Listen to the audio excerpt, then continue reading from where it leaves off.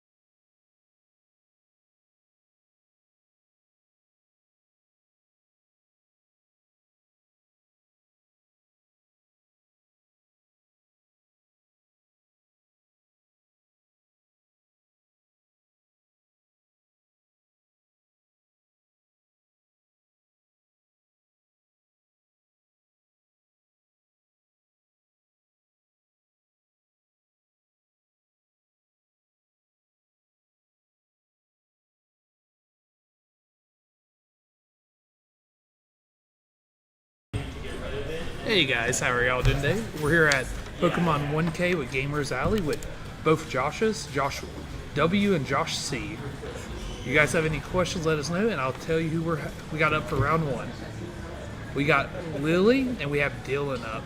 Dylan will be on the left side and Lily will be on the right side.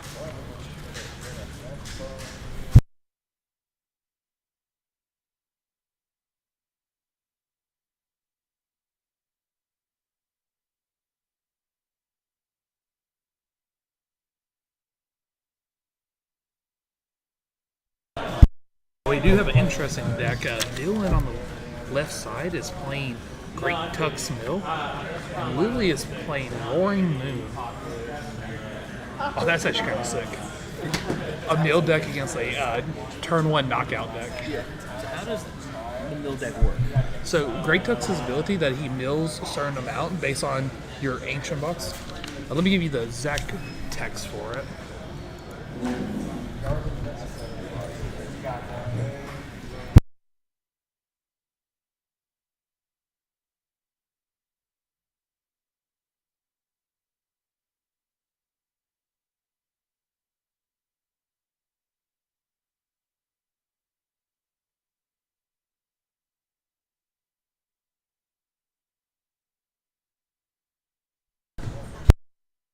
Yeah, so Great Tux has a tag for 2 double colorless.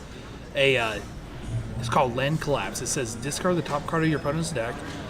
If you have activated Ancient Supporter this turn, you will be able to discard 3 more this way. So the whole goal is to just keep decking your opponent out. Every turn has ultimate support. Yep. And what makes it so good is, you know the best part about it is though, the reason why it's so good in this format is that everybody goes through their deck so fast on turn 1 that you're playing with 20 less cards already. They're playing with swap abilities and Yep. stuff to get set up. I know this deck is especially one, Roaring Moon. Right? It wants to get play swap ability, it wants to really turbo so it can start taking turn knockouts. It wants to take the turn 1 knockout. But it looks like Roar Moon went first this time. Yeah. Which makes more sense for Great Tusk because it wants to mill you on turn 1. So what supporters are they playing to make it work? So they are playing. Let's see. What is the generic pass supporter? Professor Sada lets you attach 2 energy per turn on your ancient Pokemon. Okay. And that's what makes it really consistent. So you don't need to play DCE then? Yeah, Or they do. They do play They DCU. can play it, but they don't have to because the supporter can also Exactly. the way to get it set up. Hey, appreciate you being out here on the live stream. What's this? I said appreciate you being out here on the live stream. So how does the other Roaring Moon? So your goal is to ramp up energies on turn 1 with Sada, with Dark Patch. Dark Patch manually attaches from the graveyard of Dark Energy. So you're able to knock out Pokemon on Can you turn put it 1. on anywhere? On any Dark Pokemon. Only on bench. Okay, a bench Dark Pokemon? Yep. Okay. For those of you who don't know, I do not know much about Pokemon. TCG at least. So He is one of the best Dragon Ball Super players I know. we will learn. So okay, so this is Squawk Abilities effect right here. Which will so they got fully set up on turn 1 to start attacking. Just like But they also went through like 15 cards in their deck. you're playing the dangerous game and then you're getting another. Grabbing a Radiant Greninja to dig even further to get decked out faster. Actually, I told Dylan yesterday when he played in our challenge, if he won the tournament, I would put him on live stream round 1. Okay, He won yesterday. But yesterday was best of 1, so nobody's prepared for a best of 1. You play differently in game 2 and 3. Makes sense. Once you kind of realize what's happening. Exactly. So what else are you working? You use some of these. I actually don't want to talk too much about what's going on. About what he can do. All that matters is Great Tux Mills. Okay, so they're getting turn 1. They got fully ramped. They're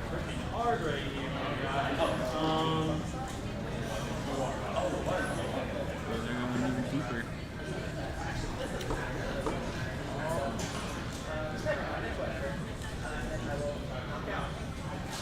So a Roman ability says discard a stadium card to deal more damage, Yes. which is really sad that Great Tux has enough health on it that it Forces you to do that. survives. You have to do it. You can't take the automatic knockout because you're not really scared of them. Doing anything. Right. So if you don't have the stadium, like you can Just do play it. with it. Yeah. Because they're not going to deal damage to you. So this is the professor. So we're saying So Princess Sada says you can attach up to 2 different ancient bugs from your graveyard, and you draw 3. okay. It's just a raw good card. We're now seeing it. So he needs 1 more energy to be fully set up. Start milling. He played as ancient supporter. Yeah, he should be pretty good right now. I mean, So he's probably just checking his prices now. so it looks like Lily has went through like 25 cards on turn 1. Yeah. I know I saw them focus stop and stuff, which is very risky in this type of matchup. This is also a single prize deck, so they have to attack you 5 times in a row, or 6 times in a row. Also, the Roaring Moon deck's playing a new card. Let me see what the text on this card is. This is one of the few decks I actually know this amount about. My roommate plays it. So, I know What's that card? Petra? Let's see what it does.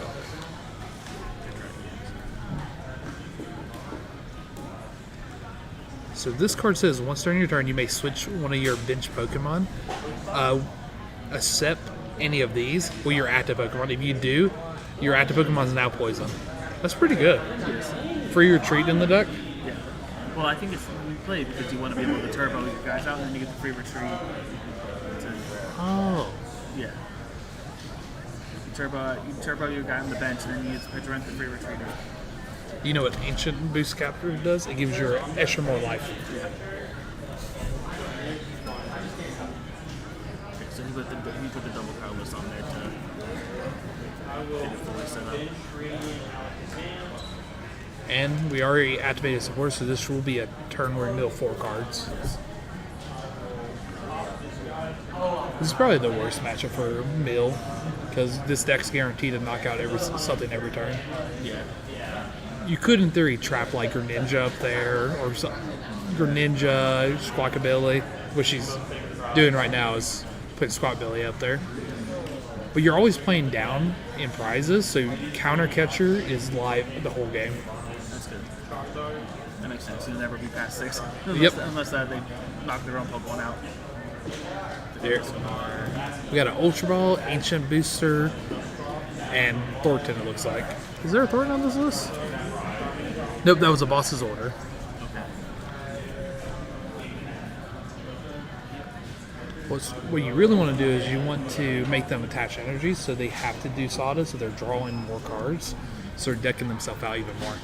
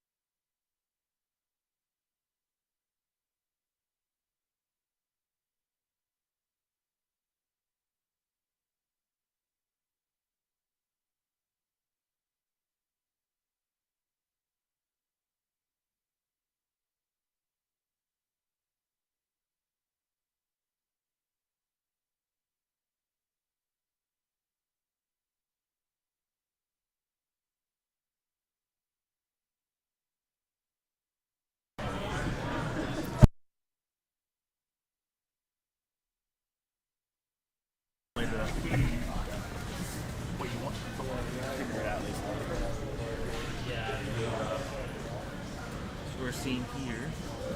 So they are in a tricky spot.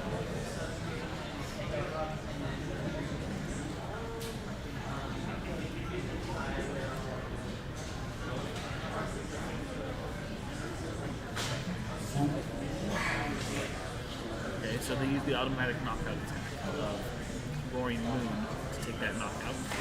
So we need 1 more energy and each supporter from Great Tusk in order to play Use it to mill if you can.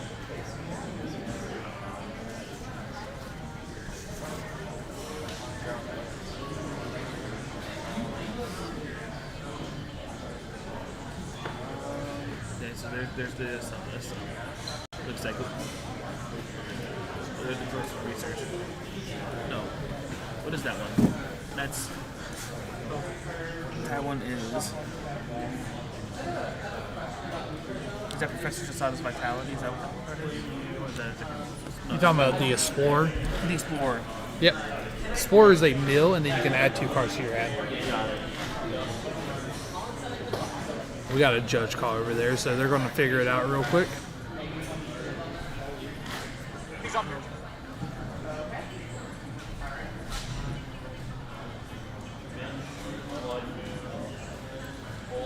judge figure. It looks like they're asking a question. The judge is looking it up. They will continue to play. Looks like they already are still doing plays. It might be just a different ruling question. Yeah. Okay, so you want to return. Okay, so returning some of the Pokemon. Putting Pidgeot back in play to keep looping it. Yeah.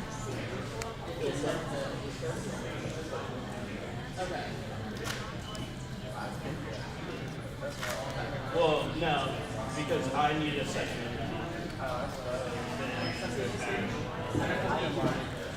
Yeah, but no, I'm just thinking this time because I thought this one Looks like they figured out the ruling, so both big prize, and then I told you guys if you have one random card.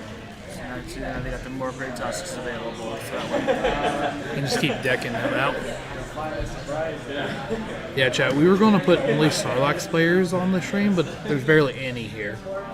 So it would have been not as fun. I thought Mill would be close enough. It does a similar thing. You try and deck your opponent out. Yeah. A little more fun than Snorlax. Your opponent's playing the game at least. Yep.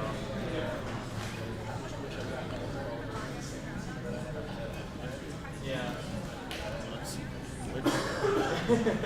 So they need to find a stadium. Let me actually look up Great Tusk stat. See if it even matters. Last turn they had to do the effect that take the 200, so I'm assuming it did. I would assume too. So you can see the damage counters on the thing already. So if they do it, they have to set up another one the next turn to go. Has 140. Let's see how much Roar Moon attacks for. Like you're scared of them getting rid of your dark patches and stuff. Yeah, Roar Moon does 100 damage, and it does another 120 if you discard a stadium. He also have a Bravery Charm, so he has to actually. Looks like there's restricting out some energies in order to be able to play the game. It looks like with the what's it, Earthen Vessel, Yep, Earthen Vessel lets you add up to 2 energies from the deck. which that I mean, if you're Great Tusk, you feel great. Just let them keep thinning.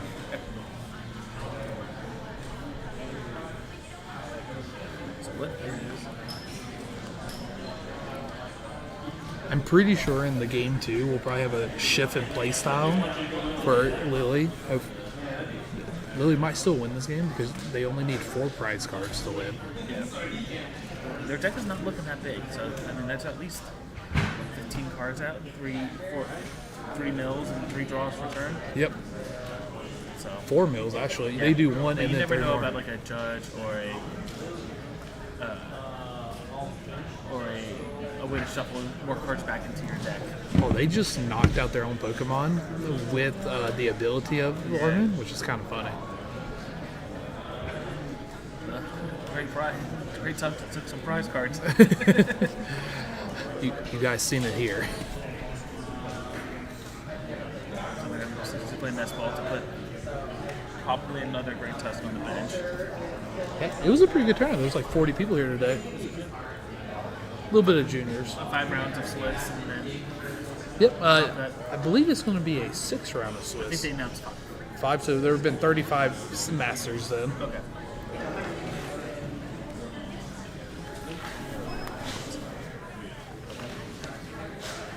I'm going to make a phone call.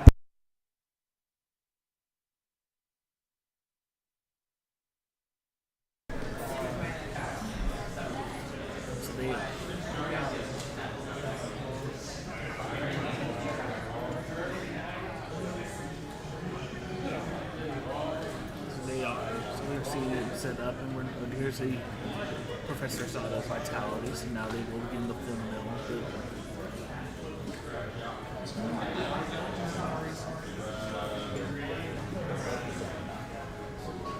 So let's see, will they be able to get the attack off?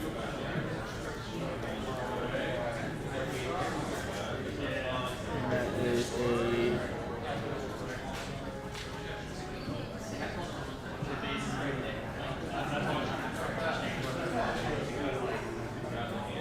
What does that search out here?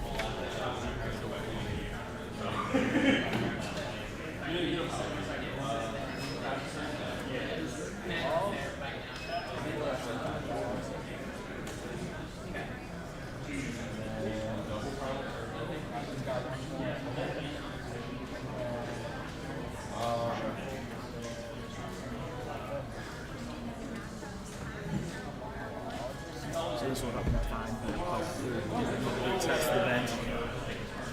Still missing the second energy. Also, gotta find that in order to be able to actually pull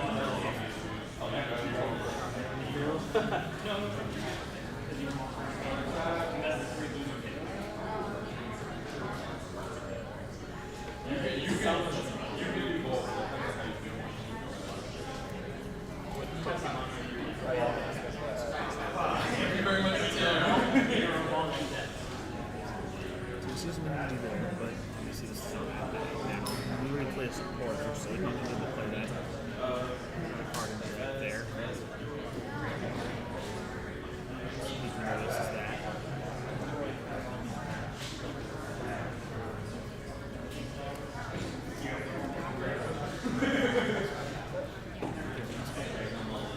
Make sure that thing gets shuffled.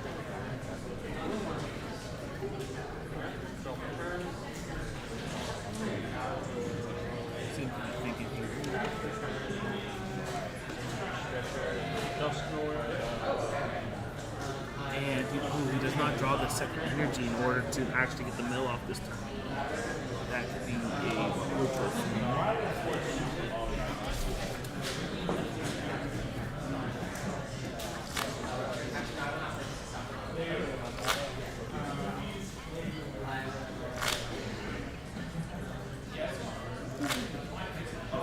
here if they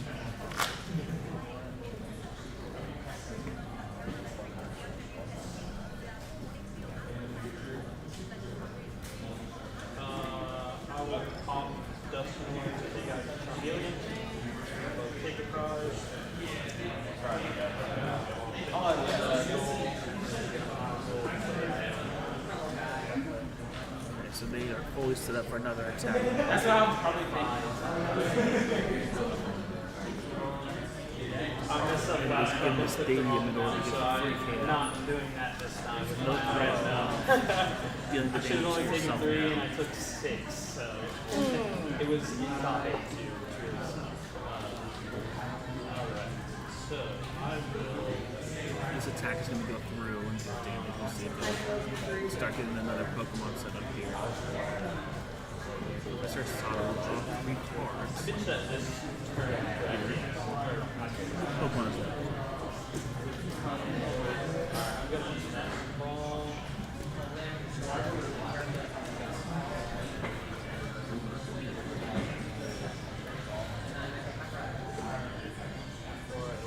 Taking another knockout.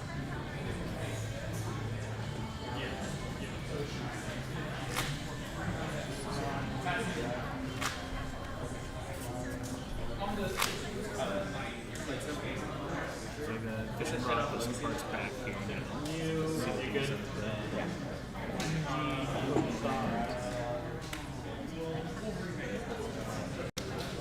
They're only gonna choose number 2. Try to draw some. Try to draw some and then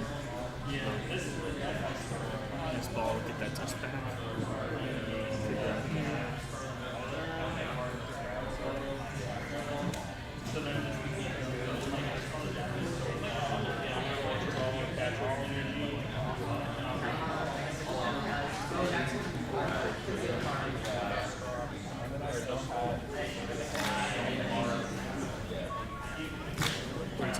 find a way to a second energy. I know you added an explorer to try to find one last time, so you have one way to dig into the deck and you just put an extra energy back. So maybe it'll come down to this right here and we'll find out.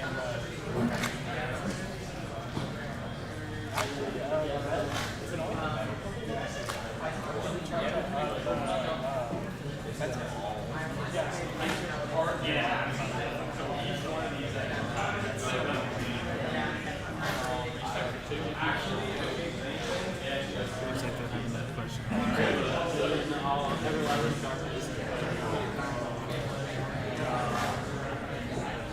It looks like Griggs has to take. He just said we're going to game 2 now. We'll see. That was a very fast. Warren Moon got set up very quickly and was just able to outpace Great Tusk.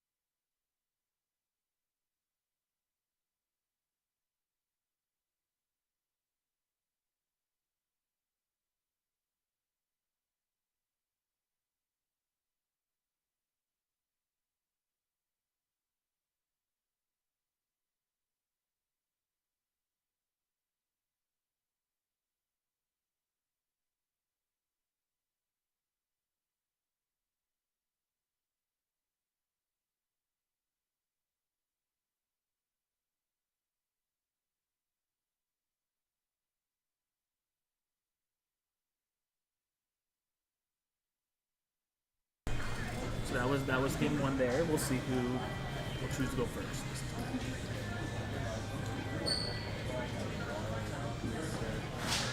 Okay. So it looks like no starter for the Warren Moon deck. So we'll see them be set up now.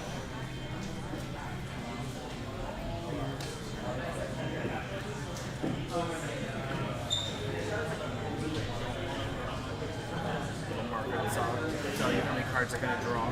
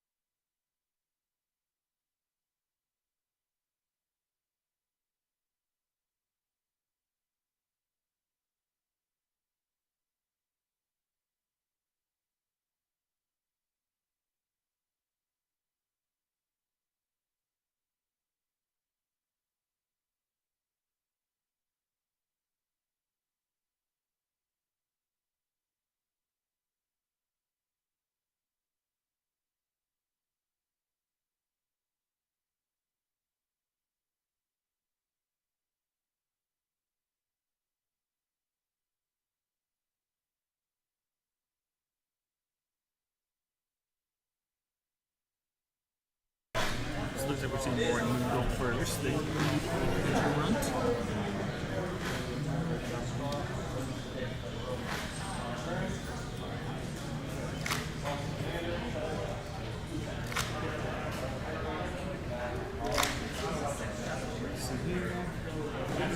Logan Earth and Vessel get some of the dark energy going now.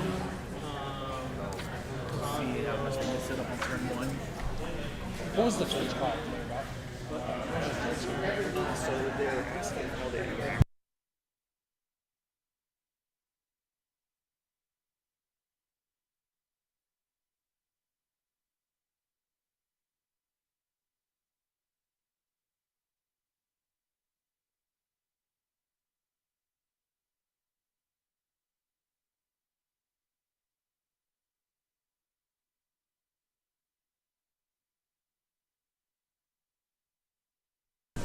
So the judge call earlier was about the stadium. They were seeing if the Roaring Moon attack would discard it without doing damage, and it would. It would still be able to discard it.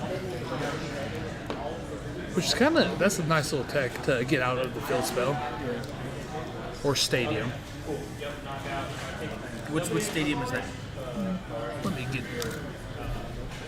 that one. Neutralization zone. And today's cash prize pool is going to be $700, and they're all getting 5 promo packs for playing. That's pretty cool. Yeah. They prize according to the scaling, and they didn't hit their 40 players, but we did hit 32, which means everybody gets a lot of packs. That's nice.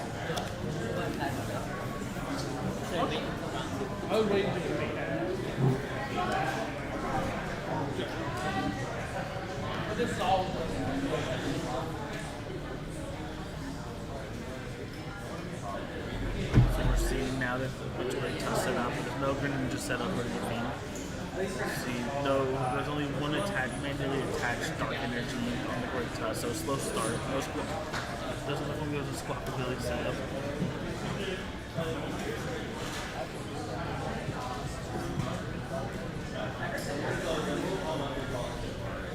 Squat ability, I can't tell what it does.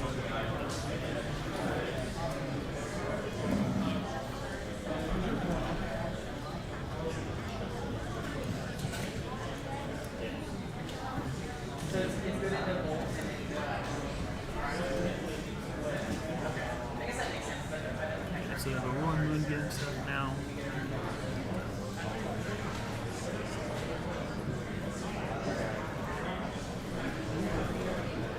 So we see Asada to only attach one.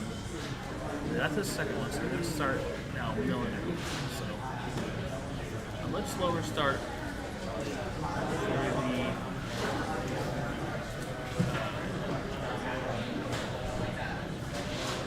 the slower start for the Roaring Moon player compared to last game. But seeing that Dark Patch go away, very good for this Great Tusk deck.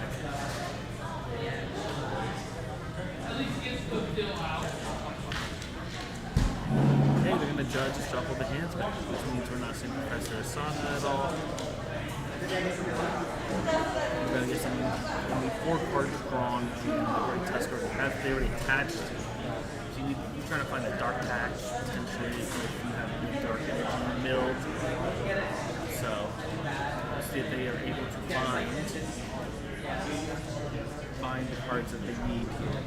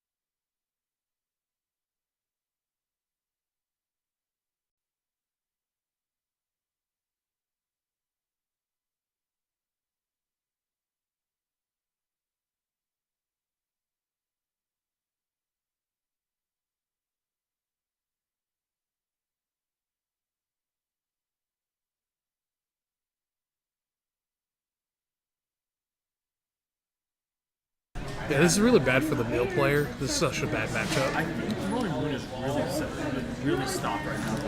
Yeah. They're going to the turn. They're on turn 2 now, and they judged. So they saw that they haven't attacked yet. So you're going to be able to get a few mills off. So yeah, the Roaring Moon, you milled already 1 dark patch. Oh man, we can mill 3 more dark patches and just call it a day. Yeah. So there's a lot of stuff going on. So, but I think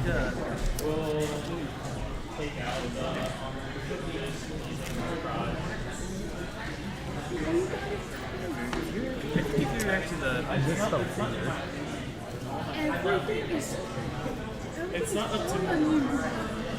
I think right now, if you're the middle I also player, did you feel Roman pretty good about it. I did that.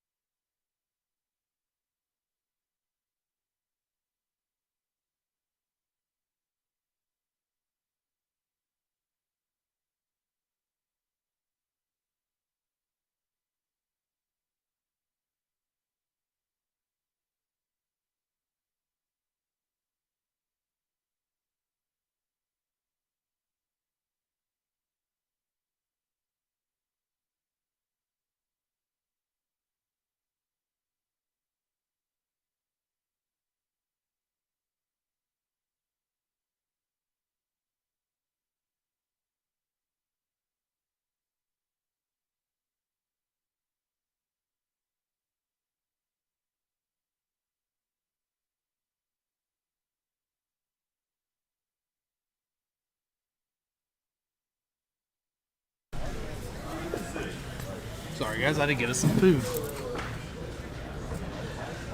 They're solid. So Great Tusk just took the knockout on the Roaring Moon. Oh, it died Yeah, again? But then they played another one, got it set up right away. But it looks like Lily might be struggling to find a stadium, so they're gonna have to do the same thing. And then the Great Tusk in the back will be able to take another knockout. Funny enough, and then she has to find a way to get the third one set up. Great Tusk is actually winning the game by knockout.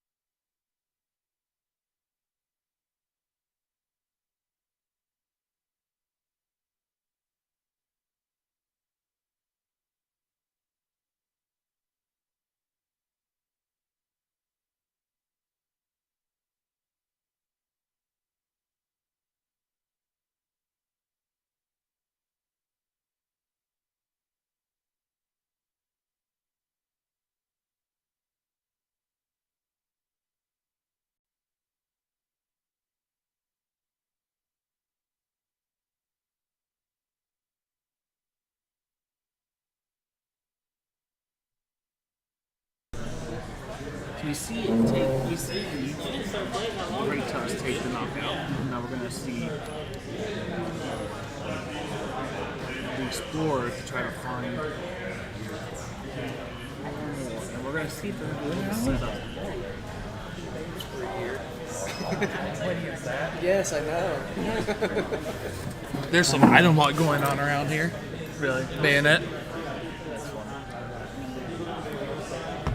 Okay, so we see the Pidgey. Is that the Pidgeot V on the bench? And that's just to prevent you from decking out. Yep. So Pidgeot V puts himself back into the deck. But they need to attach to them, right? Yep. So you can put multiple cards back in, so that you don't deck out.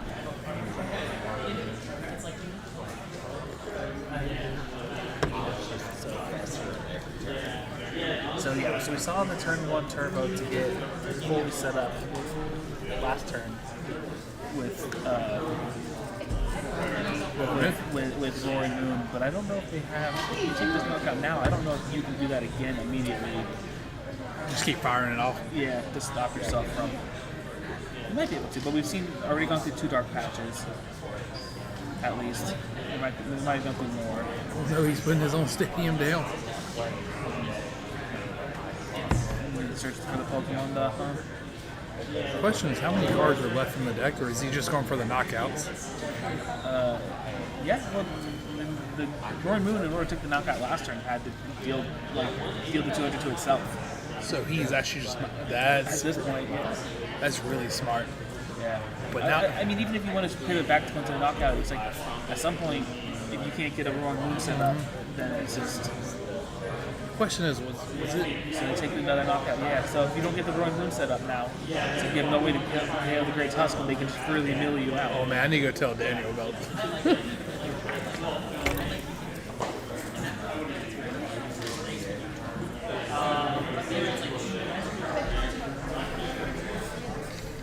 So they get the Roaring Moon. Let's see if they can get the fully set up now.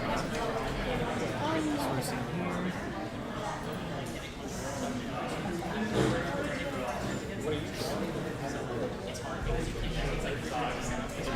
So another thing also there is also is a stadium in play, so you don't want to take the 200 damage to get the knockout this time either. You see the Assault from the discard pile. So if you have Dark Patch,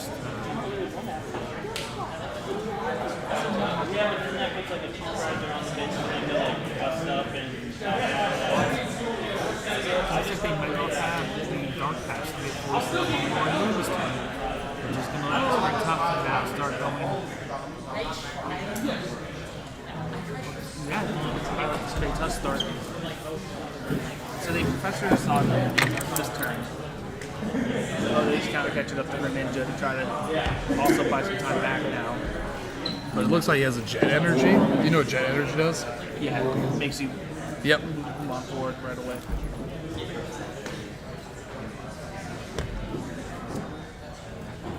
Judge.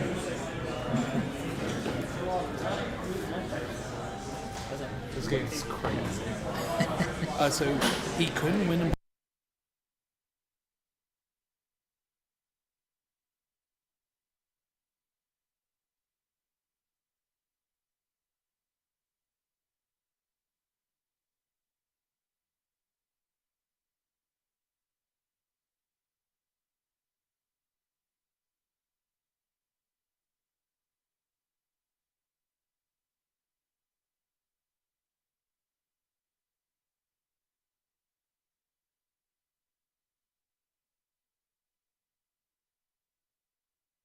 Zero price codes. So this great tub, they're not Are you playing. guys like casting? Yeah, Like we're talking over. yeah we were talking. So he does not have the legend. That's it. Yep. How's this matchup going? So this matchup right now, this matchup is Lily to game one because the mill deck was not fast enough. But now Dylan has changed his strategy to attack and is actually winning. I don't know if it's fully changed. He's using Roaring Moon has not had the stadium in play. So they So we can't take the so they've had the knockouts. 200s by themselves, and then they've been starting. Well, since they've been doing so much damage to themselves, they've been just taking the cheap knockouts in the return, making them set up another Roaring Moon. yeah, Dylan did a little swerve right there. So you might start seeing some. I think we might start seeing some mills again coming back this turn now that they're kind of now that Roaring Moon's stuck. Yeah. But if Roaring Moon's going to kill itself to try to hit these knockouts, so they're going to Insane, bro. they're going to start taking the first. Now they're most likely not going to be able to finish game 3 with their 5 minutes left in time. Yeah, it's gonna be a tie, but I mean honestly, like you gotta think like if he that's a win, you know, getting a tie out of it for for him. sure. Any of you guys have any questions? So he's going back to mill this turn now. This is game 2. Lily won game 1. Game 2 looks like Dylan might win by attacking with Great Plus. No, they're going to attacking. It looks like it's going to be a mill out. There's 4 cards left in the deck. Had to put damage on herself to attack because she was missing the stadium. So he was literally taking knockouts. Yep. Yep. But now he's going to deck. There's only 4 now in the deck, so they'll probably deck. You told me yesterday. Yeah. Dylan told me yesterday you just said not here for attacking. I said, you never attack. You never attack. But I mean, if you think about it, Great Tusk is attack, so like he's always attacking. Has the options. Yeah. I was telling you, I was like, wait. He's just not dealing damage usually. Really might have to judge to try He to got see first which place card. yesterday with mill. He milled. He didn't attack. He milled. They're going. So she started digging in to try to find what is that? That lets you look at the top 7, grab supporter. You got it. Not too much of an issue right now. Yeah. No, I think she was trying to look for the final dark patch.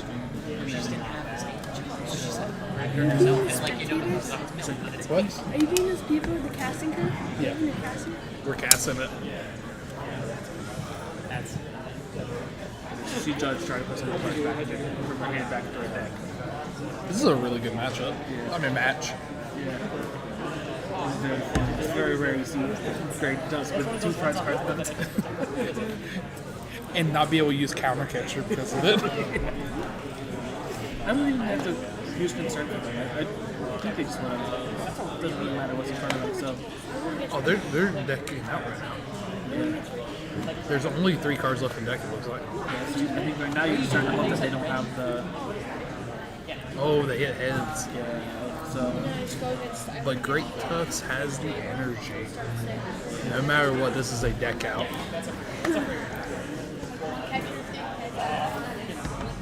Unless I miscount, there's actually 5 left in the deck. well, it also depends. Right now you're gonna. You need to find a supporter. Yeah. So it looks like there's a. Looks like a mill. There's an explorer here to get it.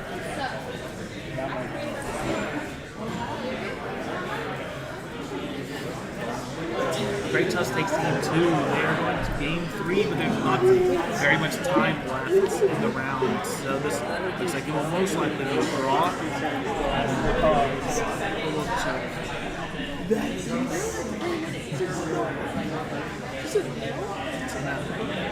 it looks like it looks for item, but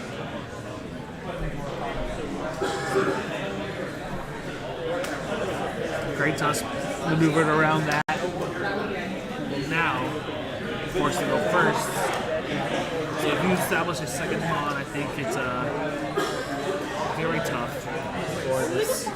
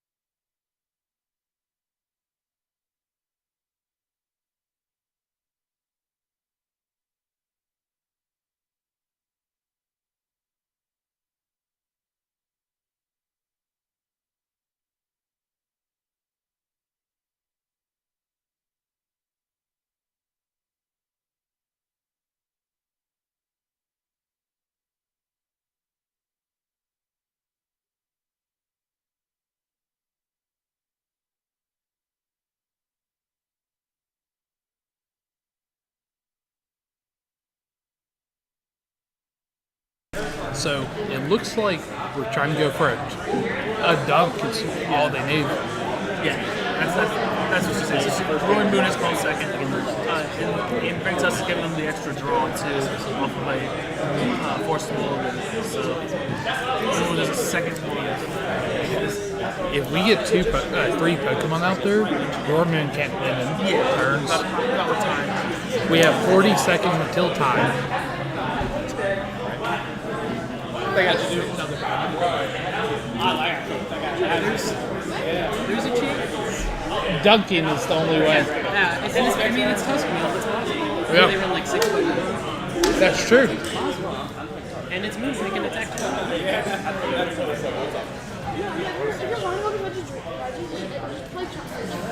Do you see the second Pokemon? I don't see the second Pokemon. Yeah, it's a very scary scenario to be in right now. There's the second Pokemon. Okay, so it got a lot harder.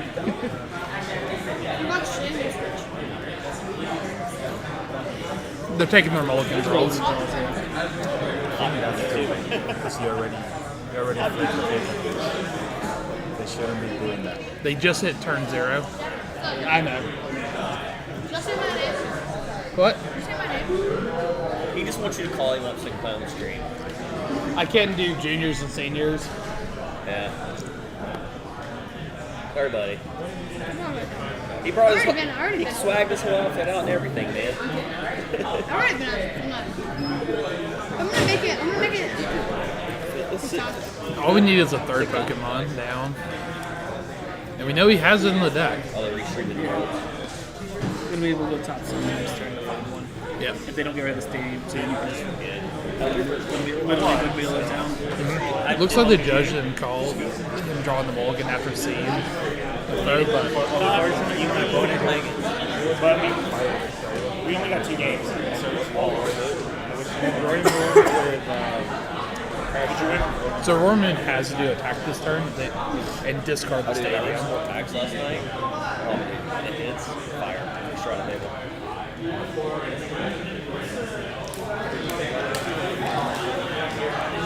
And then even then, though, it's like they go top 6 to try to find any nest ball or anything that puts another one down. 100%. It's very hard. Hey Josh, what camera is that, by the way? It's a Lenovo. It's a what? A Lenovo. Some weird name. I was wondering how people did that, like overhead, like camera down like that. I have this setup. My arm's just broken on it. I can actually do it overhead if I buy a $50 arm for it. They used it for one of their streams for their claim sale and it broke. Who did? My dad. So I started filming my pack opening. He bought me a new arm, but So I have one that like not the posts one on I need. TikTok right now. Fair enough. Yeah, see, like I have this video to post on TikTok that I used my little camera stand for the other day, but like if I full screen it, you'll see. If you ever use Streamlab for your stuff, you can actually cut this part off without affecting your quality. Yeah, I normally just use like whatever's in TikTok, and I use like the auto cut. Yeah, it's quick and It looks good. quick and go. Oh, that's just straight from my iPhone. Because I made my TikTok name Fittest Nerd. So what are time rules in Pokemon? Time rules, they go to 3 turns, so 0, 1, 2, 3. And if you don't take all your prize cards, it's a draw for that game. Yeah. But let's say, like every other card game, if one person was up 1, they tied in game 2. So 1-0-1 would be Yep. a win for the person that won the first game. But beating game 3, most likely scenario is they don't have time to take all the prize cards, so you're just playing for it. the only problem here is he has no way of getting another Pokemon unless the score doesn't if it hits. The only way for him to get another Pokemon is the score. Yeah. But I mean, you can also find an item to actually. There's a lot of hits in there. Yeah. Which we saw last shuffle back in the deck a few times. There's a lot of options to be put back in the deck. This is a pretty scary scenario. I'm gonna go get a closer look.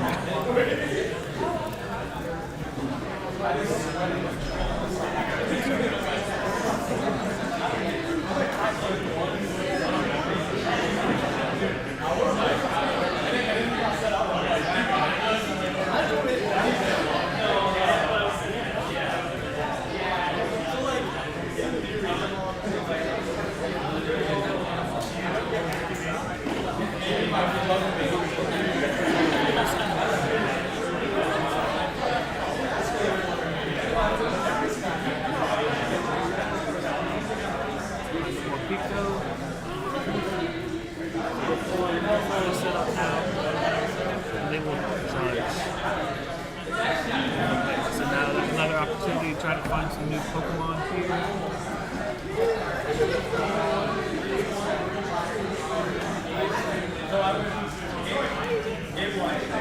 Auto attack, you need to find 2 dark patches. You do have the possibility, so you will go pretty far into your deck to try to find it.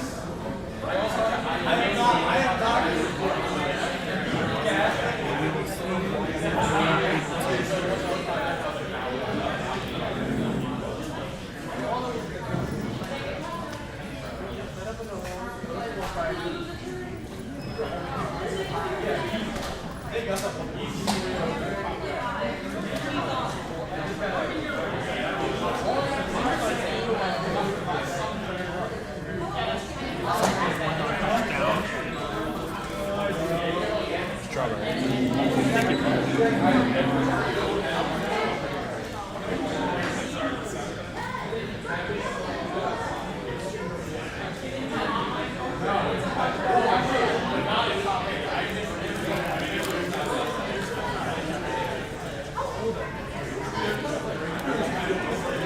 It looks like he's an S-ball man turning it over. Do they know they're on time? They're on turn 0 right now.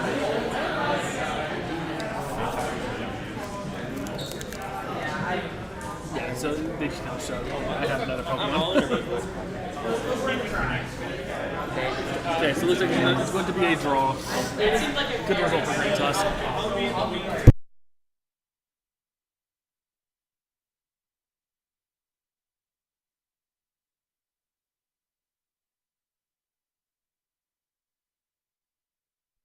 Man, that nest ball came in clutch right there. Yeah. Well, this is a really good round one matchup. I was not prepared for a draw. For a Great Tusk. Mostly for Roaring Moon. Yeah. Dude, that's first round.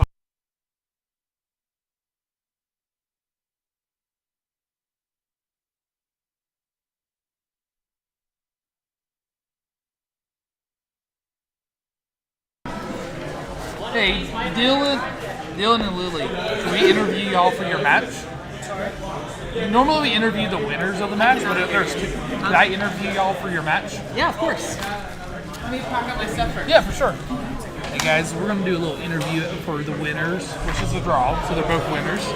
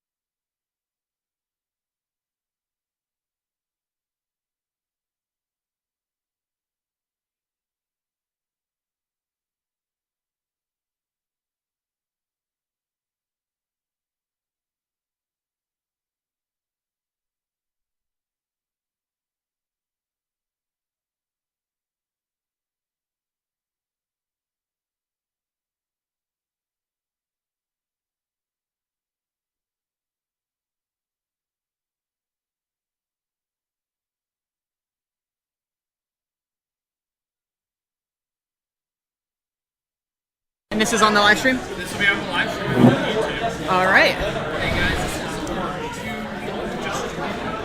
explain how that match was a little bit. So, you said you were going to begin by deck without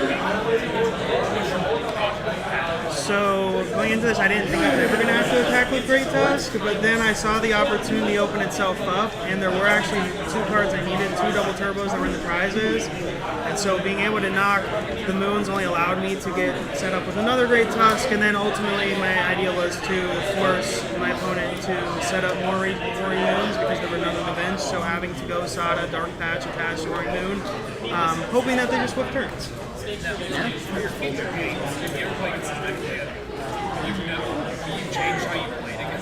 Yeah, I will. So I will still Frenzied Gouging. I think you need to Frenzied Gouging if you don't, because you just have to take prizes or they will continue to mill you. But instead of only going for one moon, I will go for two at once so I can get more value out of my Sadas, so I have to use them less often. Because I think the reason I ran out of resources is because each Sada's Vitality that I was using, I had to draw 3 cards, and I was only getting 1 energy out of them rather than 2, as well as using those Sadas more often in better scenarios for them, not more often in general, but in situations where I'm getting the full value. It means that I will be able to use most of my attaches per turns on my Roaring Moons rather than setting up a brand new one, so I have to use Sada less in the late game. Yeah, if you don't Squawkabilly, you'll just get a dead hand. It's so important turn 1. usually if you're trying to Squawk and Seize, you want to get as much value out of your first hand as possible before you do so. So, like, in our last game, I Squawk and Seized a 0-card hand. That's the ideal situation. I'm not really losing outside of the fact that I'm drawing more cards, which sucks, but you need the early game setup to take over. It looks like you found out super actually. Thank you so much for playing and good job. Yeah, thank you. It was a good game. It was a fun game. I enjoyed it. I would say that's definitely been worse game. That was fun. It went to time. So. Great job, and y'all top 8 today.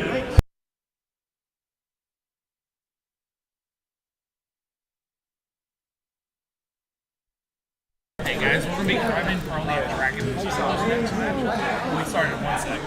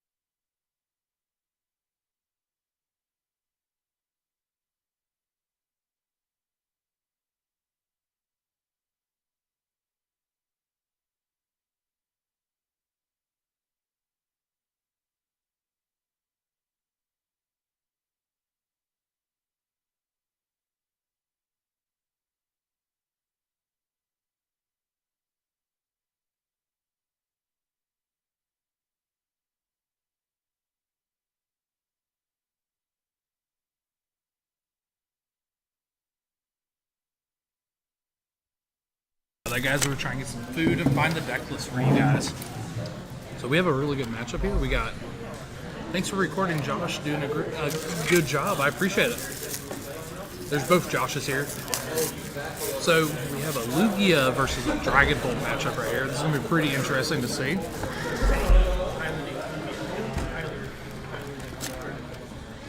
I'm a big fan of Dragon Bolt. That's probably my favorite deck in the game.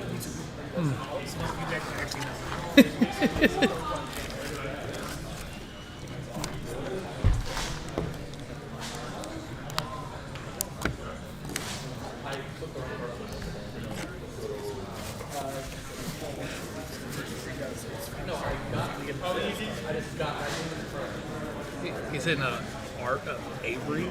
Is it Avery or Arvin? The one that Arvin. Avery's on the discards the bench. If Avery was still in the game, I'd cry.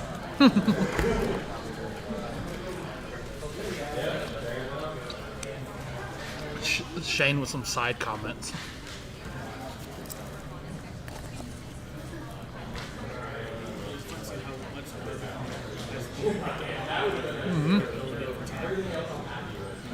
Especially with all the additional tool cards like Force Stillstone, De-Evolution, the one that evolves everything too. This is the one that evolves everything, or evolves two. Really good turn one play.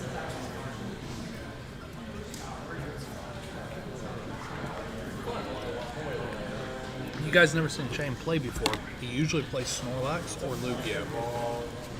Every region I've ever seen this guy go to, he's playing Lugia. When this deck rotates out, I don't know what he's going to play. Snorlax rotates out with Lugia. Actually, I think Snorlax will rotate out the year before Lugia. Could be wrong on that. I can get a fact check later. Next time, I'm going to have a little actual layout. This is the last minute, which we'll fix it for the future one. I was gonna do the world's layout where it has like their Pokemon inside. Did you see that? Yeah. It was really good.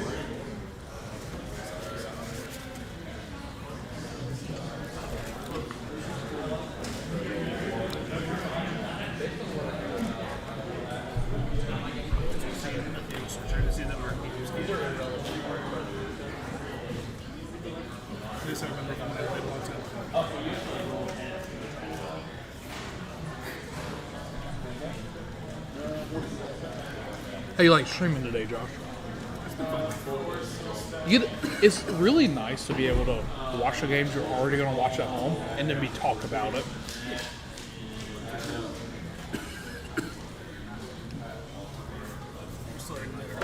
It'll be fun when we get into later rounds and there's more at stake. Yeah, when they start playing for cash. Yeah. Now it's like kind of enjoying their time here. Not too stressed out. Of course, either really not good on Manaphy. Look, one thing about this matchup, Manaphy doesn't do anything, but it's two prize cards. It's probably going to be a hard matchup for Dragon Bolt just because of the Iron Hands and the Legacy Energy. I know when I was walking by, Shane already has the Legacy Energy on the Iron Hands. They should be nice some things off. Oh, did you get your food? Yeah, he said that they didn't give them my Belron, so he gave me his. What's he have? Yeah. I was thinking, it's the only thing I can do, right, and just pray that you hit nothing with Pokestops and top deck and don't get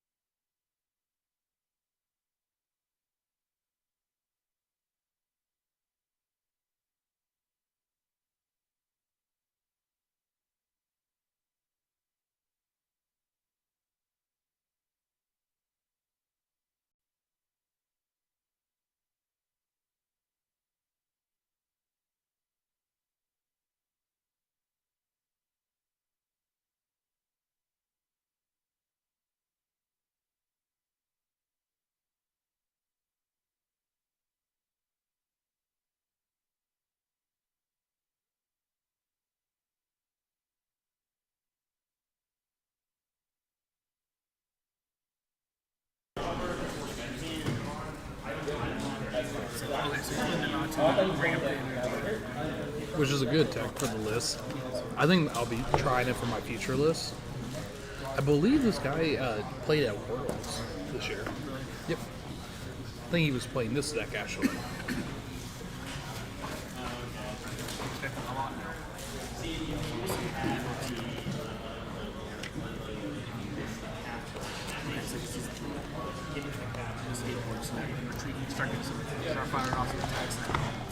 Just so you guys know, y'all can't see Shay, but he's wearing a Lugia shirt, giving away his deck before he even plays. I would be wearing a Snorlax shirt like the guy with the play mat out there. That's always been my favorite thing, is to bring something completely different from the play. See if you can get some on. Even if it's a funny little moment. Have Lugia sleeves on, Lugia deck box, Lugia. Where's he dispersing the damage to? Looks like the Machina. So he wants to get rid of the big attacker. Try to take 3 prize cards on the following turn. So how much, so what is the HP stat on that hands? So will he be able to snipe on his magic? For sure. I think it has 240. He does have the legacy energy, so it'll only be 2 prize cards. 1 prize card. Well, one for that one. Yep. But still, it's getting that out of the way is still very big for him. He can start sniping that. Let's actually look and see if there's a enhanced hammer on this list. What do you think? He has an enhanced hammer on this list, so he could still take 3 prize cards next turn. And Iron Hand has 230 HP and he just took 200. Much. Do you like how Shane gives away what deck he plays every time by wearing his shirt?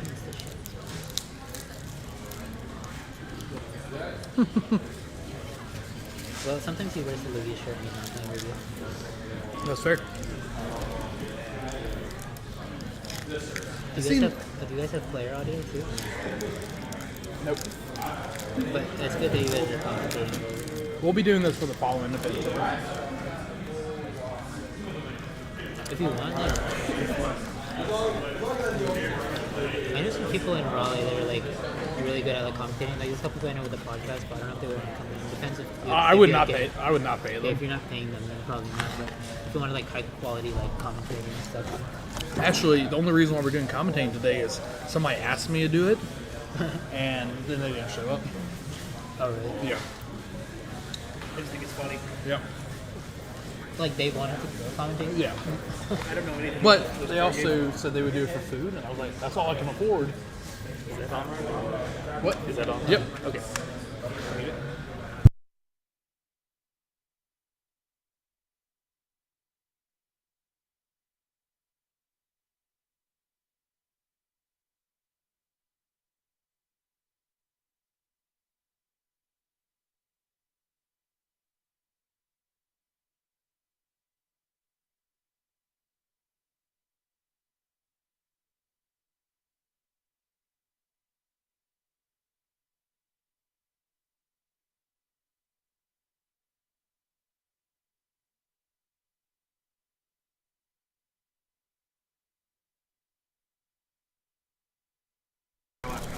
They're in the last round, yeah, I think. Looks like the juniors and senior division is about to be wrapping it up. How often? Every 3 months you get to run a cup. Every 3 months you get to run a challenge per month. So you get 3 challenges per 3 months. Cups you get 1 per 3 months. This is a cup. Cup gives you more points and higher stakes. They get a playmat too, a really nice one. A Dragon Pull point. Plus like 300 cash or something today, or 200 cash. That's you guys add on to that. Yep. That's something that you guys stores have to do. Yep. Most stores just give you the promo pack and call it a day.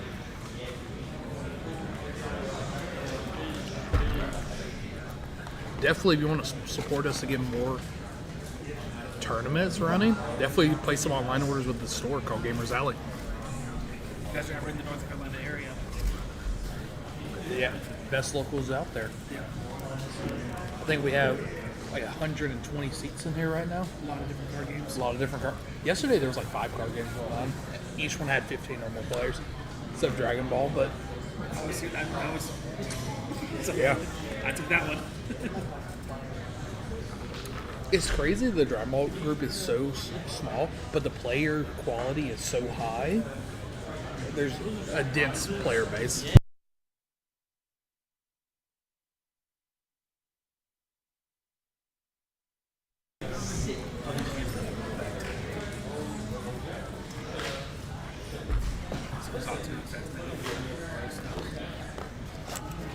And this looks like Lugia might have this in the back.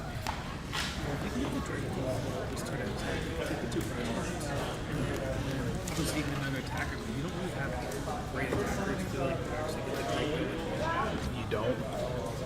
Especially when there's only 2 prize cards left on the Lugia side. This will put the cards at the bottom and draw new cards. Which is perfect for the player who needs. To slow him down. Yeah. Well, also, like, obviously he doesn't have the parties looking for in hand, so he needs to. So, could he find the way to retreat? That's a good question. Either put a rescue board or you reattach the energy and enable those turns. So you need some way to get the dodge and the first ball. Is that the scoop up? No, switch. Just a normal go. So, okay, so he's going to get take 2 attacks this turn. You get rid of both your main attackers. And then the Lugia is hidden. Big Dragon Ball brought to be able to use advantage.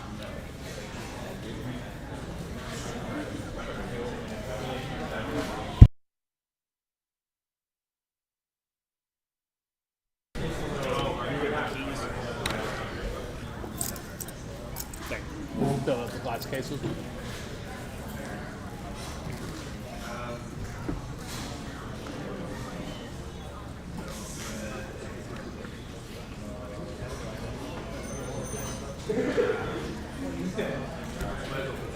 What's really good is you won't be able to kill that one card because that's 210 HP. Sensitivity. Yep.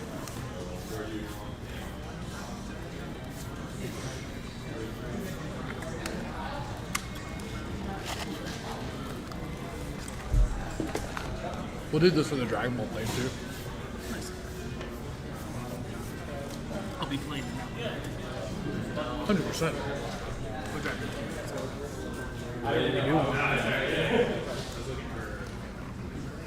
Looks like Shake took Dragon Game 1.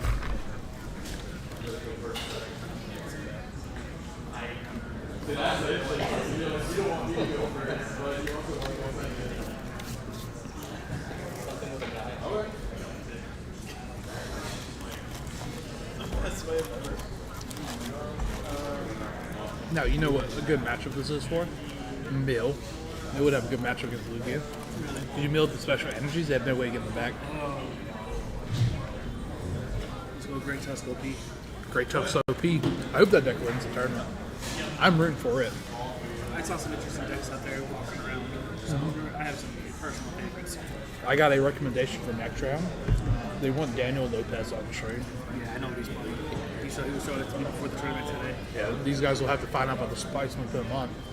As long as he wins. I'm only putting him on if he's 3-0. 2-0, yeah. We're only in round 2.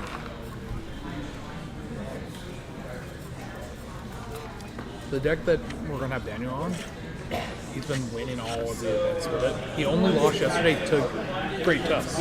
He actually lost to Great Tusk yesterday. That's what he was telling me. He said he couldn't find the switch out, I believe.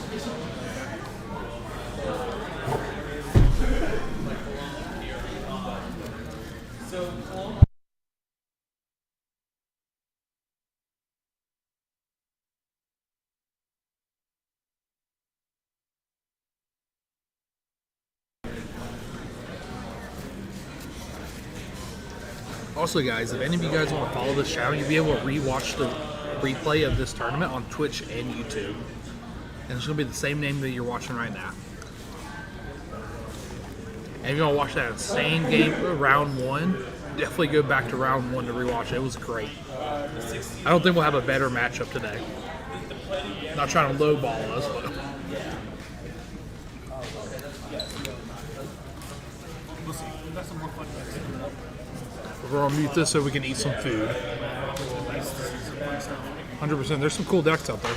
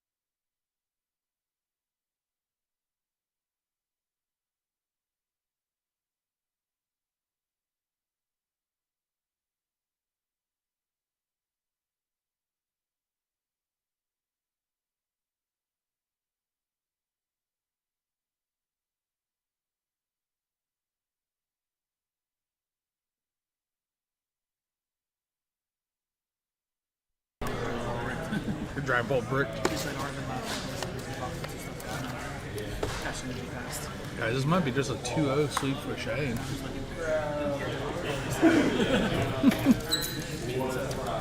Starting off with Minion is never the ideal start. Especially against a card that attacks for 200.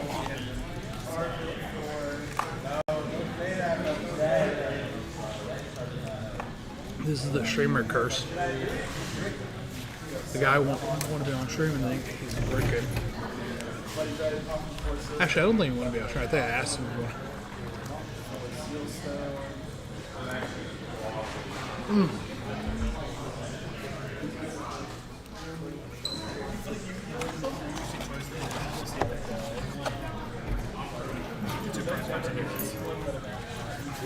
I think just slowing him down from attaching multiple energy each turn. Kind of see that he Yep. Yeah, I wish we had a second camera so we could show on a little box of you cracking this open.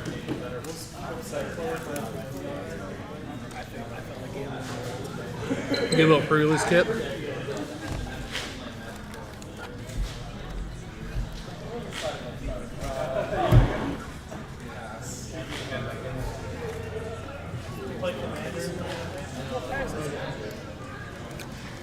Did you get your 3 packs on top of it? Did he charge you 30 for it? You get 3 more packs. I'll go grab it.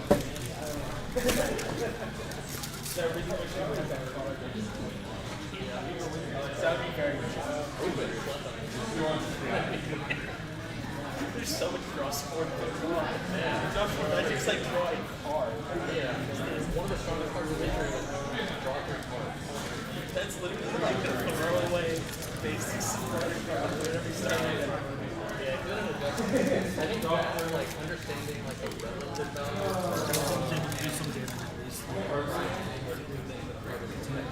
Yeah, I feel like it's more of a shake. It's kind of like a shake surge game. Pokemon's more of a keep drawing to its front. Yeah, Giants is a really fun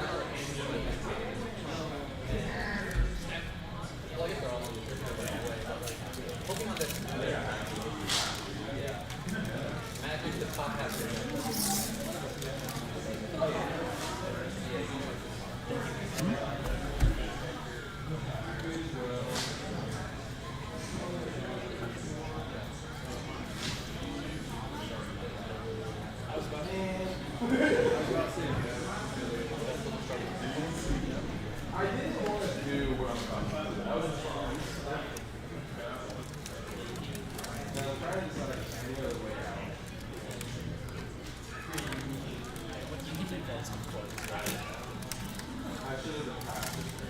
You know what, you're right.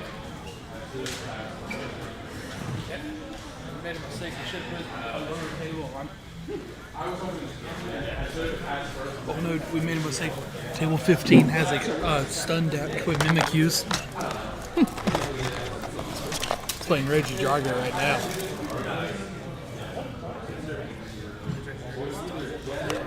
They give you 3 more packs.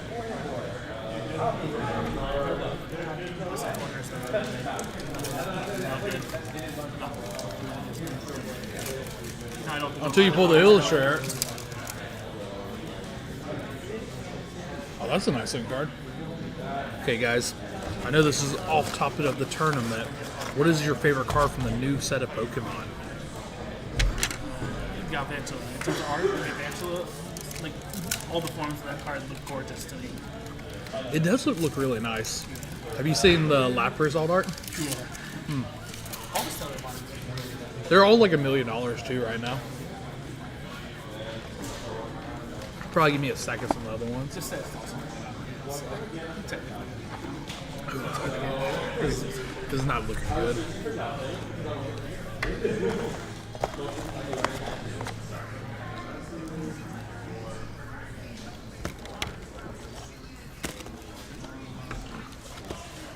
Looks like we might be doing a little interview with Shane next in a second.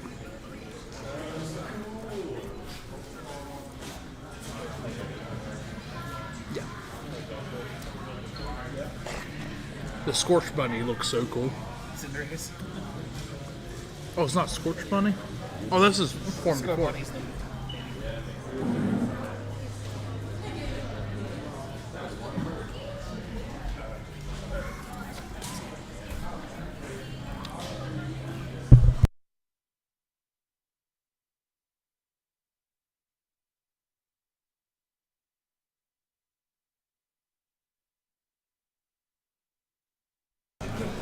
this would be really good if the Dragon Ball player was playing the Mimikyu as like a control option for a matchup like this.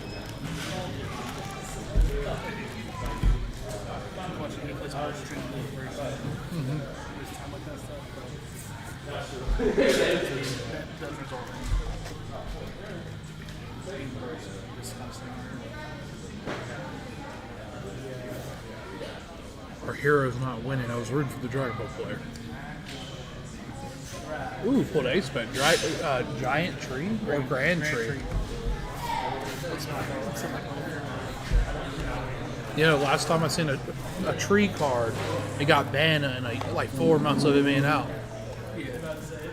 But it was called Giant Plant. It said you could evolve grass Pokemon, and you could item lock your opponent on turn 1. Yep.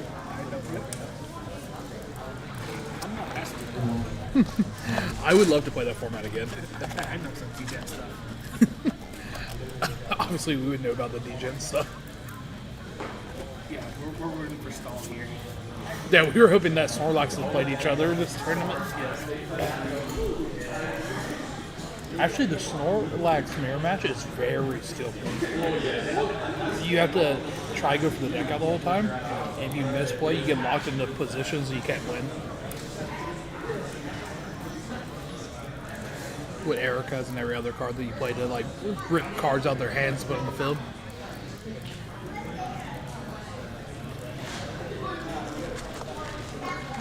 Yeah, this is. We're just counting the clock right now. I'm rooting for Iron Thorns today. I know there's one out there.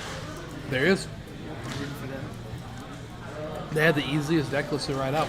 4, 4, 4, 4, 4, 4, 4. Yeah. Then you play a one. You play like 4 1-0s. Yeah. Gotta play the Ace Spec.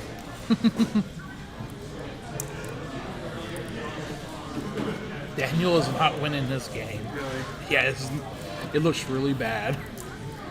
Game 1 at least. Yeah. It's still game 1. Knowing Daniel, probably.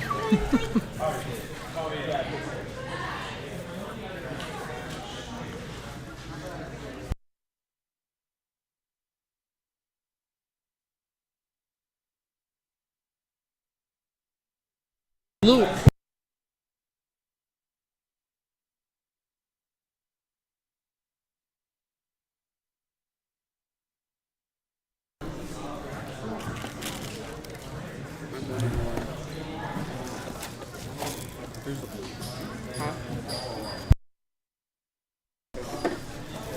See a Lorcana guy also? Now I'm converting people into Pokemon and Lorcana. Lame. I'm playing 3 things at one time. I'm playing Beyblade with Bobby, I'm playing this, and then I'm also playing... Okay. I don't have enough money to support my addictions. I have 3 games in my bag right now. I'm commentating a different game. I don't have it in my bag. That is. Is this the better version of the one that I played? The blue slow build is a lot better.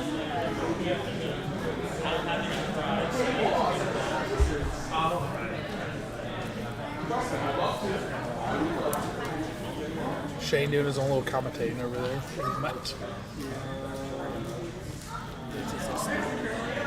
Yeah, I think he needs a boss's order to try and kill the EX right now so he can win the game.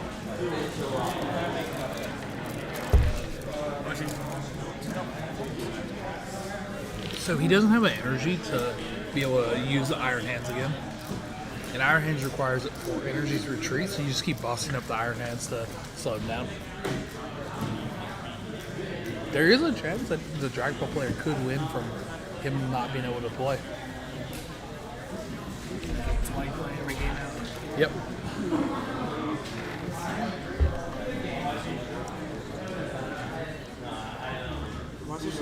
Yeah, Shane was looking for a knockout that turn because he's worried that he's going to get counter capture a third time now. Oh, this would have been nice. 5 quests. I think I've realized that at the beginning, I don't need to be killing stuff. I need to be questing as much as possible because I would always get to like 16 quests with Tamatoa late game and only like 1 lore only because I was killing stuff.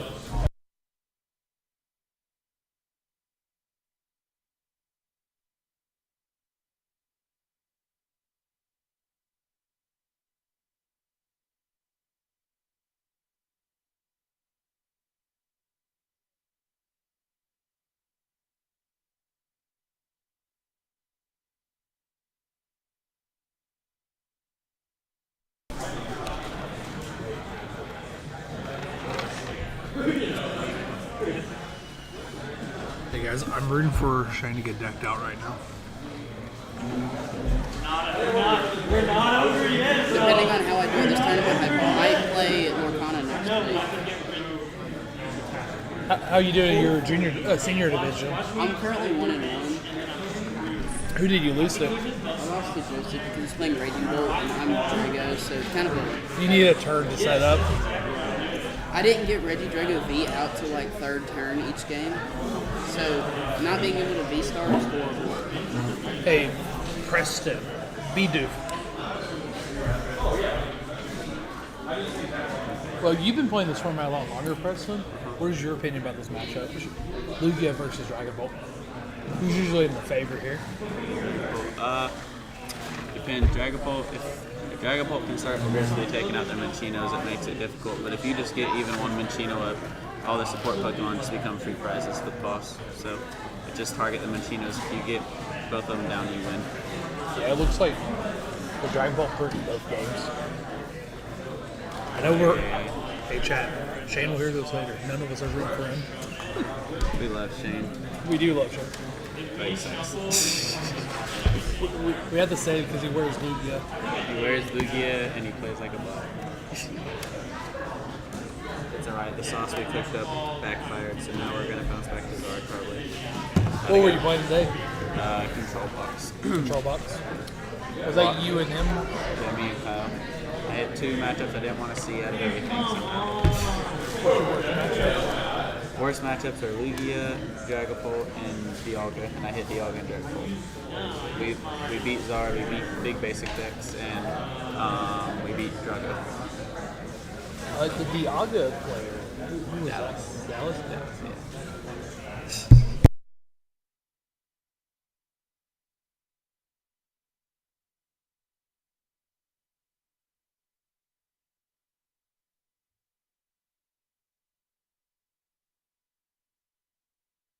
What is this?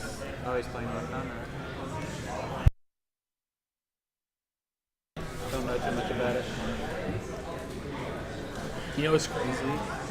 People are going to watch on my stream. All the people who follow me from Lorcana are going to be like, what's going on with Pokemon? Why are we doing Pokemon today?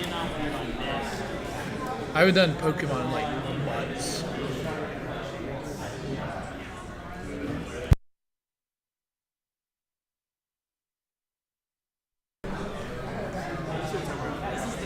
We'll see what time.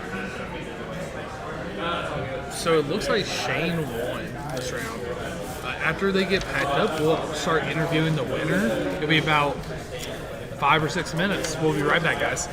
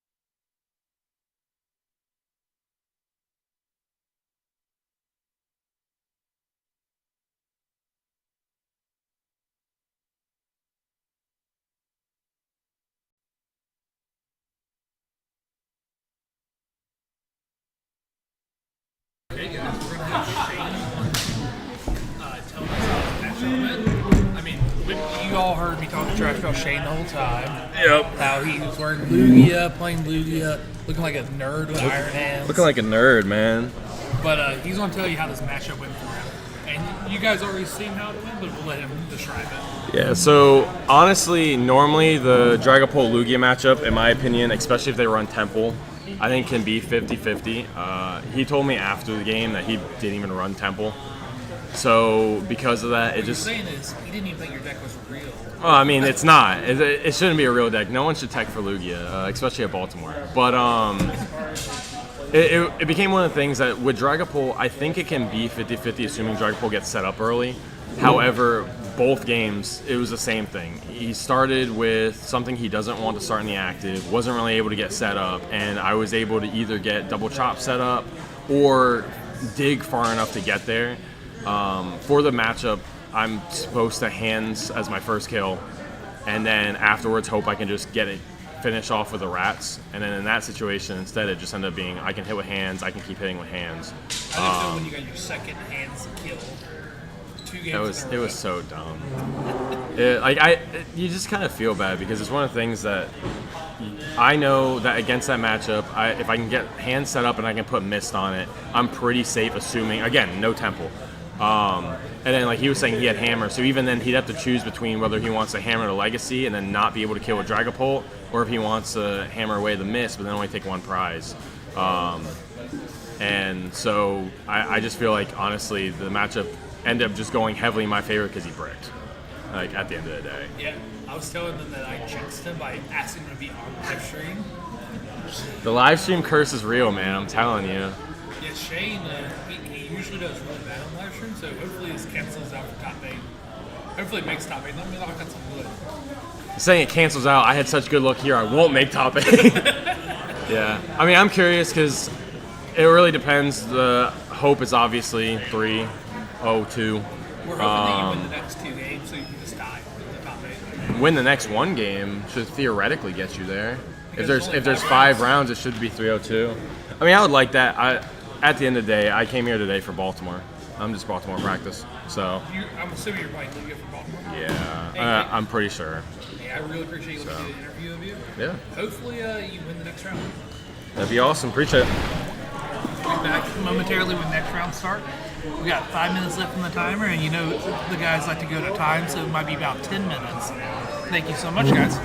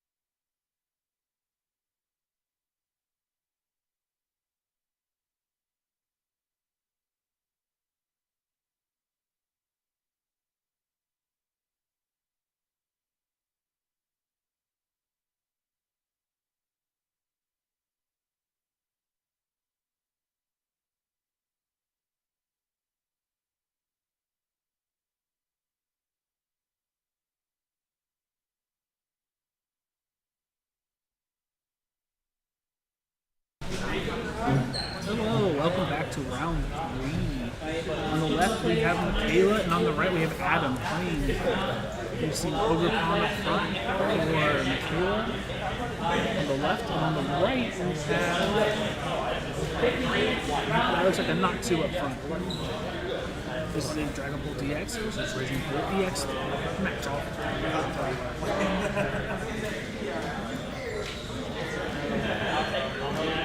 Having a fun way today.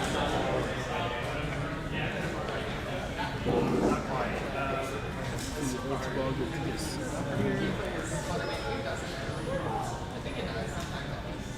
This is Raging Bull. Good now.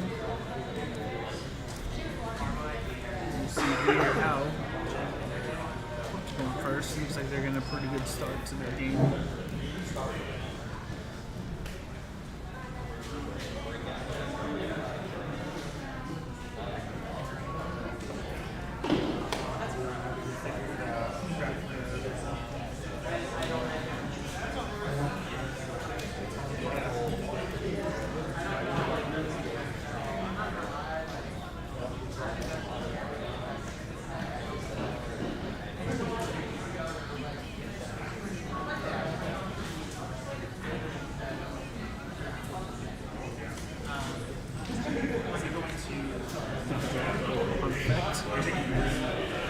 Kayla's been pretty well set up now for the future. So.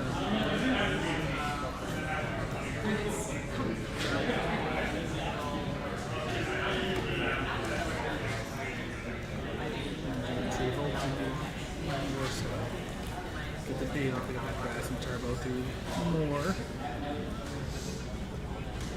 Feels like a good start. Feels like one of the setups that Kayla wants. Turn over Adams and start with Buddy Poppin. Really got 2 basics to put him on his bench.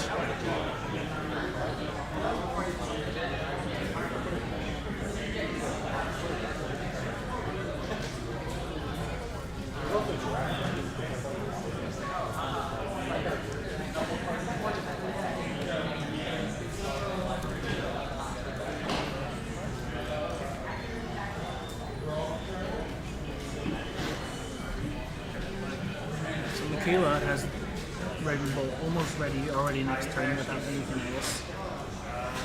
Does not the majority of their hand, as we all know in Pokemon. Maybe with that those 2 cards are that could mean very little. One of those, as we know, is an energy. We'll see what Adam is able to do.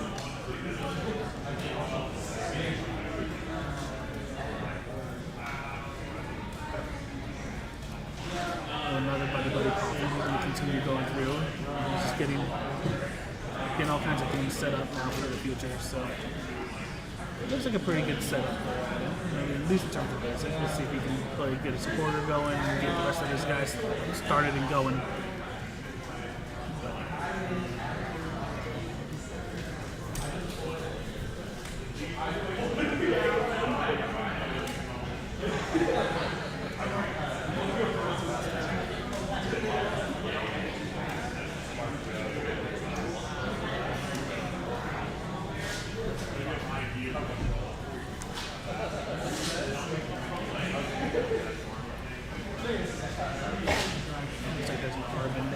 Getting some other cards available for him to find.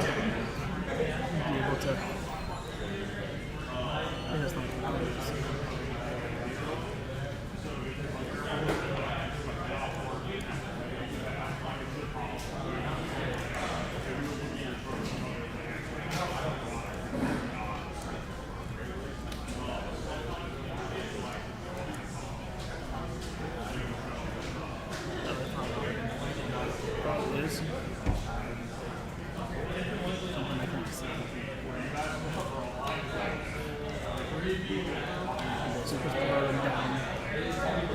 draw the 3 cards on this turn.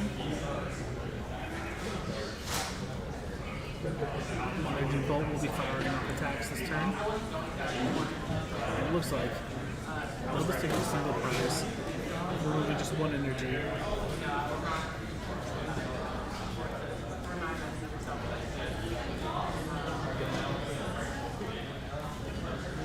Okay,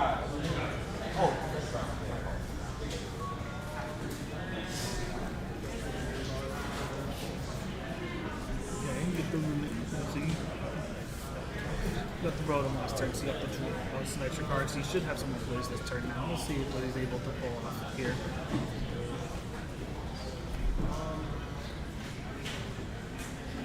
Okay, so he's gonna go search for a supporter.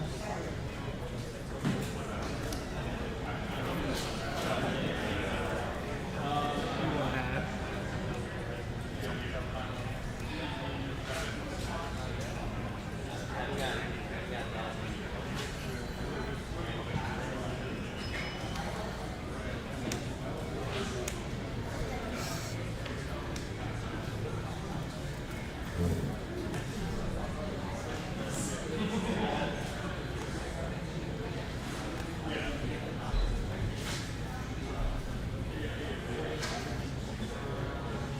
He'll add the Arvin to hand and then play it right away, it looks like.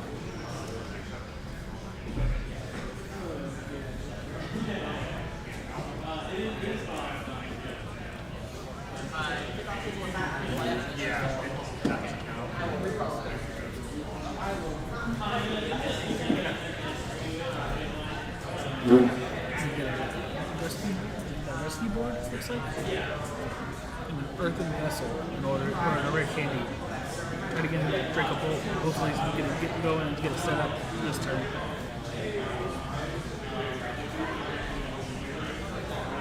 He's going to force those. Steal some, be able to add anything he wants to protect his hand. Alright, that's the next turn. He will use it as well.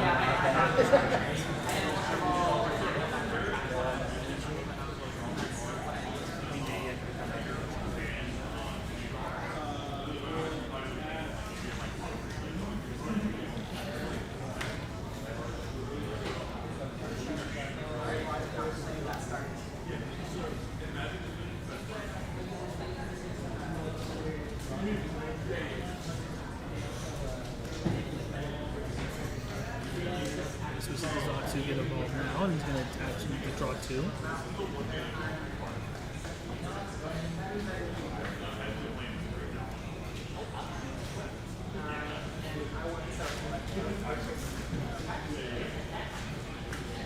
He's going to Ultra Ball, which now puts him just 1 energy away from being able to attack this turn. He has the Rotom ability still. So it should be getting a lot closer to being set up.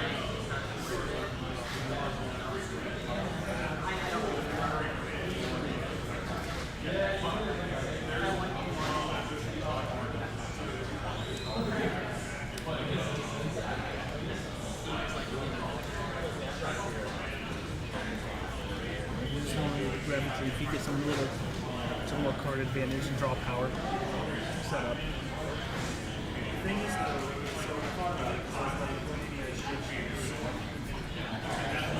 so he decides to do second. You're still going to attack him with light. There's no way around it. I totally get why you're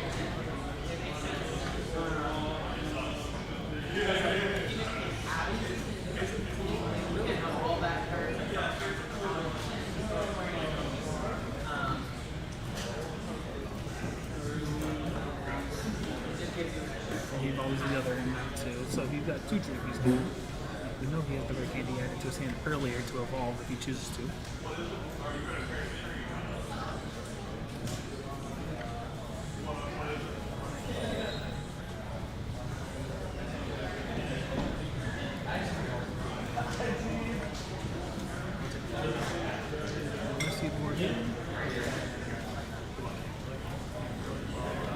He's going to retreat into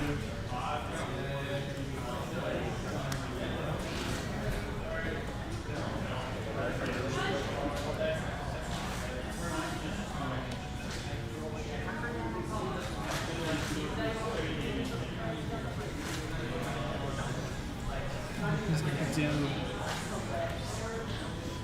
10 damage.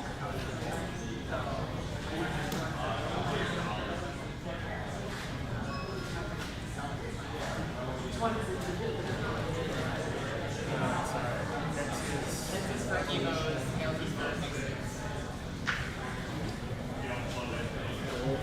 Vessel, get the energy that they're missing. Trying to get rid of grass one also rate more. So get the draw 2 going.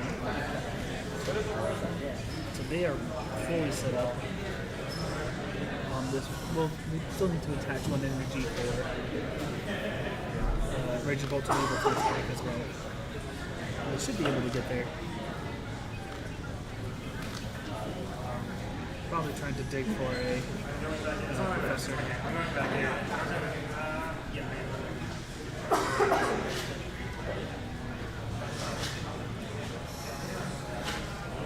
And there's the professor to attach.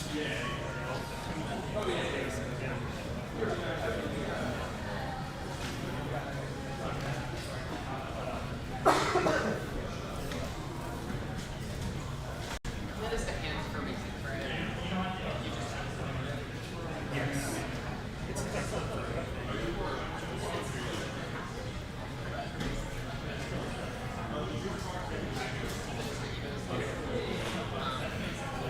The two keys and they have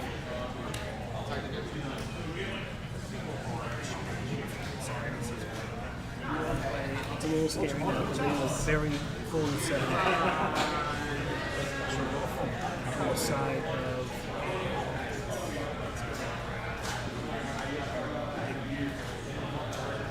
Raging Bolt.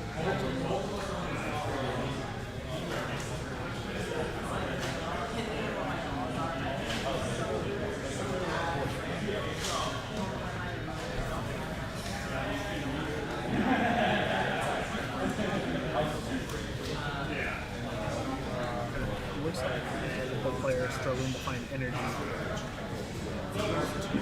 Hopefully they'll be able to do it. I want to take them a little bit before.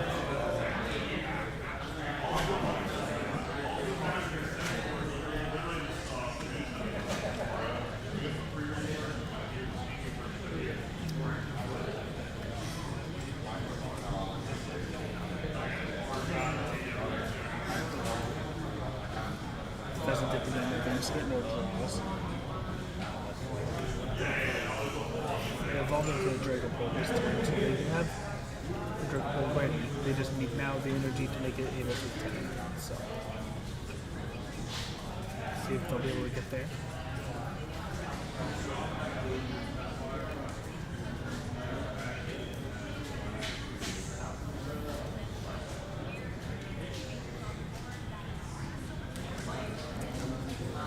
No, I don't.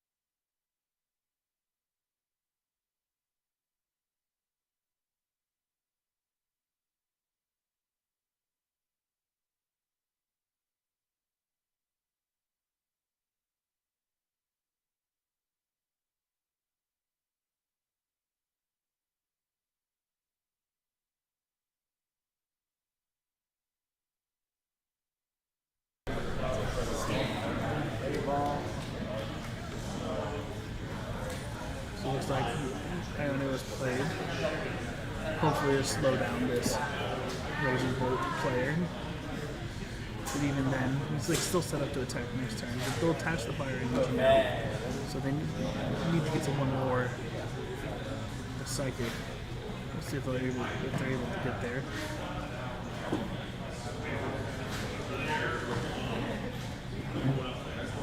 They'll put up the GP, try to put up another single stage attacker, and then just road them to draw 3 to hopefully get there. The Ninja will be played on the other side to play. Almost never. And you want the first piece.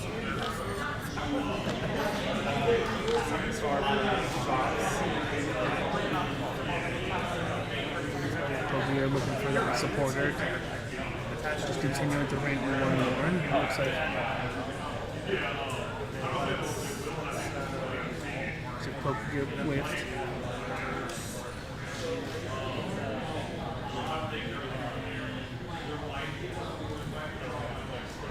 We'll just continue to get more Pokemon set up on the bench.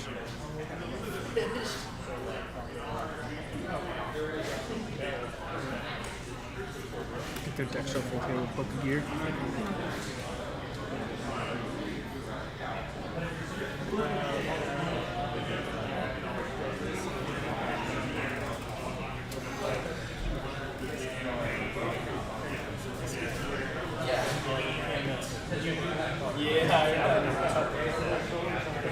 Focus on items here. We'll try to make one flip. This was off. First action failed. But we do have the professors to continue to get more set up for future turns. This game is looking very. This game was looking very tough for this Dribble player. So this Dribble player probably gonna have to try to take multiple knockouts.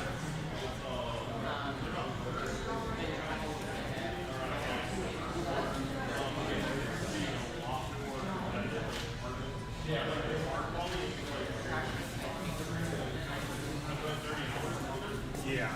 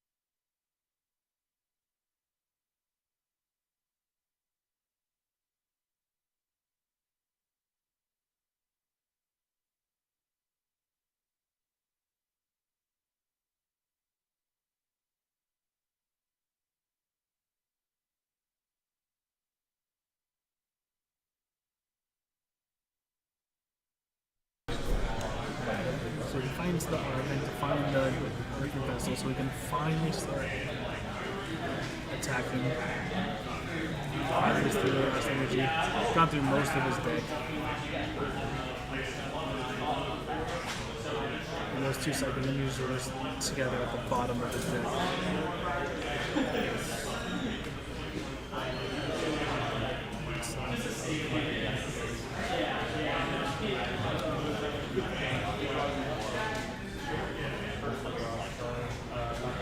Collapse the get rid of some of the bench spots. I see what you're saying, yes.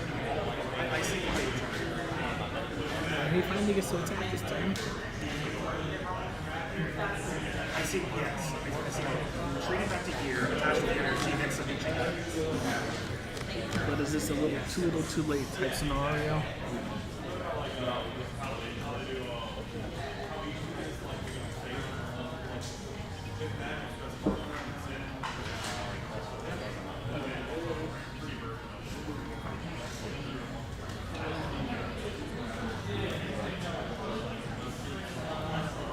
So they'll go up into the trap.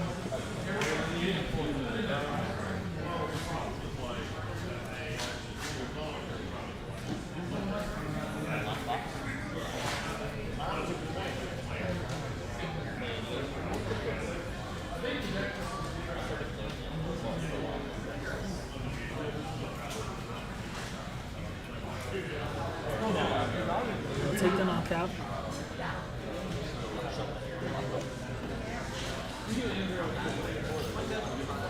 Put some damage counters, spread out some damage counters.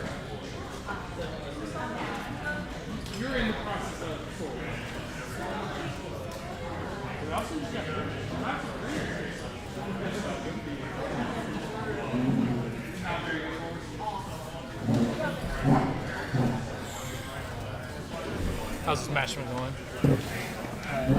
It's been I would describe it as a rougher matchup so far. Dragapult. Not that the other struggle just. Yeah, Raging Moon being able to knock out aside every turn is really rough. It's not just that. He took forever. He just attacked with his first Dragapult this last turn. This is the story of Dragon Balls Fall today. Yeah. They couldn't find energy. They couldn't find a fire energy at the first turn, and then after that, and then one Psychic got knocked out, and they couldn't find Psychic energy. I will say the builds for this are almost identical to the last Dragon Ball build. I think the only difference is he's playing the. Is he playing Temple or Enhanced Hammer? Collapse Stadium. He's playing a few different cards on for his trainers, but his Pokemon line looks identical. We didn't see the Rotom come out during last game. I only watched Rotom use its effect twice. Oh, that's rough. Not what you want to see. One time makes sense. Usually we watch that. I watch it drink the attack for 10. Bro, the Dragon Ball has 50 cards in his hand. What's up? Look how many cards is in his hand. Look how many cards he has left in his deck. He had the Arvin to find the Earthen Vessel to get the energy finally to attack that turn. Ooh, another knockout.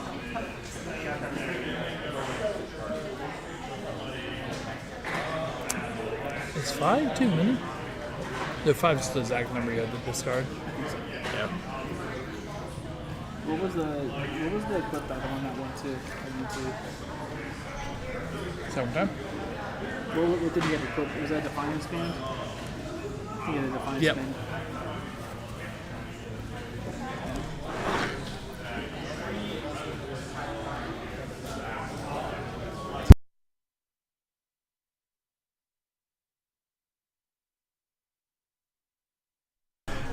This is game 1 or game 2? Game 1. I think we're going to do 2 please.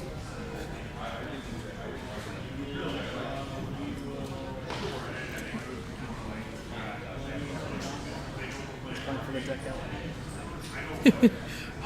Out of nowhere, out the left screen. What's the one of the mills? Great Tusk. Great Tusk comes out of nowhere. From downtown. That'd be wild, actually. Yeah, Because you could do it. You can do it, but the opponent also only has one prize card. Yeah. But would it be more fun to send a message? I mean, how to does Great Raging Tusk? Bolt get to that one prize card?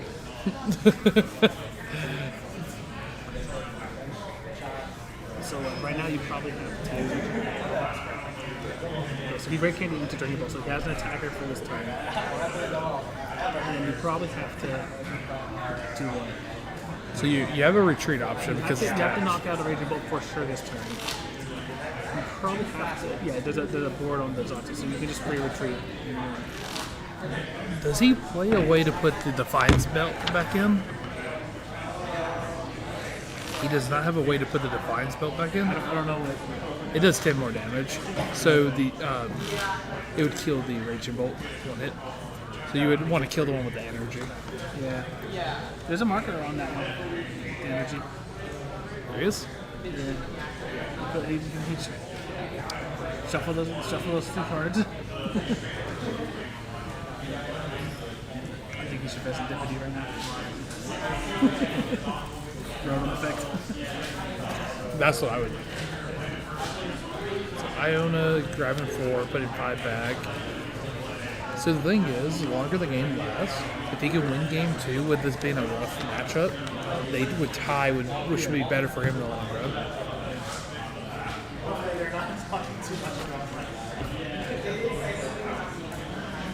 So how much energy? If you knock this one out, there's 5 energy on the board already, so for the one. So it doesn't really matter what we give him. There's 2 damage counters on this one, so you can make it look respectable.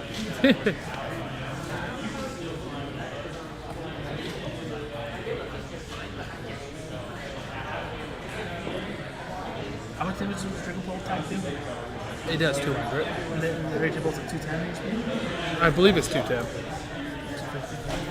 Well, he put 2 damage counters, so it might be 220. Sorry, guys, I don't know all the stats. I think the last one had 1 counter on it. 240. 240. Dang, they're big guys. Oh, he can even kill it. He probably doesn't want to kill it, actually. Because it's stuck in the active. Right now, yeah. Now he can get multiple prize cards the following turn. Yeah. What if she doesn't have a way to get out of the active or a way to attach energy, he could kill both this turn, next turn. Yeah. The boss will one up in the back and then Or Great Tusk could come in. from downtown. He doesn't have a lot of time left either with his deck size. He only needs one more turn. Oh, Prime Catcher is over.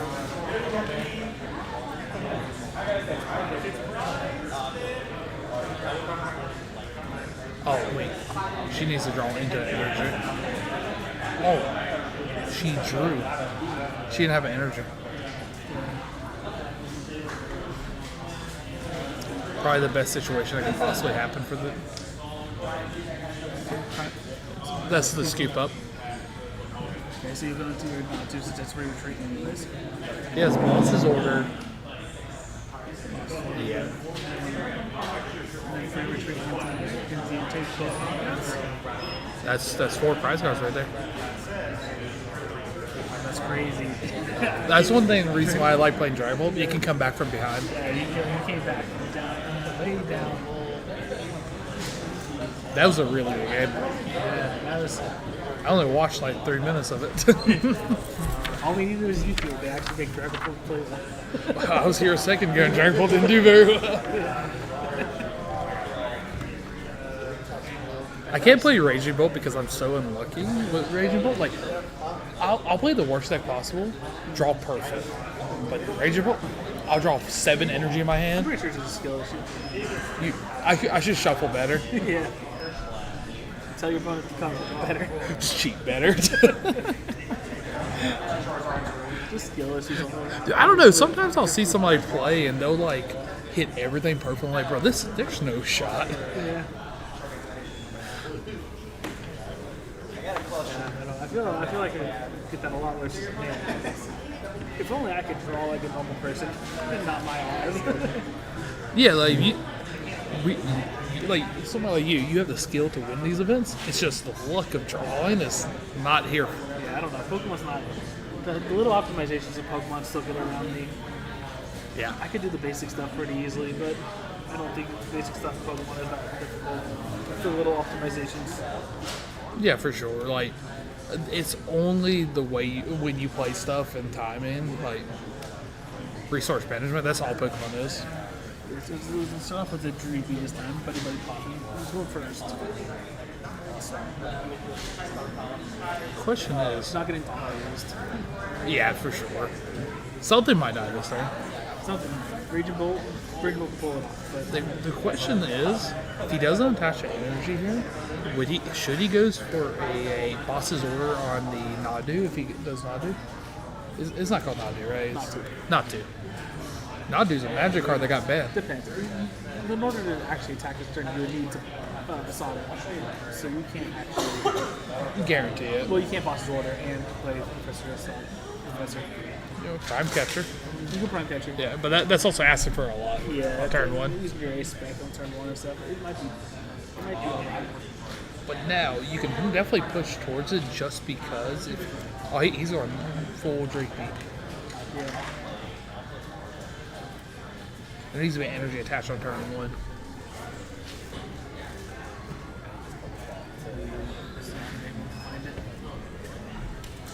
I'm gonna go. I'm gonna grab me a drink.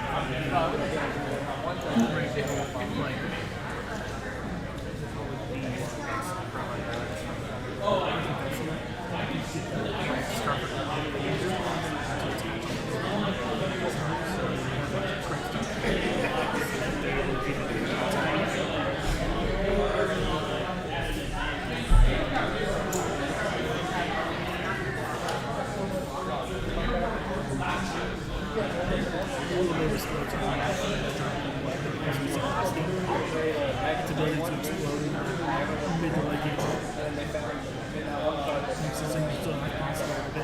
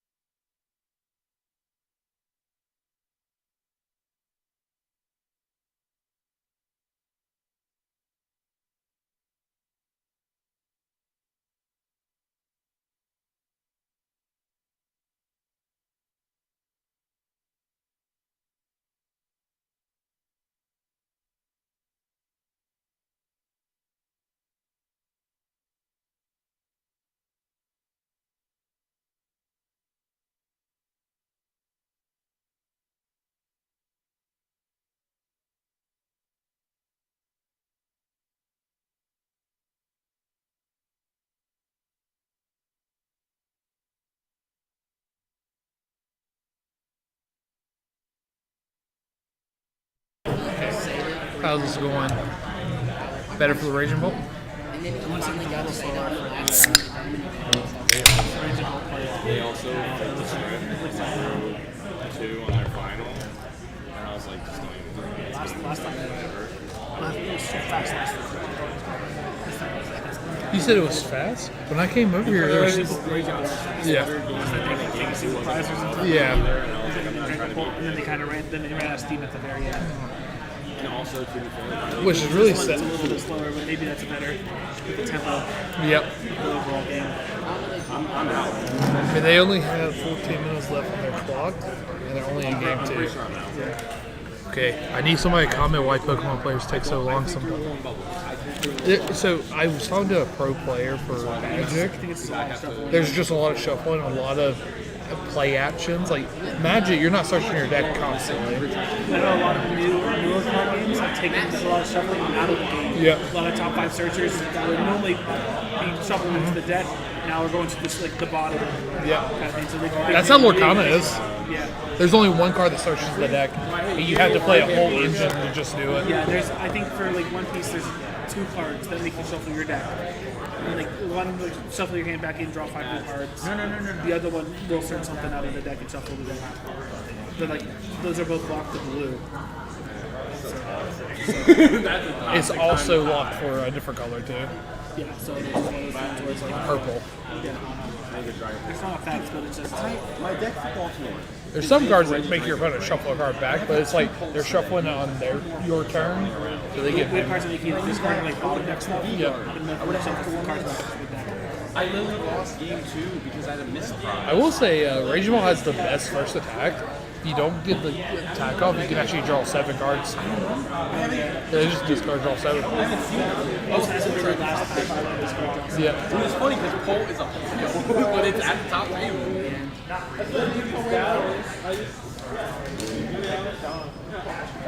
I don't know. Every time I play Daniel, when I play Dragon Ball against them, I'll have such a good matchup against this. But then he'll be playing Lost Box, and it should be an easy match for me. Unwinnable. Yeah, always cooked. You know, I'm just gonna say I've known you for a decent amount of time now. I don't know if I've ever seen you not just get cooked. That's true. That's why I'm commentating today. Yeah, I think I'm enjoying just filming the thing and commentating. Less money spent on my end. You barely even commentate sometimes. Yeah, but when I'm commentating at a store that I work for, I gotta make sure the store's good, you know. But luckily they've been pretty solid up there. I didn't have to go fight some things in the back, like some demons. Yeah, I really like that art of the Till Mask. Yep. Is anyone in the city one of them will be on. Let's see, Daniel, I told you I told you I should have live streamed you the other day, like playtest with you. Yeah. Maybe you would be 3-0 right now instead of 2-1. I mean, I lost because I quit. Like, there's so going around that. But if you tested more, you would have. I would have shuffled up better. Yeah. Your deck would have been in a different position today. Yeah, for sure. He probably would have lost the first 2 rounds. I'm gonna blame the sleeves today because they're brand new sleeves, and they were recommended by Josh. Heavy plate? So you know, was it heavy plate sleeves? the blue ones. Oh, that I bought that like a yeah. couple weeks ago. Are they dual mat? Dual mat, yeah. I don't use dual mat. Well, they look nice. Like there's no They also debating. they don't bleed through at all, which could be an issue. Which is why I like them. Speaking of, if anybody knows the cork for heavy plate sleeves, I would love a sponsorship because I love those sleeves. We sold out of them because I've been using them, the heavy plate sleeves. I think they might have just got to restock the white ones, but I like the red and black ones. They're the ones with the rounded bottoms, which you would think quality control would not be very good on it. My pack's all about amazing. I got the worst pack of Dragon Ball. Dragon Ball has terrible quality control, but I'll still take a sponsorship from them. Here's some Lagoons. Yeah, I use Lagoon for We go with that when you want to Dragon Ball. What two decks were there? Raging Bull and What? Dragon Ball. The classic meta. Dragon Bolt was never meta. What? Dragon Bolt was never meta. I don't know, man. I won 4 tournaments in a row with it. It's because Josh wasn't here. If Josh is here, my luck would be terrible. Someone tried to trade me for the gold art. I feel like your deal's a lot better. I'll be a whole cake. you got home run. Yeah. Broke.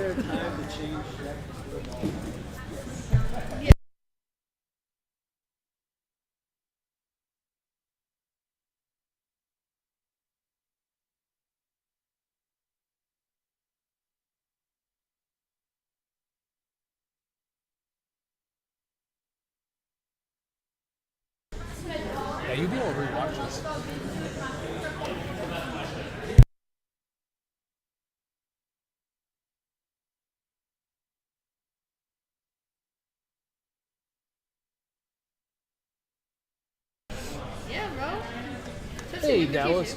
World qualifying Dallas White. Maybe two. I understand two. What deck are you playing? That's the whole place. The owner. The owner? Hold on, they're calling me to the front. Have fun.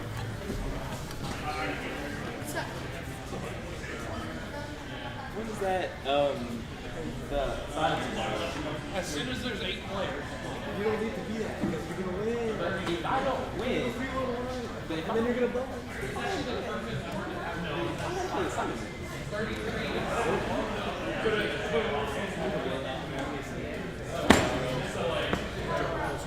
Around 12. A little bit faster than they were. No, it's gonna be a little higher than that.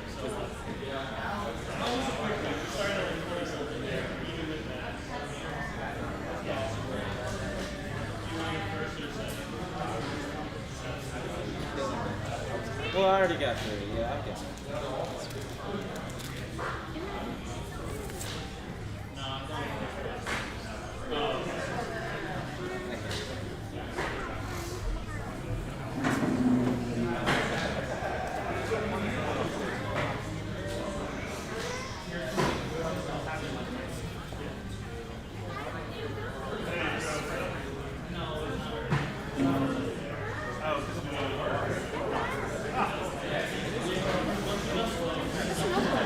Yeah, but everyone else.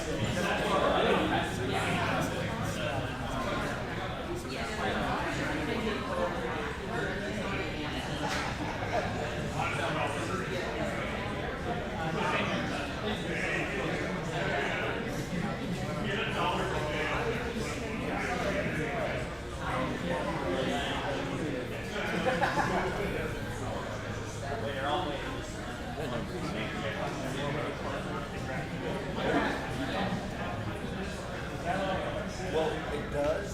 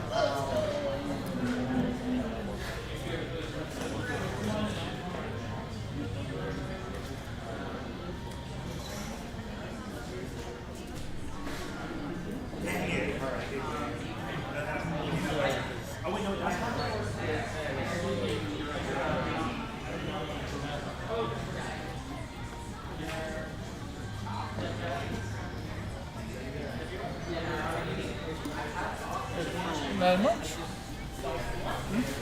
They were having me prize out the seniors division. The one who won our senior division last time also won this one.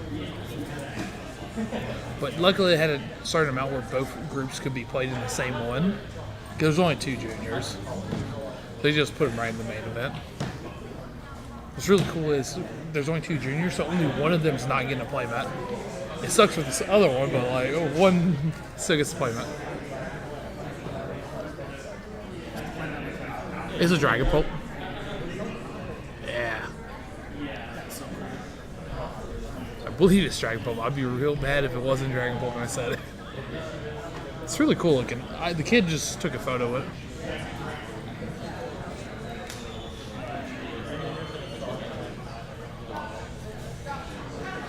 Okay. Monday? Yeah.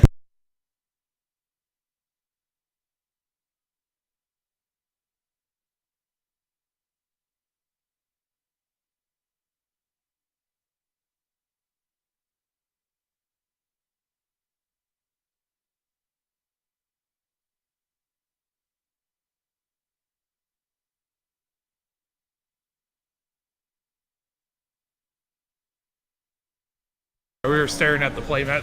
The senior walked by, showed it to us. They didn't show it. I asked to get it shown. Yeah. Find the energy you just put back. With Raging Bolts all having damage on him, he can just knock out everyone in one turn. The issues are still just Professor Problems away. No matter what, they don't have enough time to play a game 3, no matter what. You'd have to Gyarados on them, but I think both can play enough searchers that they're all the same. Yeah. I do, like I was saying earlier, Dragon Ball being able to play so far behind and still have a chance of winning is really optimally fun. It's ability just to knock out multiple big Pokemon. Is awesome.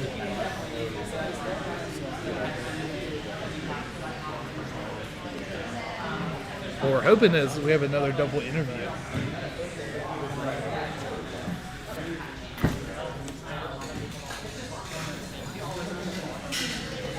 See if you're going to only try to limit their hand.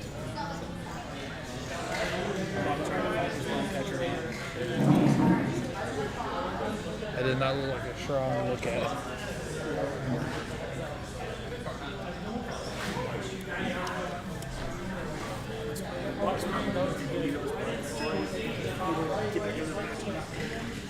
Yeah.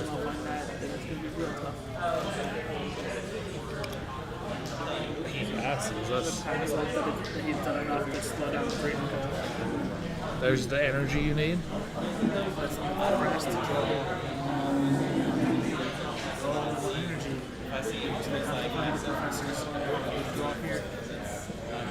Or they might have the professor, it doesn't matter. See, there's only a single prize in front of me, so there's actually not much.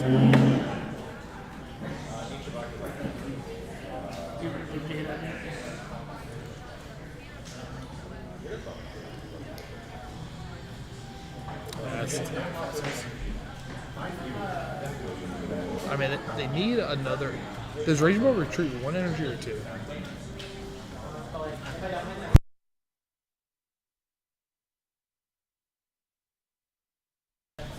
So,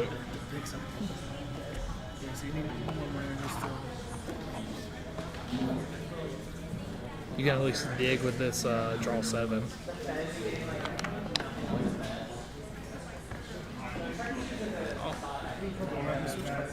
Have your switch card.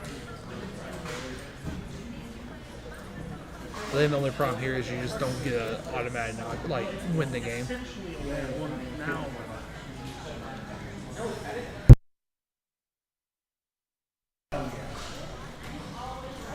They just hit time on the live stream. so he's going to take a double knockout this time. Yeah, 100%. And then she has to respond with any knockout. Get her there. But the only problem is you need a lot to get there. Just a Raging Bull and Asada plus another energy. And you know she doesn't have the other energy because she didn't search it. Or maybe she didn't search it because she didn't need it. But usually you would search both energies because if you're digging further into the deck. get to an energy retrieval. Yeah.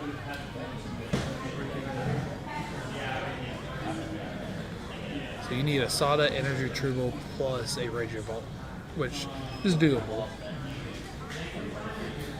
What does Ogerpon need to attack? Ogerpon will not be able to kill anything with this attack. Well, you only need to kill one of the back row guys. Yeah. You don't need to kill them. You only need one prize card to win.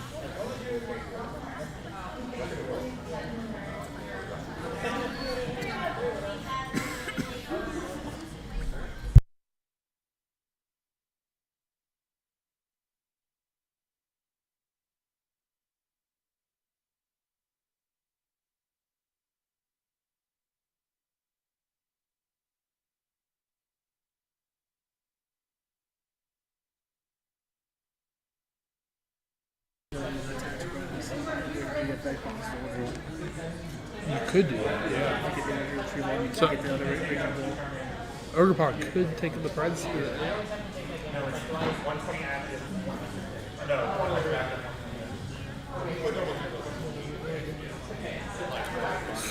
His Ionas are rough.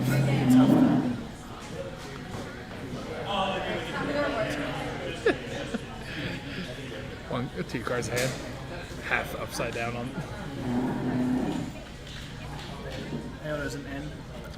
So Iona's a little. It's, But you put the button yeah, back to the it's bottom. exactly. There was so many game loss because of Iona when she came out. So people thought it was a shuffle.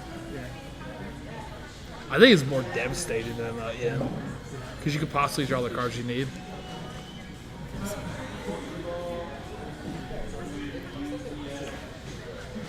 He's been playing six price cards the entire time, so he's still drawing full 6 cards. Yep. Every time.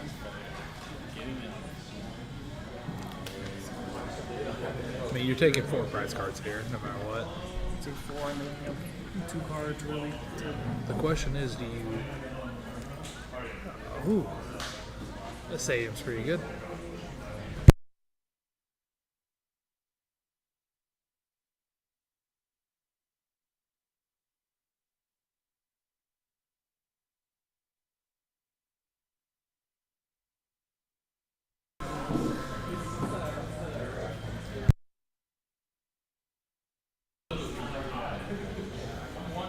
So, killing both Raging Bolts, dealing some damage onto the Greninja, and the Tilmas. Seems like a good option right here. The basic attacks cost 4. Pokestop's a good thing to draw. Those were probably the worst middle 3. Oh, and that was the game. Hey, we'll begin an interview from Adam after they get fully set up. Thank you guys. We'll be right back.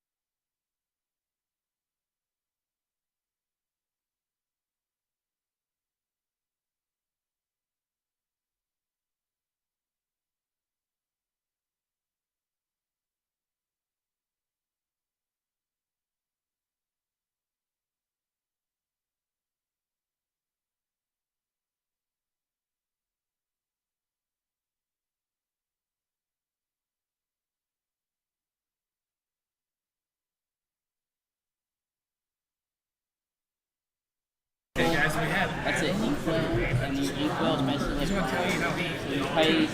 This one's 2 inks. He's going to tell you how this game went And then stuff like that. Yeah, so going into the Raging Bolt matchup, it's pretty, I think a pretty tough matchup, which is why I play the techs like the Divine Span and the League HQ and the Alakazam. You could argue Charizard is also as good in those matchups, but you can set up some pretty cool like 4 prize or 6 prize turns that way. And then the HQ Iono late game combo is that's if they break out of that, sure they deserve to win the game. But that's the idea, is to Iono to 2 and HQ them.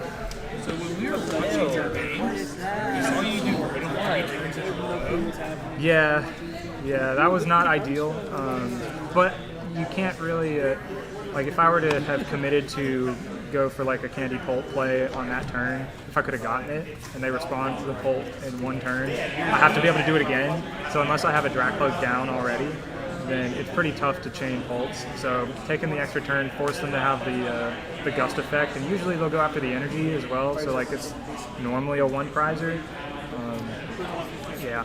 So with the non-top, whatever it's called. Yeah, Natu Zatu. So how do you like that over the Patreon package?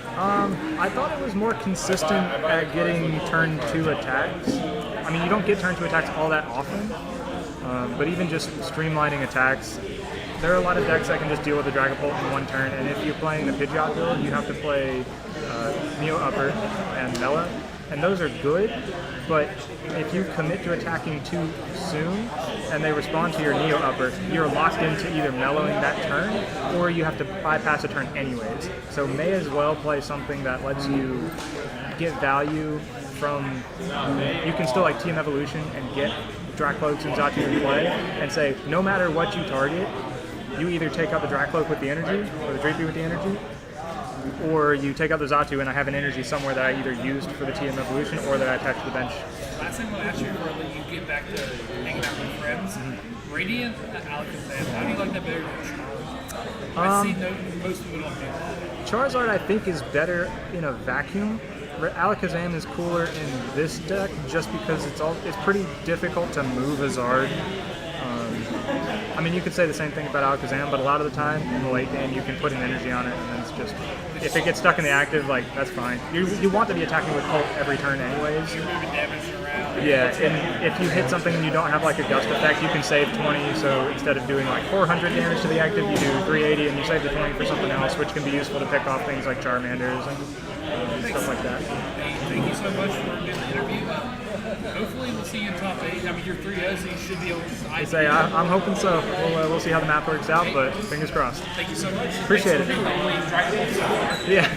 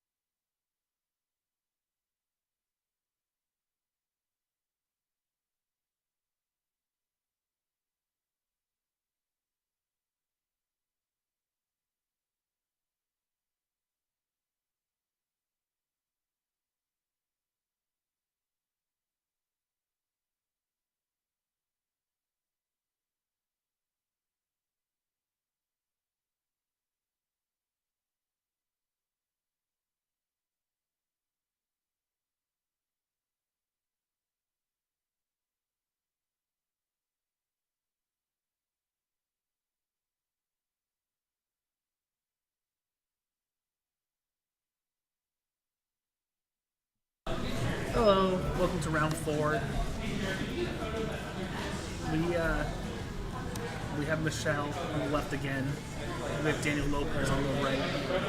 Michelle, obviously, on Rachel. Michaela. Oh, Michaela. I can't read. Thank you for correcting me. Michaela, my bad.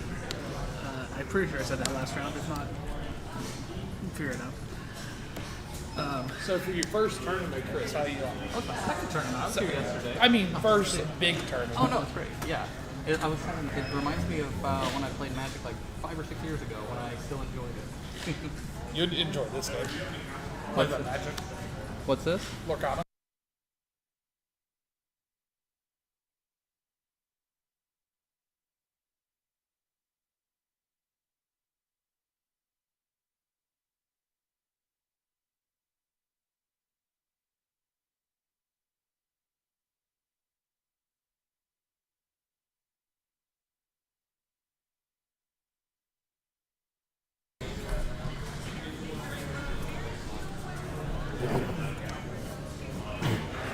Daniel starting off with the squad ability. He's got 2 fighting things.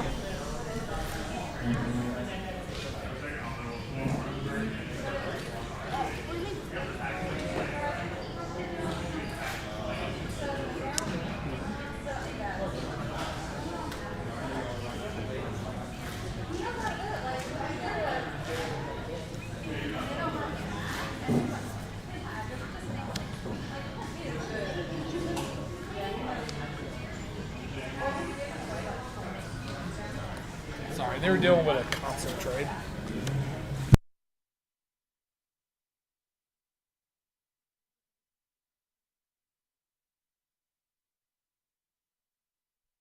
Sorry guys, I am now back again. I had to help with a console trade. We got Daniel. So Daniel's playing the coolest deck here. It is Iron Valiant Blood Moon. Bear. Ursulina or something? Blood Moon Ursulina. We love the bear. And we're not even talking about the EX one, we're talking about the single prize one. Yeah. Daniel is a consistent top. He usually wins most of our challenges. And he usually tops or wins most of the cups he goes to. Never here though. He always draws horrible here. Yeah. He made top 8 at the last one, I believe. Okay. Then he drew horrible in top 8. Daniel can effect right now. So. Yeah, it's crazy that this is his first card game. He's never played any other card game. I know, I keep trying to tell him to play other card games, he refuses. He'd be good at it. Yeah. He said he's too invested in this one. And I told him that sounds like loser excuses. Pokemon's a cheap game, so how can you be too invested? Well, it doesn't have to be a cheap game. You can make it expensive. That is the thing about Pokemon. I think I was looking on Limitless. The best deck in the game, you max rarity, it's like $1,800. Yeah. But if you don't max rarity, $35. That's the great part about Pokemon. Without it, just expensive as you want it to be. Exactly. That Squawkabilly is almost more expensive than most of the decks.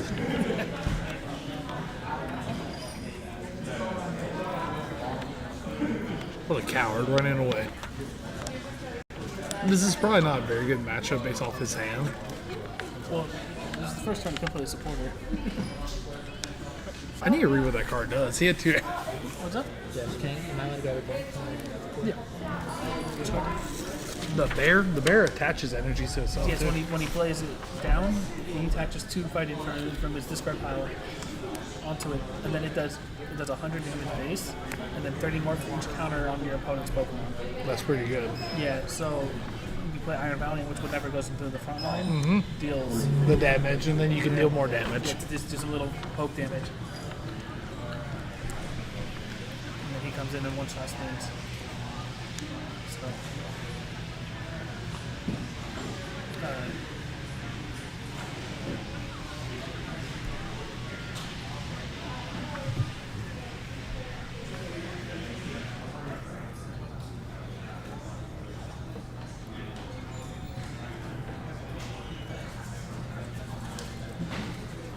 Dude, look how fast Daniel shuffles. What's the point of taking it slow? Yeah. But, like, is that a real shuffle if you just do it back and forth?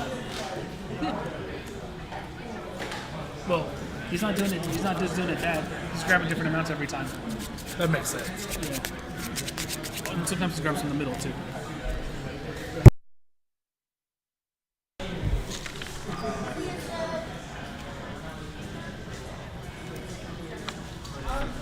It's also there's not also not a great way to shuffle 6 cards. Yeah, for sure. Or less. Start doing piles shuffle. Yeah. Power shuffle. Done. We like to cut. For the next time we do this, I'll probably have 2 cameras where you can see their hands, but at a point where it won't interfere their gameplay. Yeah. So we could actually be like, oh, he has his card in their hand. It's just like we do that and they can hear us. No point to really seeing it when it's. Oh, next time I'll have a USB adapter that won't be here on Wednesday next week.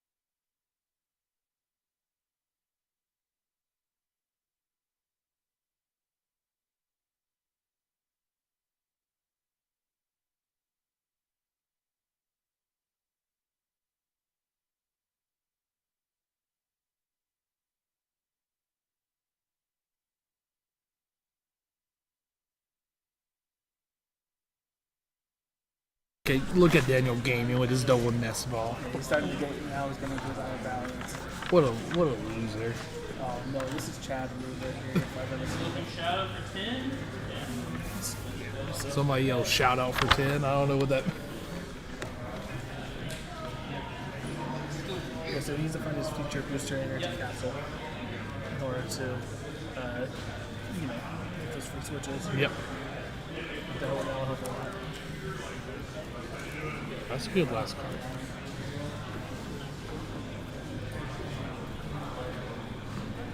So, there's already 2 Dragon Pole players that ID'd for top. Yep. So it's funny, they both played each other, so they both got ID'd. So they won't even play each other round 1 of top 8. Nice.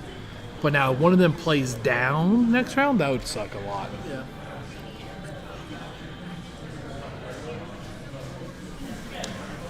So like 302 is guaranteed top 8? 302, yep. Guaranteed. Yeah. I got somebody that has Lacana cards too.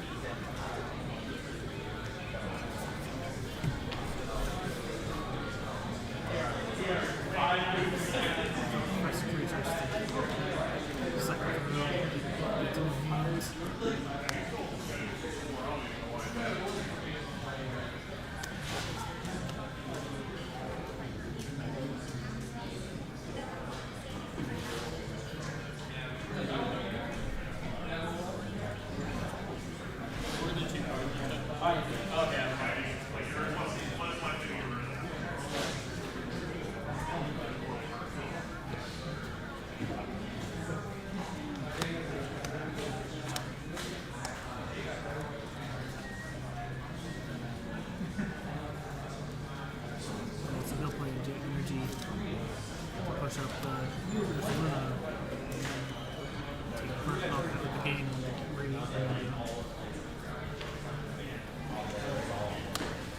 It looks like the 2 Dragon Pole players are playing each other for fun, but they already reported an ID. I was telling the Dragon Pole player that just won last round that I'm not a big fan of that build of the deck. I usually play the Pidgeot build, so I can guarantee turn 2 attack. Yeah. Feels pretty nice. What do you say to that? He was like, yeah, it's really consistent in turn 2 attack. He just wanted more consistent long-term gameplay. Which Worked out makes for him last round. it for sure did. Well, Pidgeot lets you search for anything.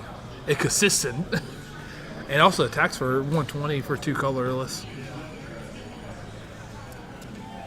That deck's missing a few cards, Jacob. Okay. I think it's missing the best card in the whole deck. Which one? Whole New World.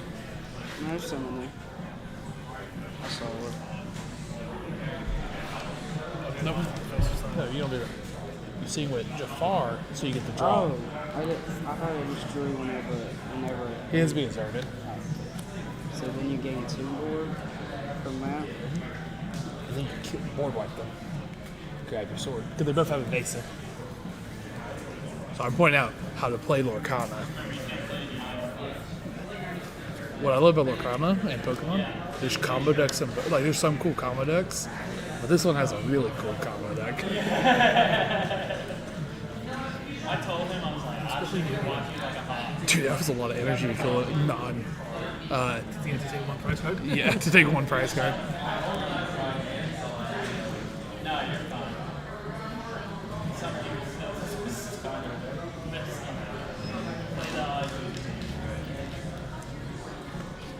Josh, what do you use with some Pony Yard?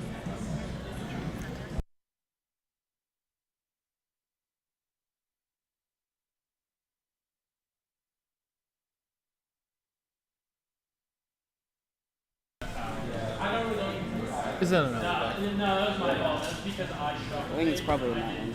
I should have told you. It is.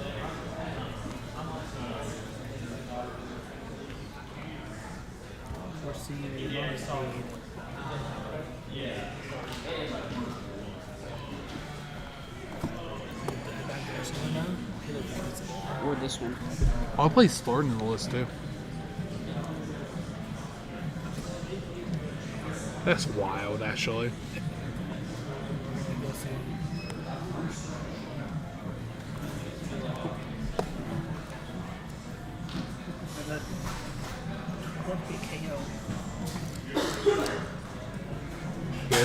Bear go brazen.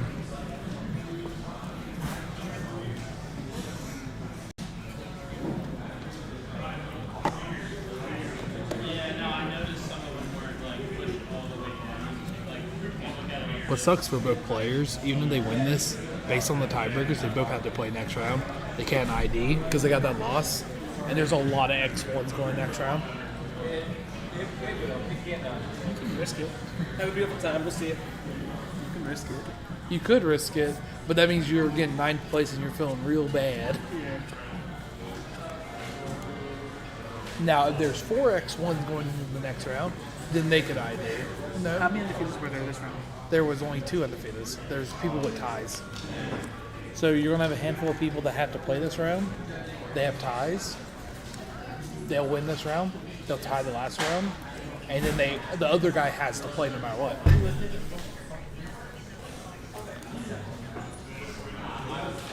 That's a heads. No, it wasn't heads. Never mind. I thought it was a heads. How she like? The other heads. There's another one. Like, he is in charge, and I just saw the full card. Like, he's in his turn. This was his turn 1, he played that, and then he played this turn 2. So he like did everything that he was supposed to, but instead of passing, he just saw the full card. So it's right.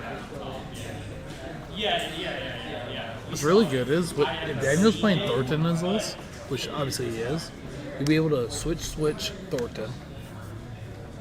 What's Thornton? It swaps one of your Pokemon with another one in your graveyard, a basic one, with the same energies on there.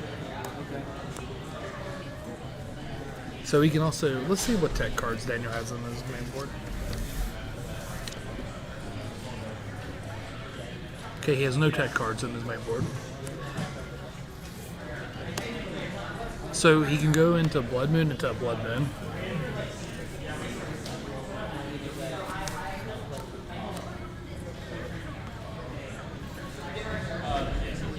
So What is Blood Moon BX? It says reduces. You're looking at. It does, so it does 240. So if this goes with late game, that's also very relevant. Mm-hmm. It's really good in the late game. That's also a very relevant thing that you should keep in mind.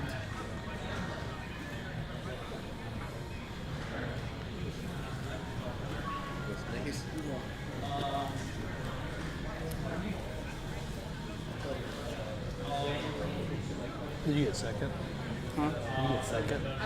No, I got third. So I don't know what thing. I don't think I got my store credit though. Nope, you're off right at the top two.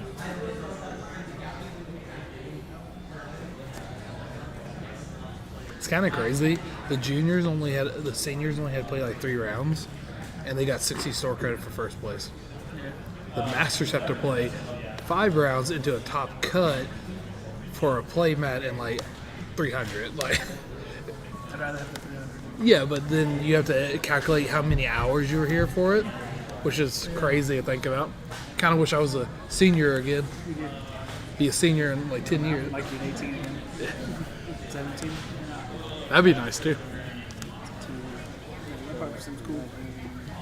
Less responsibility. I liked it when I didn't have to work. My parents gave me money.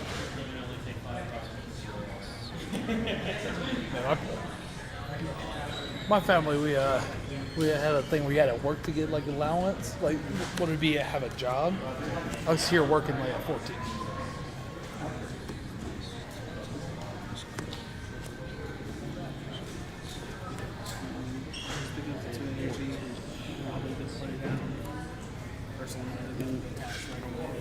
You go for a kill, yeah. I have so many one jobs. Three swaps, so they put 4 counters on there right away, which means that person is now available. Does he have this right here? He probably does. Yep, that's what he's attaching. Attaching now. It takes another one here. You're really seeing the power of first. The bear is strong. Yeah, just one switch card after one feature set up, and it just seems like you're all in.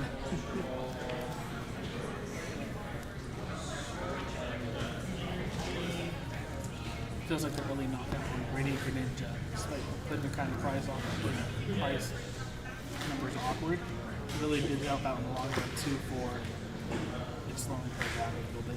Yeah, that's what's really good about math in Pokemon. You could turn a whole turn down literally by just killing She doesn't something. have very much deck left. It's all the same 4 prizes. Wait, there's 4 cards left. From the top rope. Okay, so she searched up the. So she's gonna be able to put a lot more cards back in, and then Danny will be down to just a singular card. That's pretty good for her. Yeah, you got. Daniel was just getting confirmation that Iona was getting played. Because if he would have put his cards back before the Iona would be played, that's a prize card penalty. And then you say, I'm going to play it. Yeah, I figure like. When you get a prize card penalty, do you have to accept it? No, you could decline it. I played a actual pro player right now, Grant Manley, and we were at a $1,000 tournament in Charlotte for ARG back in the day, and he was playing me in top 8, and he says, I get a prize card penalty if I don't move my Pokemon up before I drew, but there's only 3 Pokemon, and only one would be good to put up. The other were support Pokemon. But the judge came over to me. He was like, hey, you're going to have to take a prize card penalty unless he declines it. And then Grant said, I don't need that to win the game. But back then, you actually took the prize card for winning the game, or for getting a prize card. Now you don't. You just have to take less. So he looks at his hand for a second. He realized his Trubbish was in, or his Garbodor was in the prize card.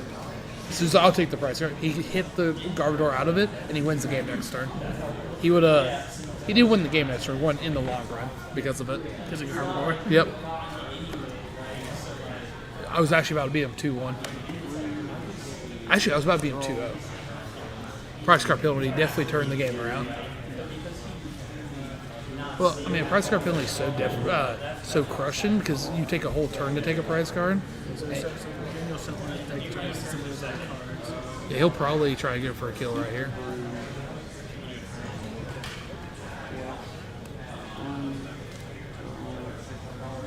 So he's using defensive ability since he got to the knockout, so then he gets some draw again.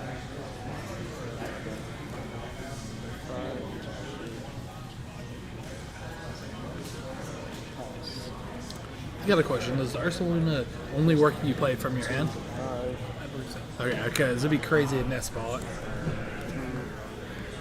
Pokestop, he's hitting. Yeah, I'm gonna go from your hand to your bench. He got the Reshu plus the switch, which is really good. He's enough counters now. He just needs to get the energy to Do it. Yeah.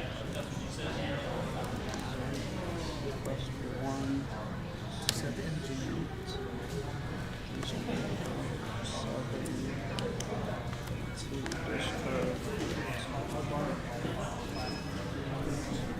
He must have the bear in the hand. Or he's gonna really good energy. You know, you might also start searching for a fishing rod. Yep. And just kind of let his opponent choke him down a little bit, and then play the big Ursaluna EX for 240 one shot. He could also just be out of steam. I mean, you see how his graveyard looks compared to his main board. Switch, get the two. So you found all the.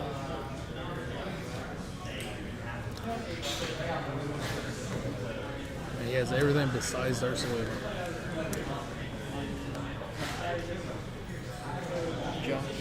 Can you jump in one location at a time? I had 4 last night. So we're gonna spread the counters around a little bit here. Yeah, there's 60 damage on the. So next time, like I said, I'm gonna try to do the Pokemon thing where it has the Pokemon counters on the side. A lot of programming for that, unfortunately.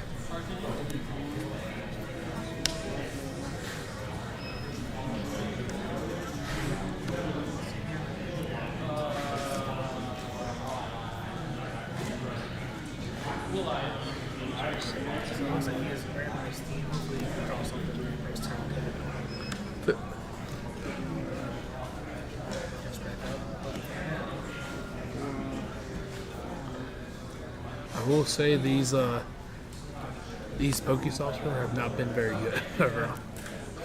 Now, with the whole ability to be able to switch and take less damage, it helps with the Blood Ursula matchup.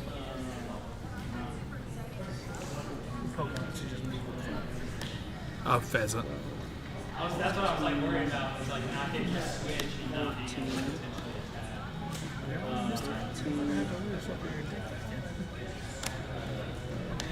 I'm just saying. Yep. Great Tusk downtown. That sounds. I mean, he could do Great it. Tusk, DCE, retreat, kill one. How would you feel if you were people were just teching a Great Tusk just for that? I don't know, man. I've been seeing everybody have no cards in their decks. I'm thinking Great Tusk's main board is crazy. You have to be a natural DCE. No, it's right there. Yeah. No, we forced it into the deck. Yeah. Huh? And you're like, you never want to lead it. Hey, like Ursaluna, he plays a colorless 1, so DC. So they both have one price for left. This Daniel has to hit something off this Pokestop. for the draw for turn. And he gets some energy back, which is good. Got a lot of damage trying to dig more and stuff. He also still has the ability to draw. The question He's got is, a lot of draw power. the question is, should he done it now or waited until after he done the Pokestop, or does he just have everything? I don't know.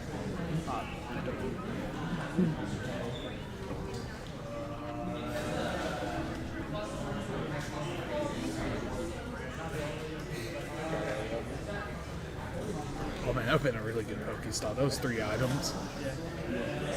That's good.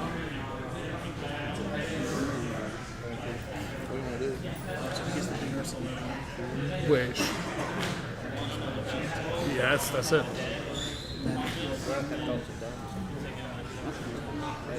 Been cooler if he would have done the big one. I mean, the small one. It takes a lot more effort. Yeah. The Blood Moon or something, taking it. The bear, he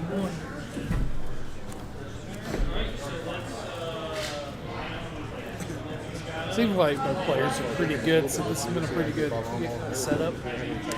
No, nothing beats that first match that we watched.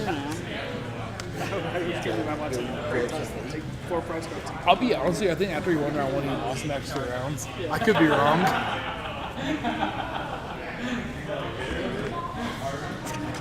We're going to probably put the mill back on next round if he's still in. He also drew round one. He didn't even win. That's true.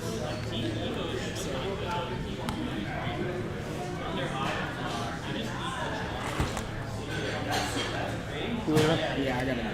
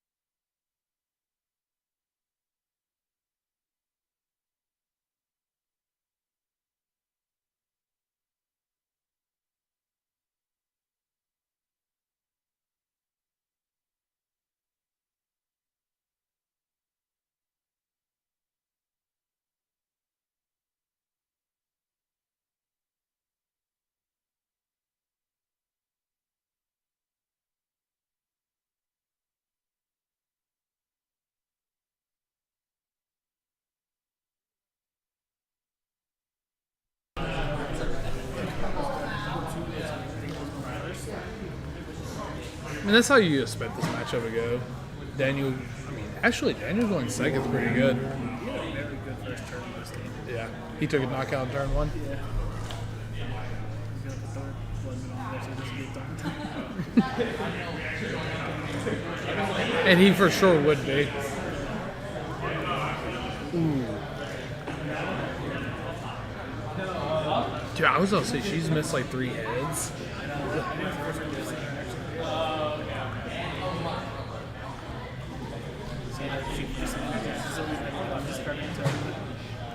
Professor Sadas are attached. Squawkabilly. They're the best on the field right now. That's a tough by the way, that blood moon up there. Yep. I mean, the Blood Moon's not surviving this turn. Because your Squawkabilly. Oh, let me knock on some wood.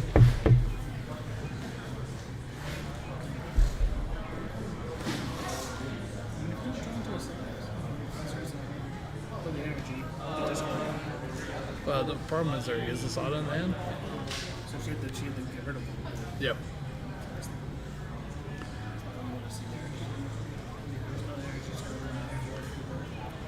What's really good about this deck is you can actually just. That was probably better than most of her poker stops. Yeah. Well, moving to grass energy for your. Yes, both players are kind of stuck right now in an awkward spot. There's a good chance that Daniel, because he went first, he just has the cards. Yeah, he has some somewhere. There's also a poker stop to try to Daniel's really good with Pokestops. He'll hit everything he needs off of Pokestop most of the time. There's quite a lot of items today. There's a lot of items.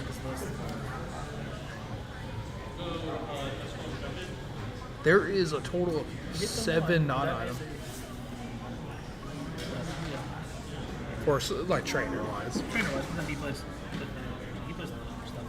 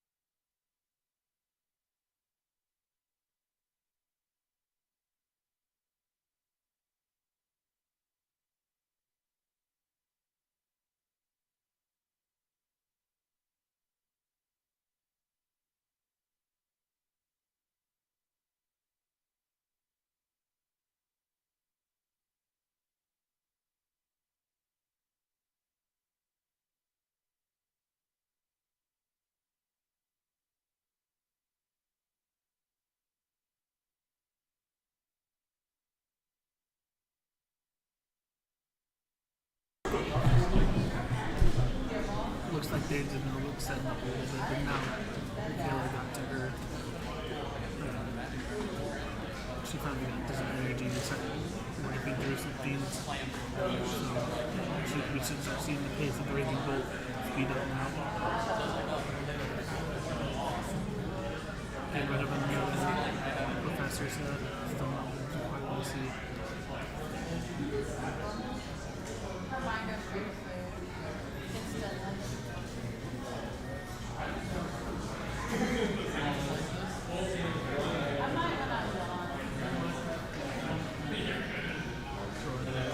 Trying to get more cycle.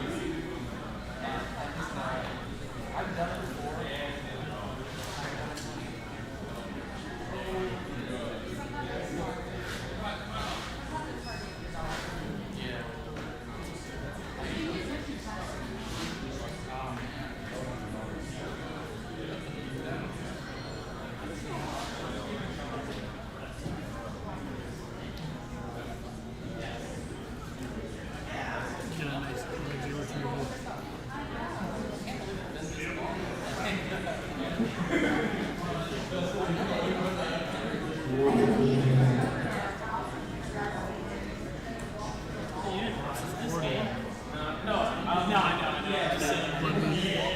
Back up front. It looks like it's a little slower start, but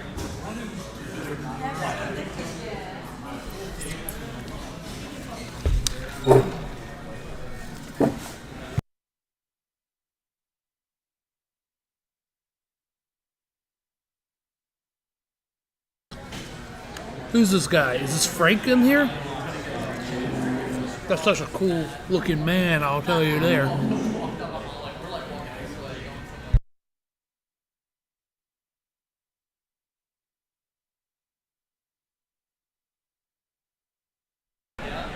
Where were you today, Frank? You're supposed to be the chosen one to win this tournament. Use Ultra Ball to start 2 Ultra Balls. Yeah, I mean, you don't really need it in this deck. it's never not going to be funny whenever someone does that thing. Dude, I was sleeping. Work tonight is going to crush me. Ha ha ha. I mean, at least you slept.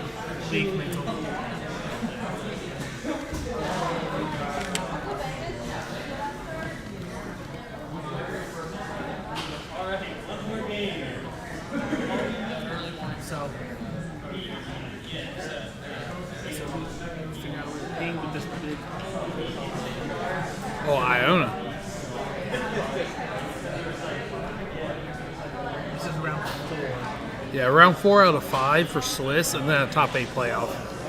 You see, your handsome roommate came in, commentated with me. Who? Corey. Here with a carpet.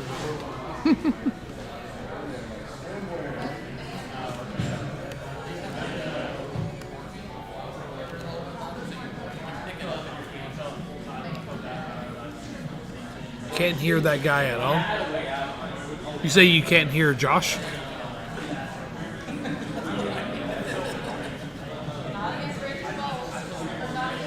Why didn't you tell me I was quiet the entire time? It's fine. I've been talking away to try not to be heard by them. Oh yeah, I didn't realize how quiet you were, Josh.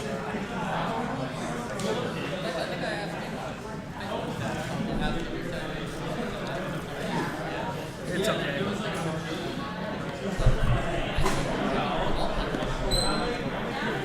I'm allowed. I should probably sit there. What's up? Yeah, it works.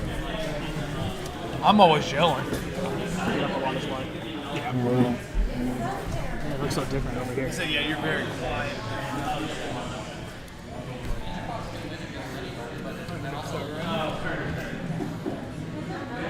I can't fix it. You can't fix it because we use the same mic. I have 2 of these mics. I could probably hook both up. Yeah. How smart of you not to. It's just tough because the people playing are. You don't want to give any of the details. A few feet away from us, so it's hard. I'm trying to talk without disrupting them. Yeah.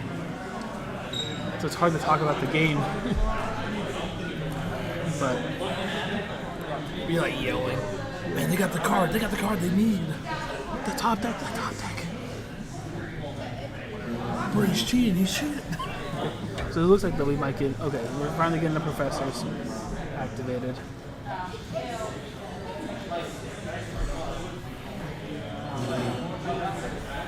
I'm gonna save game 3. It's been a struggle to find energy for. He said, "Ooh, I hear his nice voice." We banned this guy. This guy.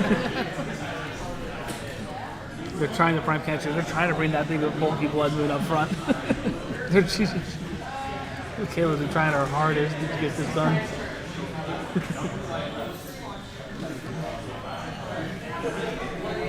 Yeah, a tie doesn't do it for either one of them because they can't actually top with a tie. They have to finish it. Well, then you're just playing into tiebreakers. Yeah. You can technically top with a tie. You're just not play up. guaranteed. So it's better than taking a loss, is what I'm saying. Though. So it's like obviously you don't want to tie, but also you want you'd obviously rather win. Oh yeah. Compared to like the everybody undefeateds that would just rather tie and just be guaranteed in anyways. rather- We all rather win. Yeah. Well, I'd rather not risk it though. Like if I had a choice of like being guaranteed in and not risking it. Oh, for sure. It is still a crazy rule to me that Pokemon has IDs. But also it's so easy to draw on Pokemon compared to other card games. I played this guy a long time ago. He actually quit the game because we were about to play him to get top 8. He was like, "You want to tie?" I was like, "Oh, well, that's against the rules. I'm good." I didn't say that. I said, "I'm good." I play Yu-Gi-Oh, and if you did that, you got disqualified from the tournament. So after I beat him, knocked him out of the top 8, I was told in top 8 that they all ID'd to get in. I'm like, what? You're ID'd? The other guy's just angry at me the whole week. I think he quit Pokemon because of it. Back when I was like 15 or something. Yeah. You were kicked out of Yu-Gi-Oh! Locals when you did that. Regional, national, they were. Yeah. Okay, so the first no knockout was taken that turn. I guess he chose not to attack.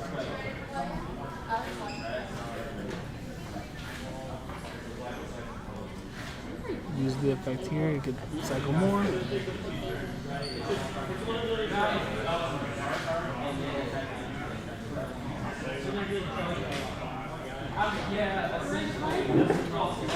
Stretcher, get back the energy. I'll get the pheasant liquidity going. Okay.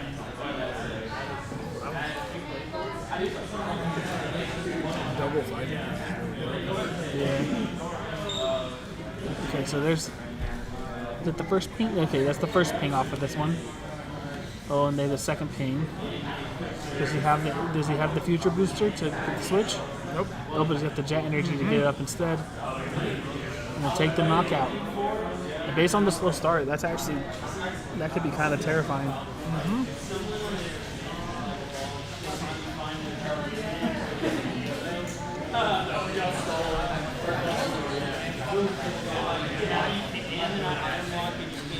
Okay. Have they?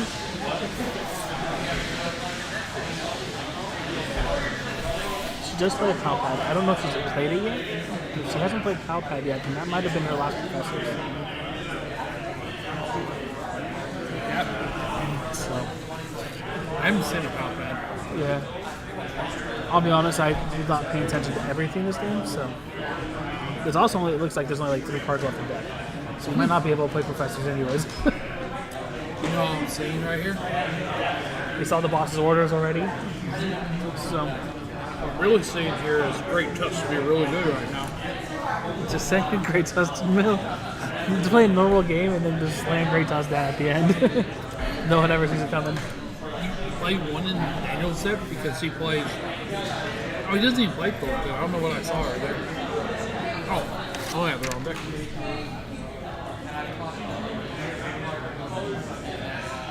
He doesn't play it anyways. He doesn't play. Okay, so Kayla was able to take the knockout in return.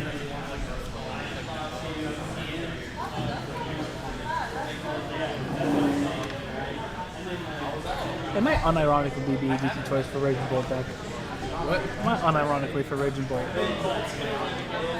Yeah. Just steal some games you have no right being in. We saw it last game too. Search your deck for any of your remaining energies right there with Earthen Vessel. 1-0. That's the last one.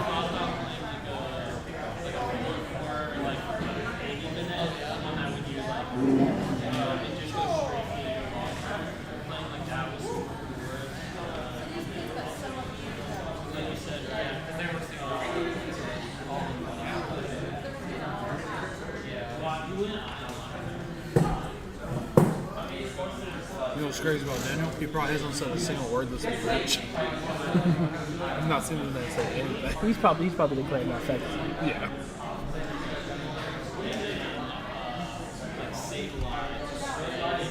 He just saw his entire deck. He should. He's digging for something. What that something is? Oh, it's definitely that professor's research. Yeah, to end the game. All I'm saying that is if I would have brought That's indicative. He just draw 3 cards. I know it'd be crazy, but if she just plays great toss, that's GG, man. I'm just saying. I just actually don't know if she can actually take it. I think she's just going to be too slow. I mean, unless she can shuffle stuff back into her deck. If she can shuffle back into her deck, then Ione would do it. It's like, okay, yeah, she can. I don't know if with her being at 3 prize cards and then being at 4, he just has to kill 2 more. She has to kill 2 or 3. Well, yeah. I mean, he right now he's got a lot of EXs and stuff up, so unless he can Ursula W plus. Yeah, get stuff going. Okay, there's Ursaluna. Okay, so it is potential to see Ursaluna play this turn. Okay, he's attaching the 3rd energy, so now he needs some switches and stuff to get the damage pings going. There's the first switch. Oh, so he's just gonna. Okay, so he's just gonna try and poke and make her have the answers to.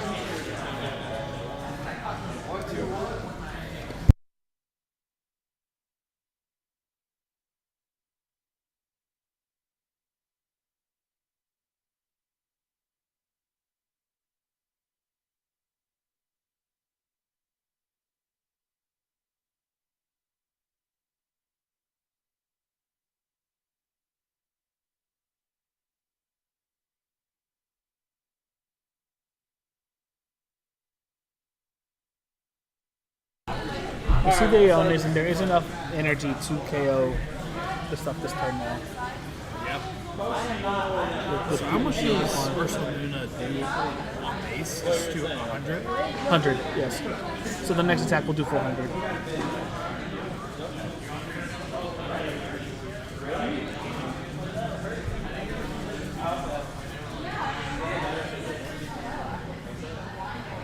So, okay, so Chiller gets a vessel for nothing. Try to prime catcher, rip something up. Well, that was probably the best thing that could possibly happen for her, is him not taking up prize card. It's probably going to be a tie, basically. Well, yeah. Are you? It's dead.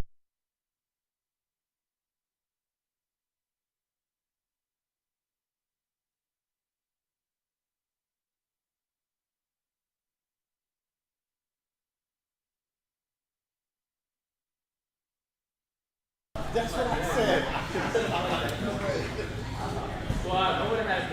It's still You just need something to put stuff back in, but then it looks like his opponent is also all out of resources. So it's a very energy retrieval might actually. If you have a stretcher and a jet, you could take the knockout. Yeah. But the question is, will she have the recurrent knockout? She needs to get some kind of energy, right? Like energy retrieval will do it so that way you can pick up stuff to attach on the ogre pawn. But 2 energy is not enough, so you need to have an attachment plus. Oh, I forgot this card was the thing. Yes, Blood Moon is there. Blood Moon can take another knockout the next turn too, if necessary. There's the Pal Pad. So we're trying to get set up here. Does he have a poker gear or something? Yeah, I think she was checking.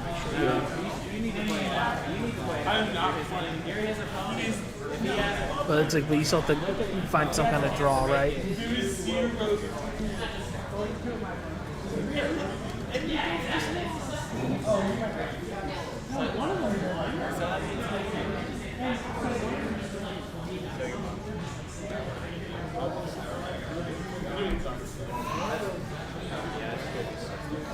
There's the first energy. Discarded to get to the. Is it?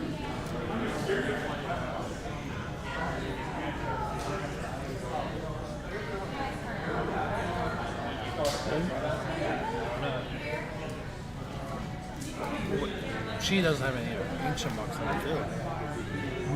Yeah.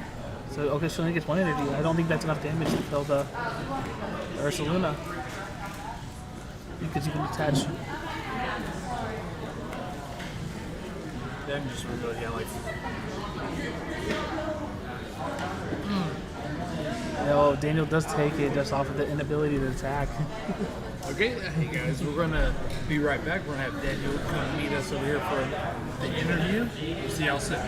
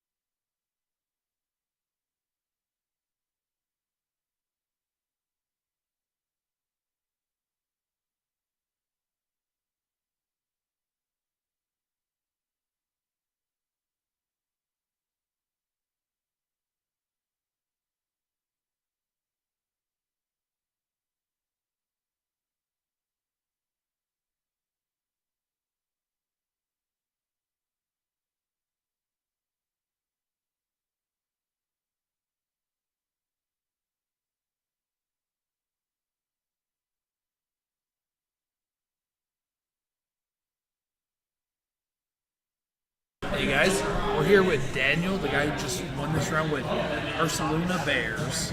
Blood He's going Moon. to tell you why he chose his deck today and if he would take any plays back that he done today.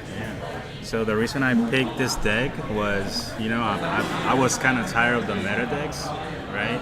Rampaging, and I saw this deck online the other day, and it won a 200-person tournament, right? Got first with the deck. I'm like, I gotta try it. And ever since I started playing the list, the deck's been working out for me. How many challenges comes have you top? Okay, so I top one cup. I got 5th place on that cup. I won a challenge here at Gamers. I got 2nd on yesterday with the same deck. I lost to the Milk deck. The next night, people just got knocked out. It's funny. It's funny. It was funny because I ended up with one prize, one card. Well, like one prize left and one card left on the deck, and he just milled it away. I lost because of that. So we were watching your game. Mhm. Like only he played Thornton and Great-Tusk. He could have won both games. Yeah. But So would you have changed decks, or was this the deck? this wasn't the deck I originally was intended to play today, but now that I play, I don't think I want to play anything else. It's just too much fun playing. It's just so much fun. So thank you, Daniel. Is there any tech cards you wish to play today? Nope, the deck is perfect. deck's perfect? No deck is perfect. All decks needs like a little bit of something, but today everything I had in it just worked just fine. Sometimes you attack for 100 damage against the Raging Bull. Sometimes Hey, you have but to. it works. Hey, thank you, Daniel. We'll see you hopefully top 8. All right.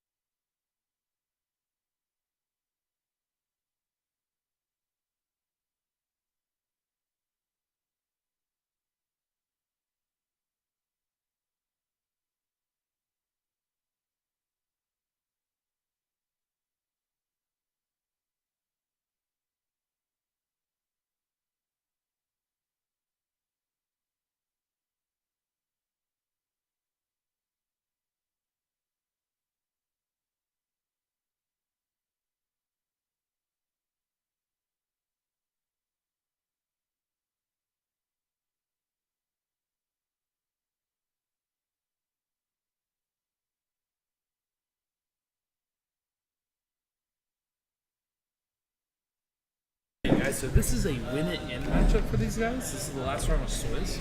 We're going to have a Charizard Dusknoir versus Reggie Drago. I was actually looking at this guy's list, and I was like, where's the Reggie Dragos on here? Why do we have a core of no playable cards? It was all on the back of his deck list. So we have, they're both named Matthew. So The Madoff. So Matthew on the right, he's playing Charizard. Matthew on the left, I'm gonna call him Newton. He is playing Reggie Drago.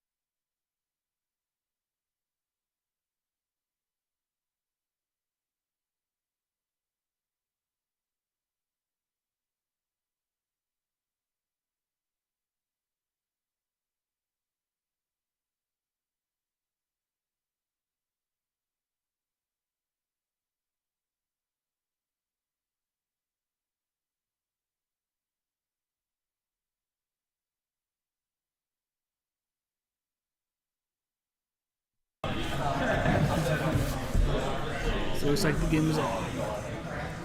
Dominion. Neither person looks like they led what they particularly want to lead here. Should be okay though.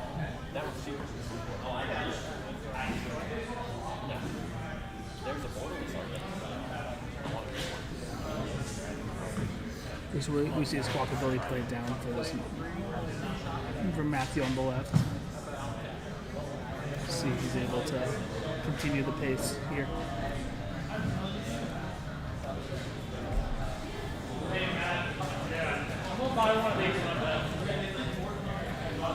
I'm gonna buy this one.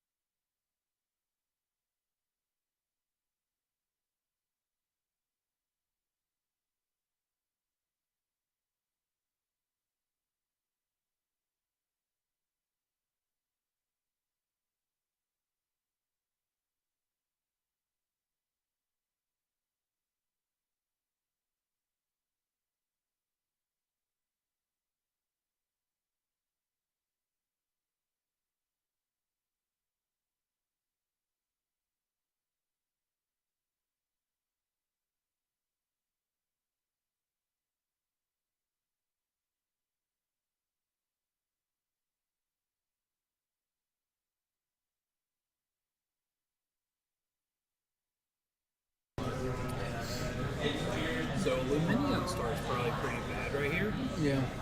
But the Reggie Drago player only does squad ability and play Pokemon. That's it. What Pokemon is that for? Reggie Drago. Okay, so he gets the Reggie Drago started already. He has a random attack card. That's what you always want.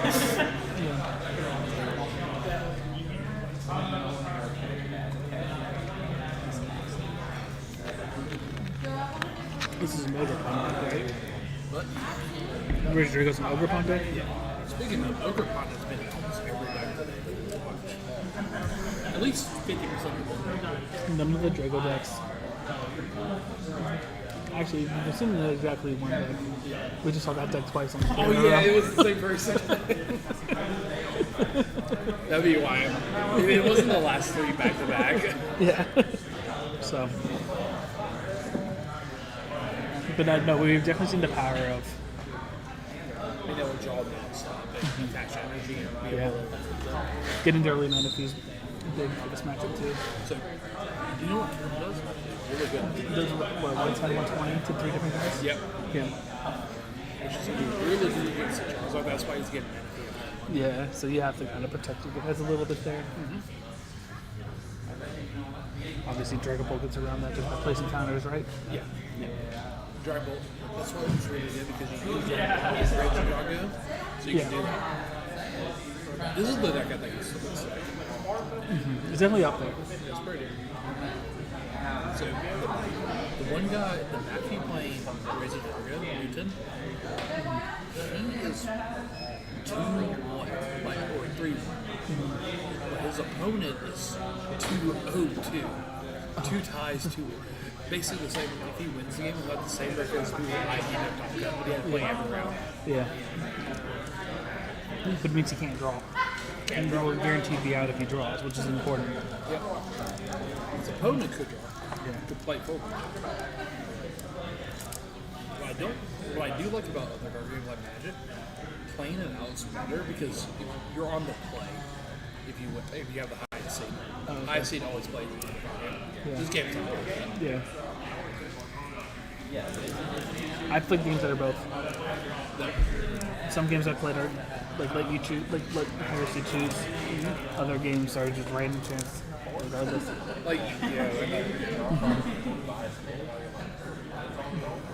his turn one is not good. For which one?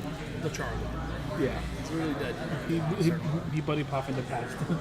Attach energy on that feed. Oh yeah.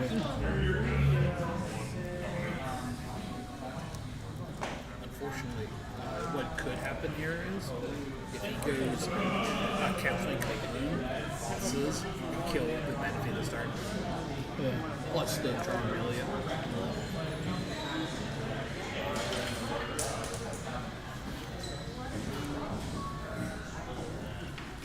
Yeah, both these Matthews were telling me when I went over there to go get their necklace, they were like, this is a grudge match. I don't know why. It's a Matthew off, that's why. That's probably what it is. So I mean, you played one piece. Both Josh is coming at you. Yeah. I won, which is why he's Cracker and I'm Josh. You're the only Josh that ever beat me. I beat you at multiple card games. I beat you at Pokemon too. Oh, we don't talk about that. I'm just saying, it's happened. That's why they call the other ones priest. Or like Olive. It's why I'm allowed to be here commentating with you though. Yep, true.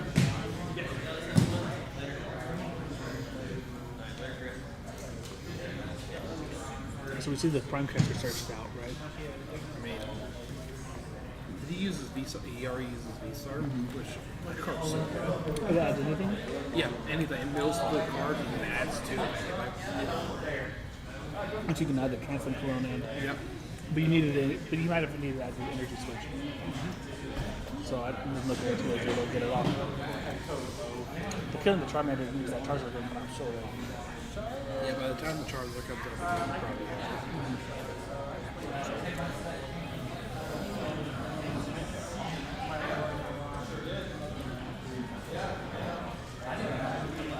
So which attack did he use there? He used the Dragon Bolt. There's damage on the Manaphy. Guys, you can't see, but there's 60 damage on the Manaphy. Okay. I think he's trying to go for a game next turn. Yeah, he's got the Prime Catcher to move, to catch the Lumineon up if the other guy was bricked. I think it's the Arvin, which lets him get a buddy pop on, get some bench Pokemon down and stuff. Yeah, we got 4 cents there.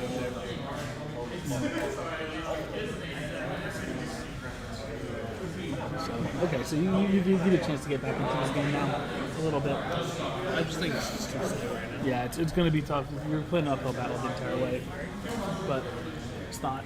He's in a better spot than he was a minute ago. Like literally 30 seconds. Yeah.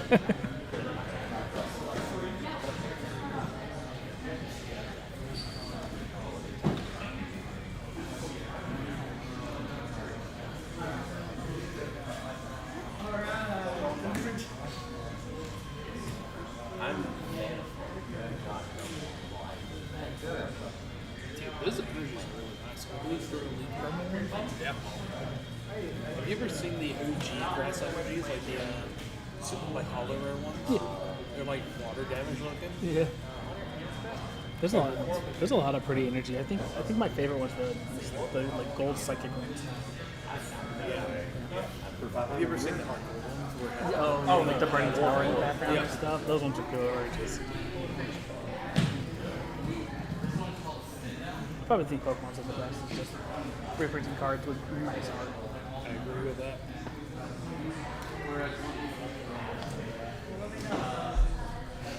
Keeps a lot of good value in here. Oh, step on catcher back in the deck. That's the weirdest shit. Hopefully it was stacked. Yeah. For Matthew. Talk about an unfair play. Got unfair step, so annoying. Yeah. I mean, it has to be played in decks that are playing from behind. Feed back in. Not necessarily. You don't have to. Dragapult didn't play it last week. We watched the Wave Park on it. Speaking of, it looks like the guy who beat the Dragon Ball is like taking 5 days or something. So if they win this round, they'll make time. I think they said they're 2-1-1. 2-1-1? Yeah. They have to win this round.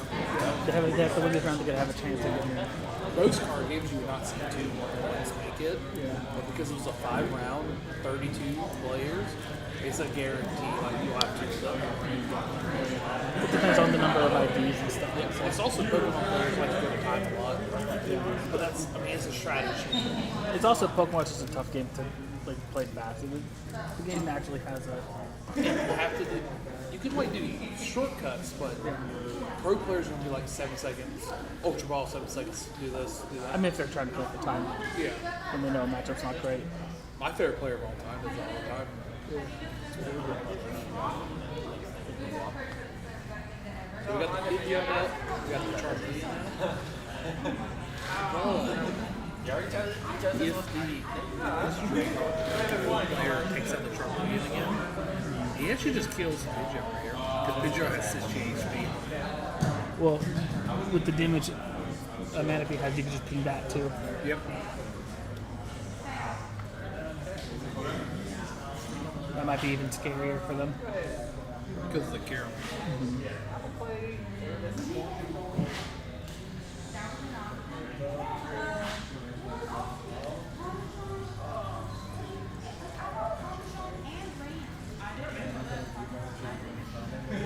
That's pretty good. That's putting you back right in. Get into the Pidgeotto so you can get to the Pidgeot next turn to try to search all the cards you need. And they'll pop off and then hopefully It'd be crazy if you make a drew comeback in. If you drew the Worm Catcher, because then you'd be in the worst position.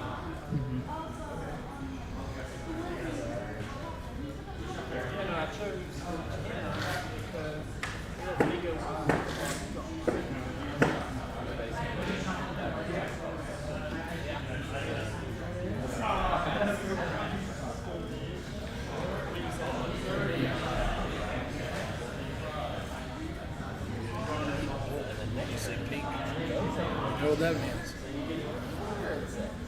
So the optimal play right here would be take out the Pidgeotto plus the Manaphy. My opinion. He can't care about the Pidgeotto, even if he's what's he going to do?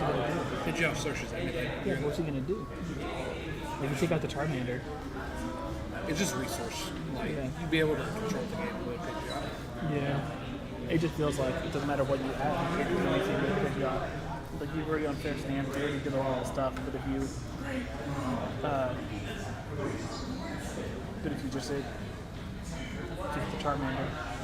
I guess at this point actually you can just do both this turn. You can just ignore Manaphy. I'll have to hit Manaphy now. You're in a position where Manaphy just isn't good. Now last turn, Manaphy was crazy. Might be game saving. I don't know. Luminium still has enough HP that Karen attack. So you actually couldn't kill all three.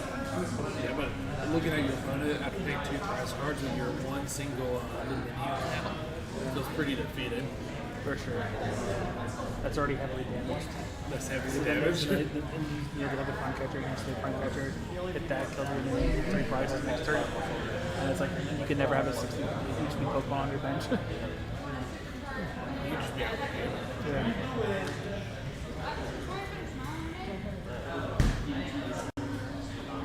I might be wrong here, but for design purposes, maybe I was stupid. I don't see a way of getting out of this. Well, which Matthew is the one that needs that can't tie?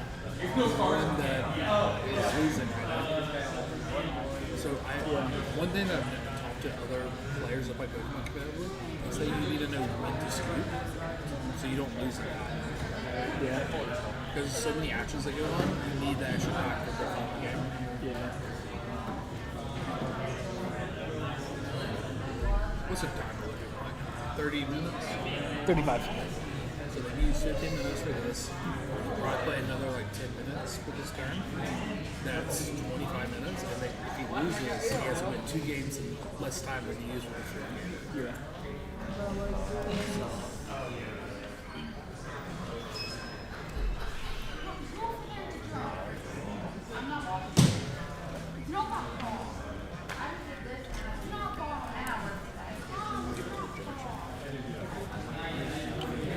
Be back in 30 seconds.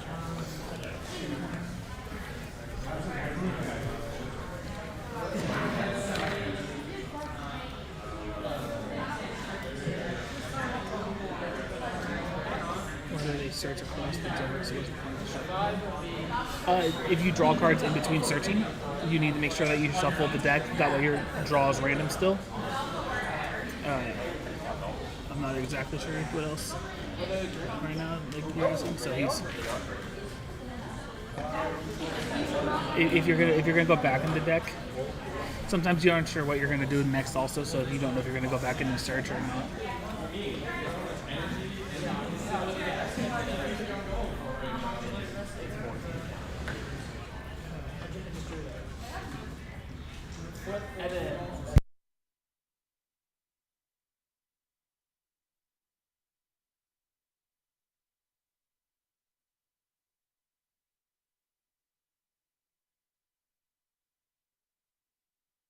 So, are you asking why do they search your deck and then immediately shuffle, then search your deck again?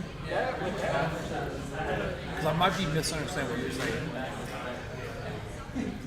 If you're saying that they're searching the deck and then they're shuffling and searching again without doing anything, I agree, there's no point. Sometimes you're indecisive what you want to do. Sometimes you think that you can draw in between that. And if you're going to draw, you need to shuffle to make sure your draw is random. That's what I was saying. That is also true. So it looks like the Raging Drago player took the game. Yeah, the Jar Jar player kind of played it out and then kind of didn't draw exactly what he needed, so he decided to scoop it up. He said thanks. So I think we got the point. Okay. Now, I will say, like I was saying a second ago, I think the Charizard player should have scooped maybe like 4 minutes ago, 5 minutes ago. He might have thought that he had an out, but then when he did, so he tried to play until he drew it, and then when he didn't draw the out, he scooped. Yeah. Right, so, because he still scooped pretty early. I mean, there were still 4 prize cards to be taken in that game, but it just felt like he had no momentum. He was not going to be able to get going. So, we're going to solve with the mini on here. This is the way of your luck. Yeah. The other guy started with Fezzidipity. It wasn't like it was much better. Well, so you start off with G plus Rage. I mean, the deck does one thing really good. You can just pass with a fire energy if you're not playing against Raging Bolt. There's no squawkability at turn 1 for the for the Reggie Draco. It does play Squawkability, yeah. So now it's a card that you can draw into. Yeah, it just also a lot slower start than we saw last game. But 6 less cards he's seen. Now he does have the energy. It looks like he might have the Reggie Draco also in hand. So he'll start adding the cards. He also don't know what's important when he played this turn. We're seeing the Buddy Buddy platforms. Search out the basics. Get the game started. So funny, what deck are you playing in this format right now?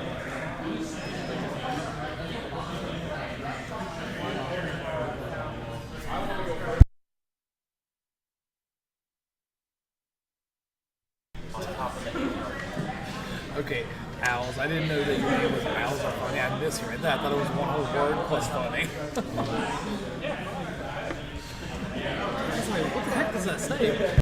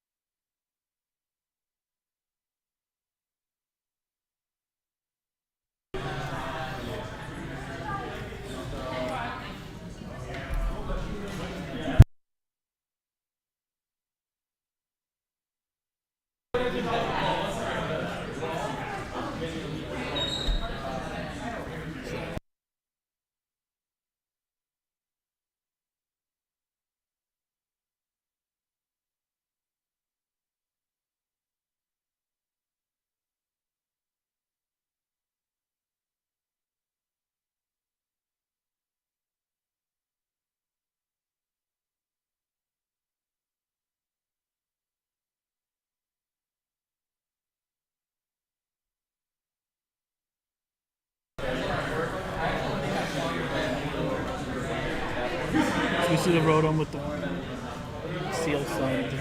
Add any 2 cards. So we'll be able to down this turn, so we'll be ahead by 1 whole turn. Yeah. But the question is that's a real question. He's getting another Buddy Poffin, looks like. So he will be able to put Manaphy on his bench if he chooses to. Yeah. Also, but he doesn't have an Overpower with the Energy Switch yet, so even if he gets the Draco, there's no guarantee that he will be able to attack. There's nothing there's no Pokemon that attack to even copy the attack of. Just do what I do. Looks like you're running with the Just cheat. just cheat. Man.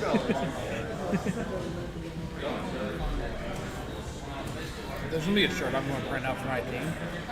Just cheat. Yeah, that'll never get you in trouble. No judge will ever look at that and be like, yeah, you're good. Hey, if your channel gets big enough, they might actually disagree. You know, there's a Yu-Gi-Oh player. He's just a YouTube player that plays Yu-Gi-Oh. He said, just burn your opponent in time. Slow playing, burn him in time. He got banned from Konami for a whole year because of that comment. Good. we don't want to encourage that kind of play. That's like telling people to play Snorlax. We tried. We tried all day. Yeah, why do you think I'm not allowed to play today? I'm stuck here. we're stuck here after saying those comments. There were 0 Snorlax players after that comment.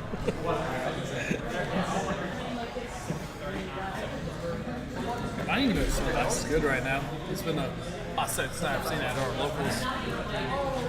Why would you bring it to locals? I did 3 weeks in a row. Why would you be that person? You gotta send a message. It's not about finding games. It's about hurting somebody's feelings. Yeah. It's crazy how no one showed up to locals the next week after that. Crazy how that works. Oh no, I didn't do very good. Yeah, it means you brought Snorlax and did bad. That's the ultimate disrespect.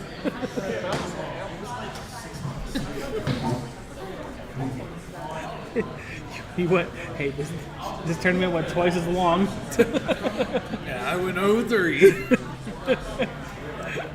I should think today I went like 2-1. Yeah. No, I went 3-1, but every round I went to time and then won a game too. He got 3rd place.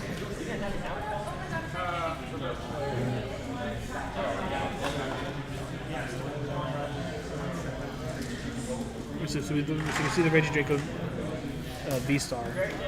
Now they're using the effect to add the cards, I believe.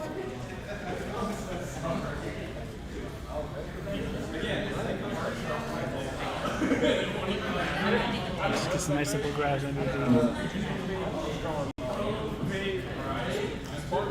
Or is that Earth Vessel? I believe it's Earth Vessel. That makes more sense. I didn't see it. I was looking over to see if it was there. Yeah.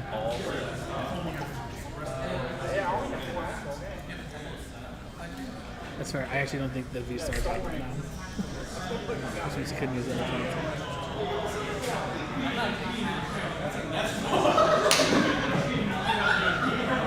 Yeah, there's another normal Draco.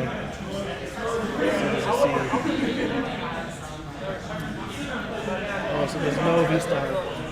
That's So you can see some explosive turns coming from the Charizard player.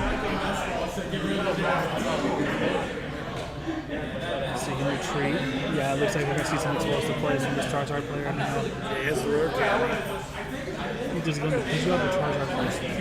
Right in the kitchen. That makes sense. That way you can search the cards you need. You know what really does make it consistent? It might be because he attacks fire energy, but if he is shipped, I said shipped, if he rare candies, then the guy has free retreat. Yeah. Maybe he just wanted the energy in the graveyard. Could be.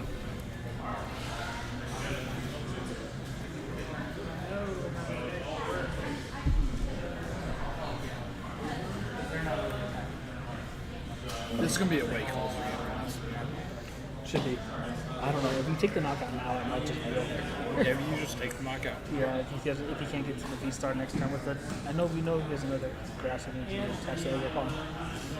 But like if he can't draw the out, then he just needs to get it.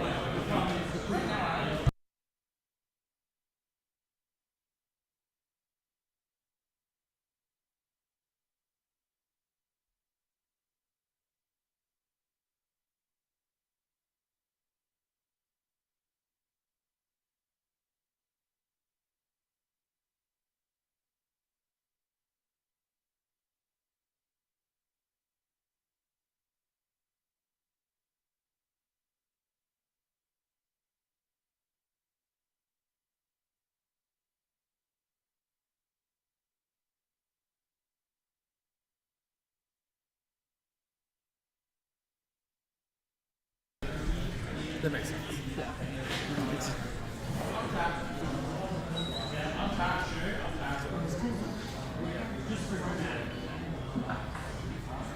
So what does Charizard exactly do? When you evolve into him, you attach 2 energies from your deck to him. And then how much damage does he do? That's a good question. Is it enough to KO this Regidraco? It's not even the V-Star, so it is smaller.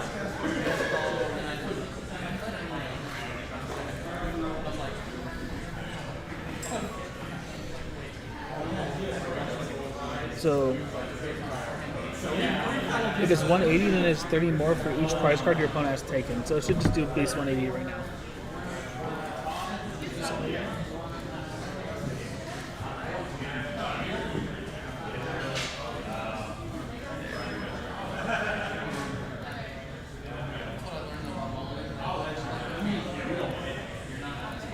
So you can kill a Minchino, or you can waste it. That's up to you. I think this game's over. So Don't waste that time.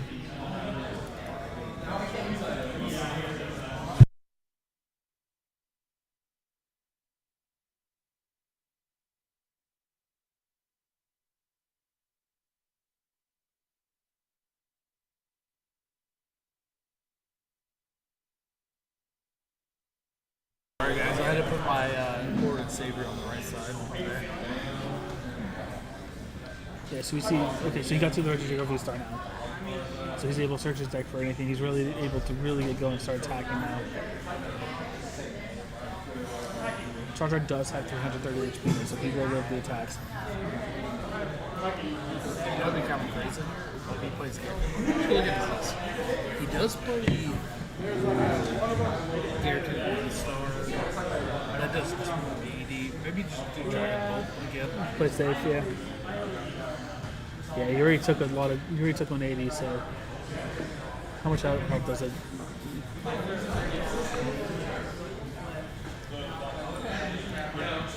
Regidraco V-Star half.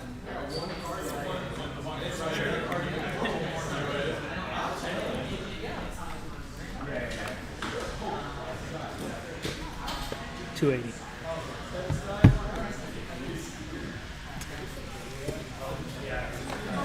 Sorry, my typing skills a little slow. He's got only 100 counters left, so you knocked out by a myriad of themes, including the potential Red Candy and the Discanor. Yeah.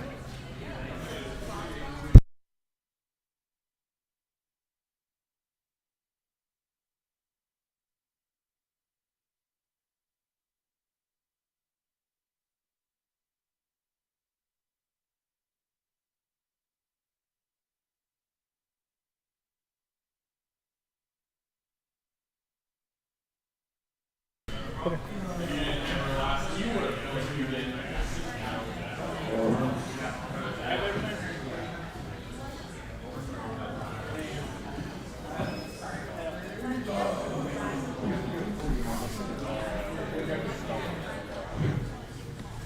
So we see his next ball into another Ogerpon, get more draw support going. Really be able to here, be able to do some good damage to Charizard and then revenge kill.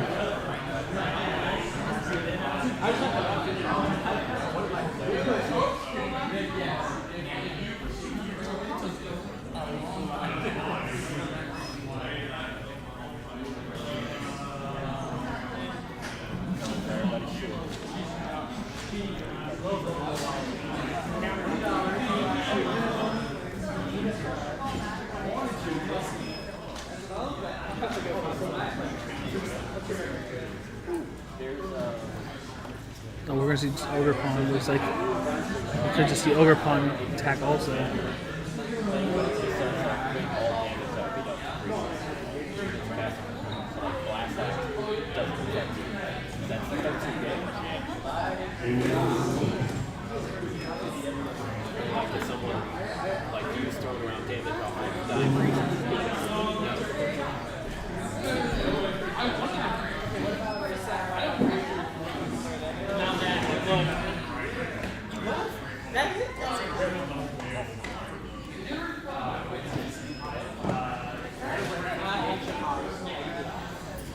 So Ogerpon is able to one-hit KO the Pidgeot or the Charizard due to the amount of energies attached to both.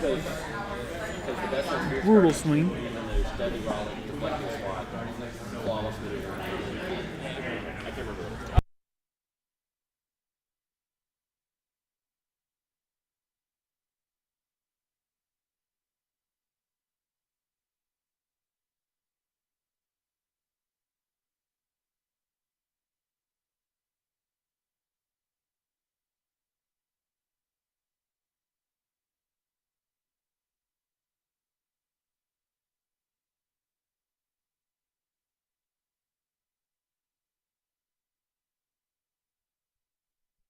What the heck did I miss, guys?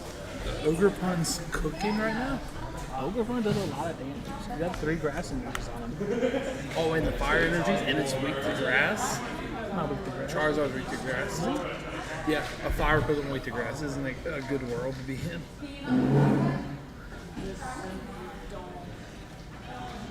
Why is it weak to grass? I guess it would be Bug is what they're crowned it as. Yeah, dark. Being a dark type. It's crazy lame that dark types are weak to bugs. Yeah. So, yeah, we see that. That's terror for you, though.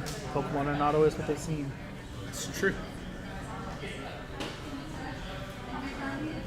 We see the Pheasant Dip going to come down with support, draw support. Now, and then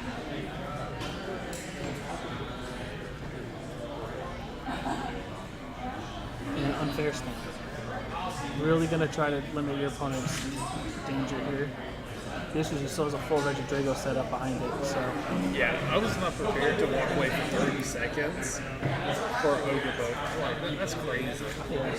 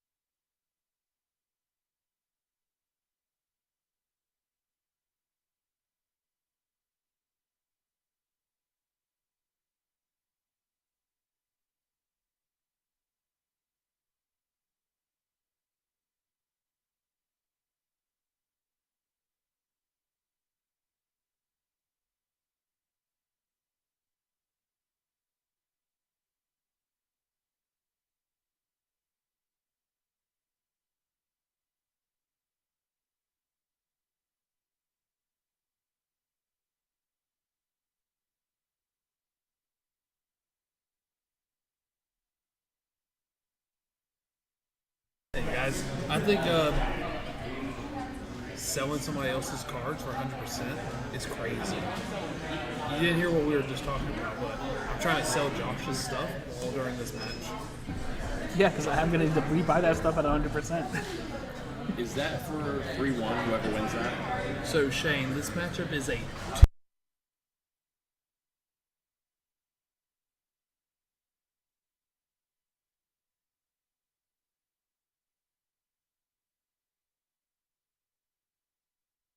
one of the players was seeing the records of the play, see if they had to play. Fun fact, they had to play. I don't know how people die so easily in this game. I lose both games real fast, or I win both games real fast. There's no in between. I haven't seen you do the second one very often. I know, man. Every time I've been to a big event, like 2 years ago, I 0-3 drop at regionals. I'll win 6K tournaments, 6 and 1Ks back to back. Regional, I'll start off with a Punkaboo 9 energy or 6 energy every time. Josh watched me have that hand once. I watched you get cooked. Yes, that's what happened.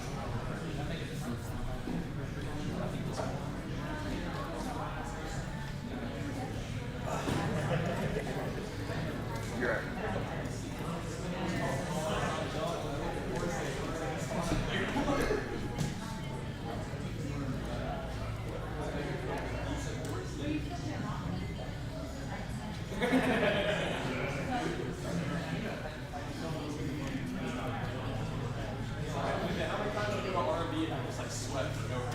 People who's watching this live stream right now, they're going to see me later be playing more Kana all night on live stream.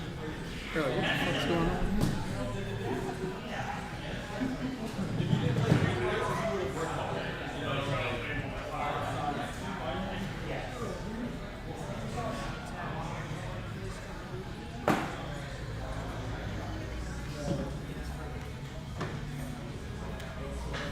It's really good that the Ogre Pawns are fully built up, so Charizard can never win the game. Yeah. I don't know, man. This just seems like it's out of the reach for the Charizard player right now. It feels very tough. Yeah, because if he kills the Ogre, he could kill one of the Pokemon, then he loses the Charizard following turn, then he has to fight a Reggie. I just don't see it. Especially with the Rotom kill on the field. Rotom.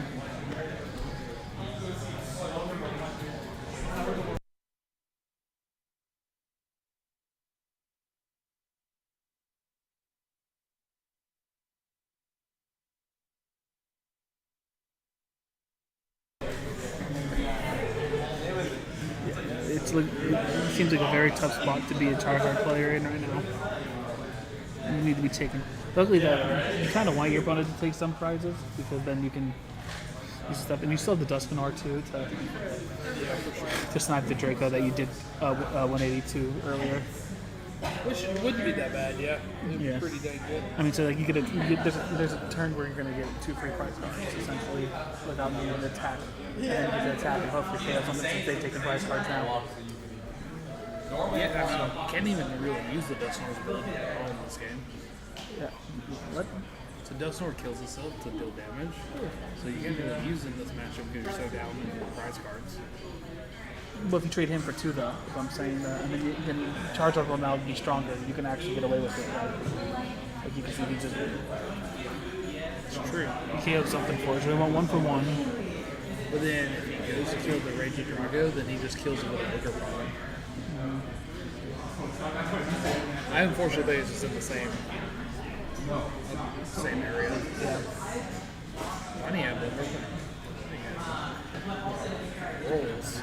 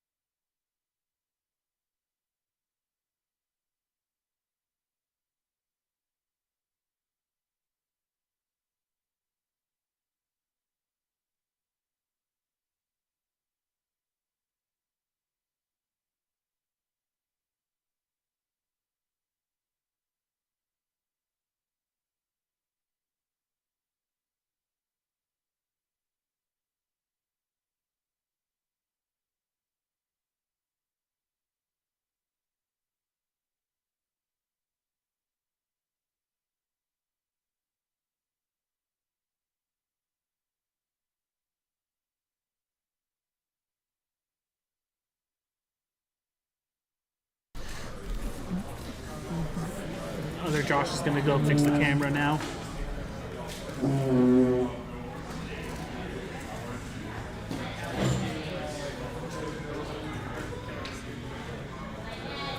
Just trying to recenter some stuff.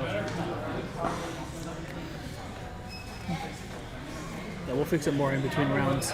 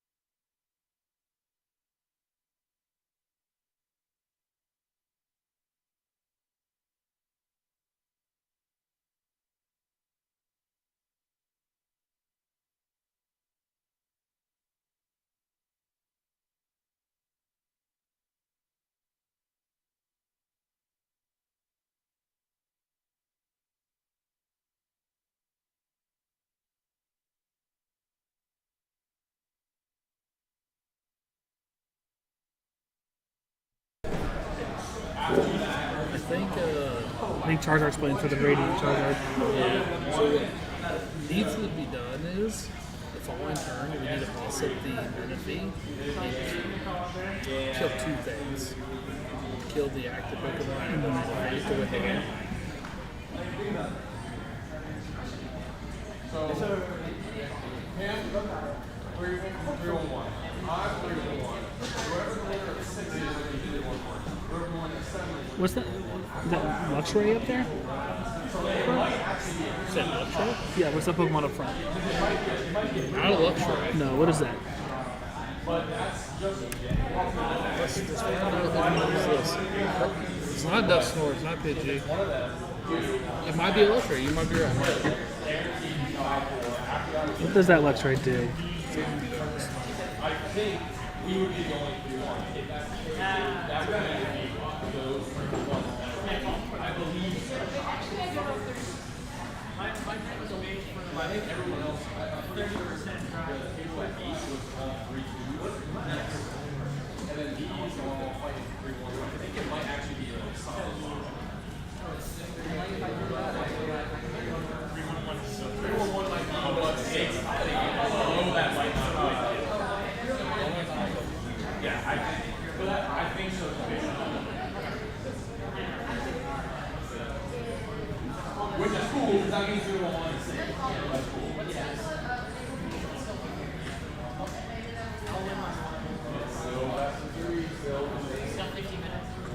Yeah.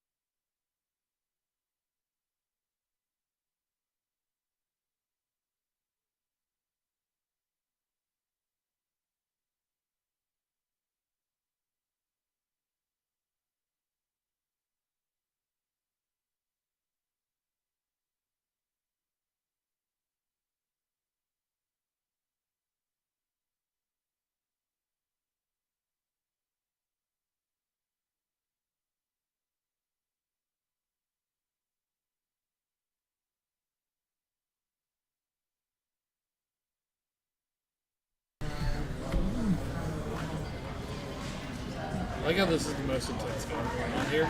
Even though like Daniel's game, they're at table 2, and they have like somebody has to win. Yeah. Probably depressing. There was only 2 guys that could ID this whole time. I just don't think Daniel pitches the ID was that the issue. Yeah, and then you can't. Yeah, the other guy doesn't. Could have. Yep.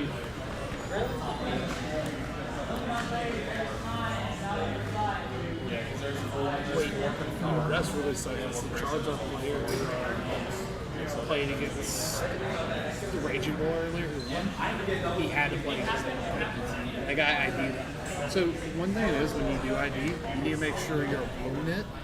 Like For the next round. if there's only 2 undefeateds, I wouldn't ID it right there. Yeah. I'd only ID if you can ID. Yeah. If you're guaranteed. They're going to game 3. Yeah, it looks like they're going to game 3, but it looks like it's about time. So.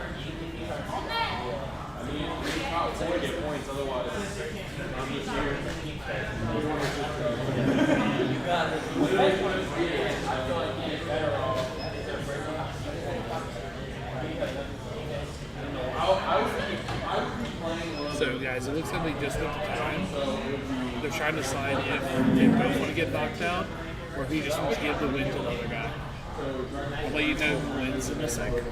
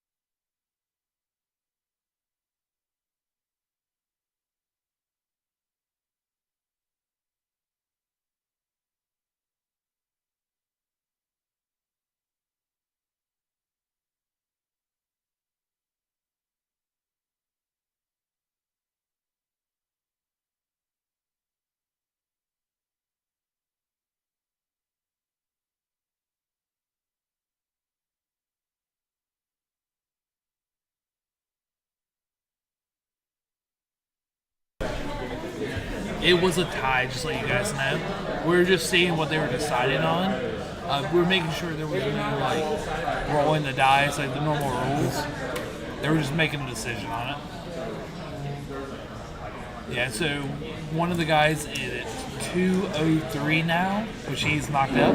The other Matthew should be in top 8. He is 311.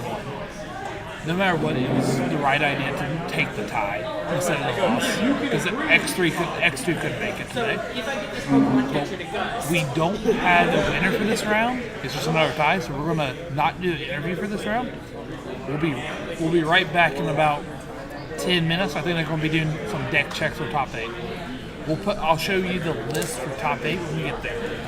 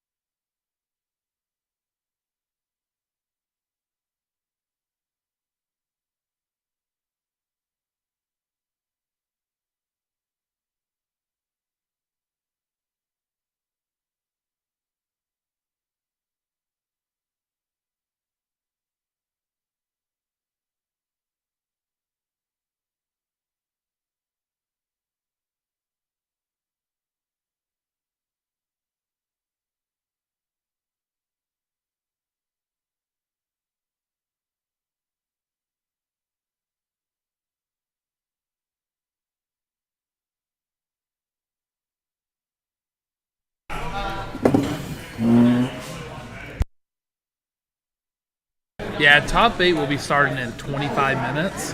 So please take a break and relax. They're taking a lunch break. But I could tell you what 1 through 8 was playing.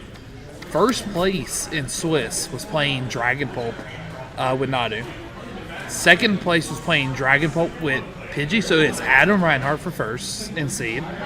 April in second. Lily in third with Roaring Moon. Shane with Lugia in fourth.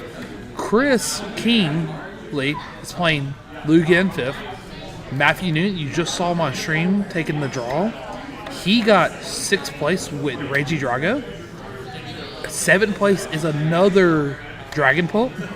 And Daniel, who actually lost this round, made 8th place with X2. He's the only X2 that made it in. He got with Bears. So he'll be back. He'll be actually your first game of top 8. It's going to be Dragon Pulp versus Bear top 8. Hey, but we'll be back. We'll all get some food. The stream will resume at 5:35. I'm going to leave it running. We'll be back.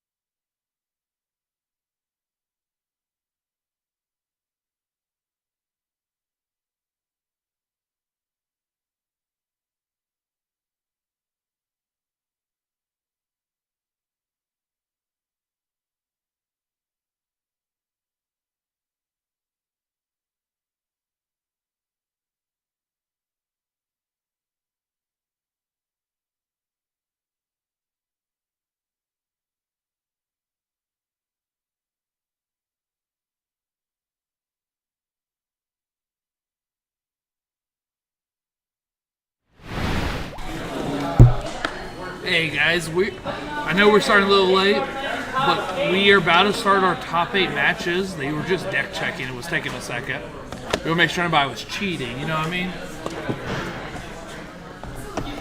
You said you want Matt on stream? Well, they already decided on Bears on stream against the first seed. But if Matt makes it to the top 4, we'll put his on. Pokemon players, in the top 8, please touch these tables.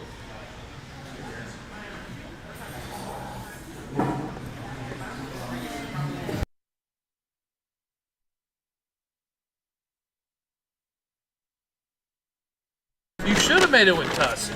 You can only blame yourself. I was rooting for you more than anybody.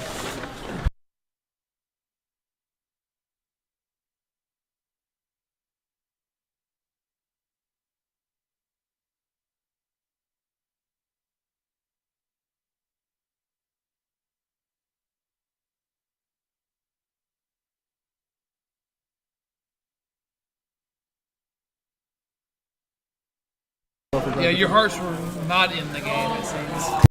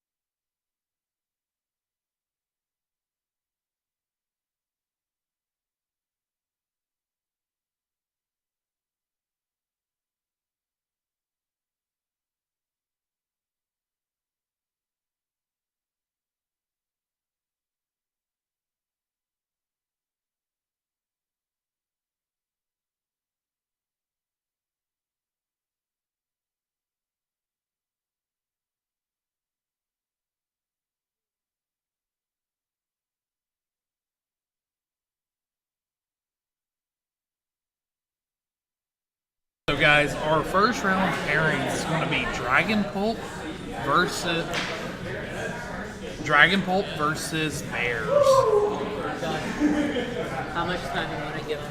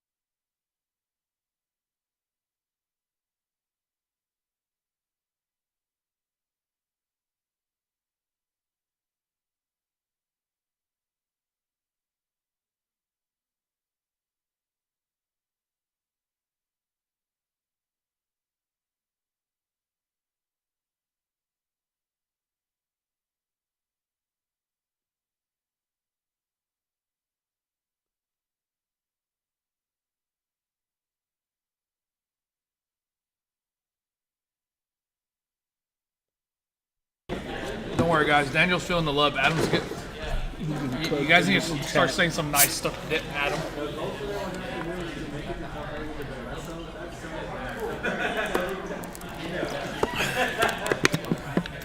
Just so you guys know, Daniel got cooked by this man like 30 minutes ago.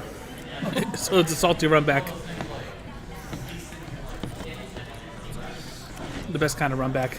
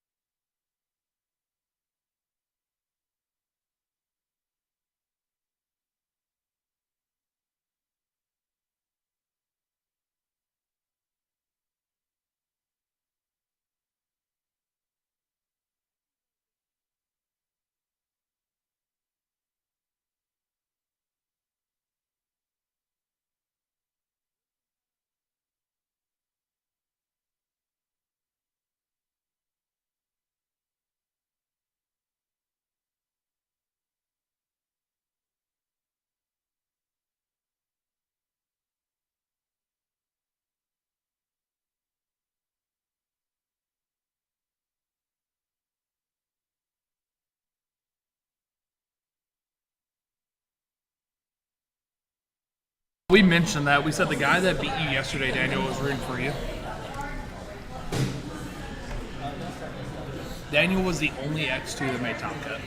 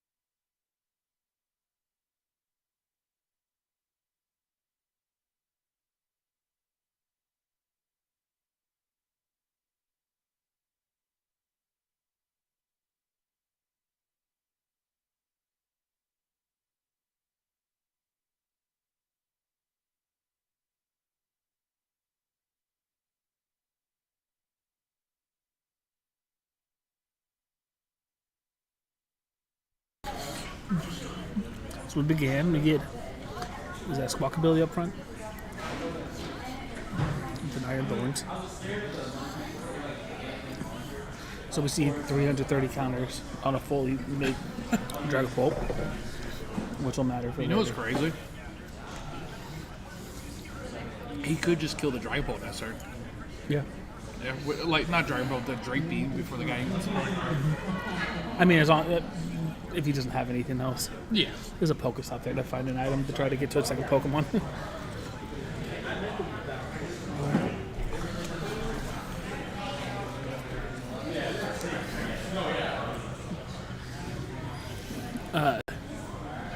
Yeah.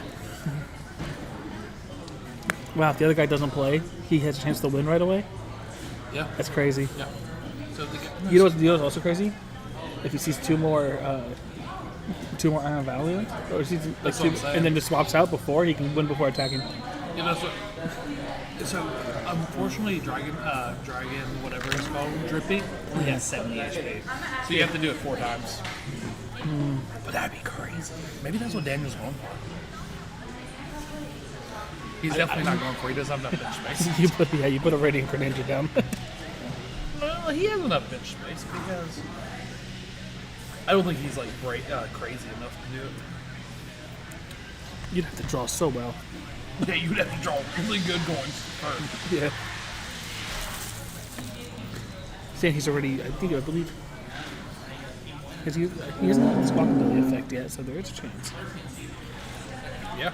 But the damage can still help for later, when you're trying to do the damage later in the game. So,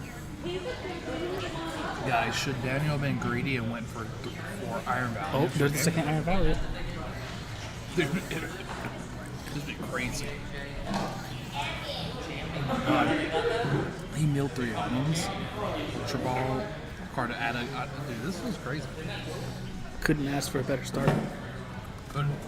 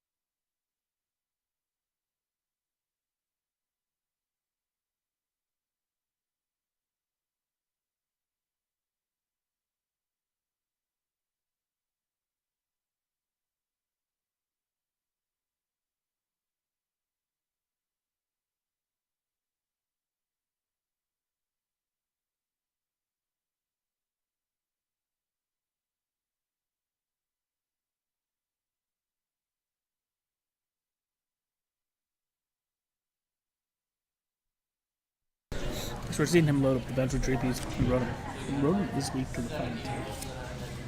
So there is a world where he just swaps the 2 Iron Valiants around, gets a Barcelona, and gets 2 knockouts this turn. And he's just like... Take 3 prize outs. Yeah. Or not even the road, because you don't choose what goes on. But you can take 2 Drapes out. So you get 3 prizes, or you get 2 Drapes out of the way. And it just feels like he's like really far behind if you can manage to pull that off. Dude, Daniel's starting almost crazy. Yeah. Now the rest of us all It's been very, like, if you're not playing supporter, very far ahead. So he looks like he rode him with passes right there.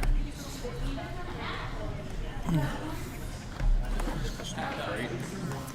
It's not great. Well, he got set up on that. Just left as a deputy, so you can't really take based on double. what we know. I don't know. If you're not really ever attacking first turn on this with that deck, so Yeah. Rotom's probably the best option you have otherwise. Actually, it would have been really good if he went into the tool card that lets you play the evolutions. Oh yeah. He force seals them to get some of the stuff and themes.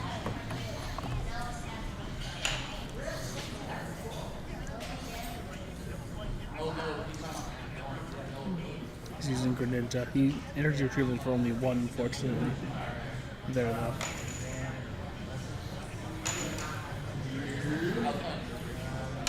Yeah, there's gonna be a knockout right here.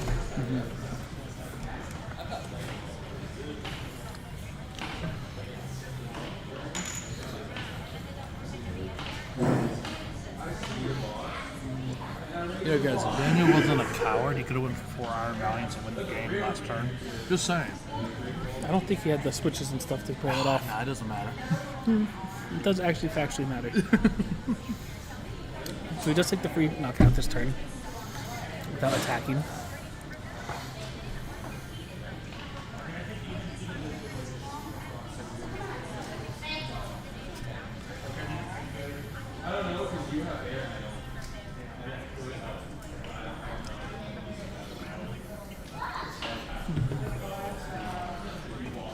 Still needs the bear, though. He still needs the bear. Yeah, still uses the bear and the energy to attach from hand when he plays it and stuff. He hasn't played a support yet though. Yeah, that's true. So there is a good possibility that he does manage to get to some stuff here to start putting in some work and damage.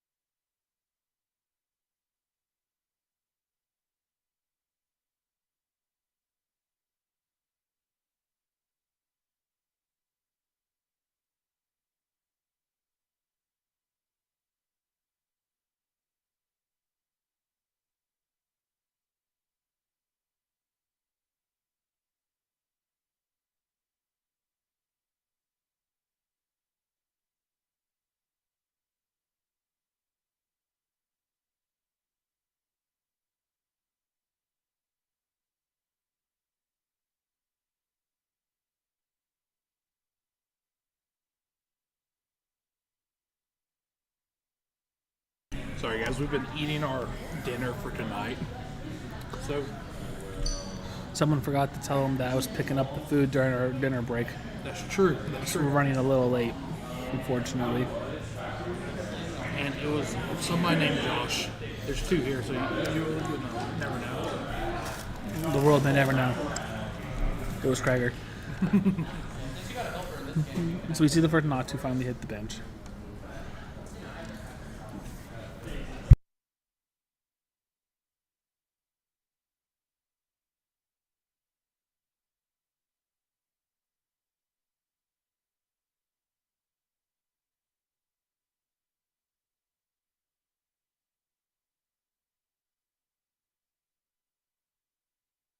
Yeah, Dylan, it literally is what happened.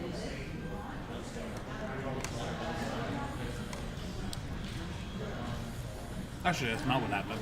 There was no bear. We're not seeing Dreepies right now, though. Just a thing. Or the, not Dreep. Middle evolution Dracolok. One of those you draw. Yeah. We've seen Arvin to see some cards and stuff, but This is why I'm a big fan of the Pidgeot build, because you know exactly what you need. I feel like it's just a little bit more fragile. Nah, dude, not if you sack them like I always do. Yeah, well, sacking it, that's like the opposite of what I was just.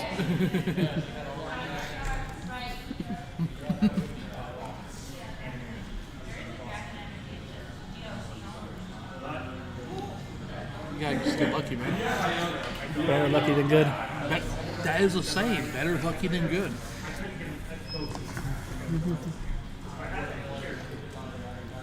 It is crazy Daniel didn't take another knockout this turn. I think he's struggling. He played professors. I think he's. I don't know if this deck is incredibly fast in terms of like attacking fast. So how much HP does an Iron Valley have? Does it die to that? 2-tip. So it looks like it'll die to this, right? Because Defiance Man. 220 or 210, but Daniel turned it sideways, so it's dead. Yeah.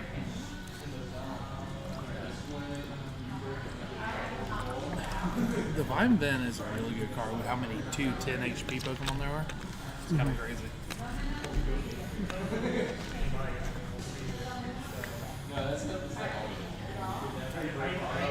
I mean, in this game earlier, he swung 10 with a Dreepy, did 10 damage, and then Defiance Man did 230 to kill a Raging Bolt. That's actually good timing and good play, man. Yeah. So sometimes those little markers add up over time.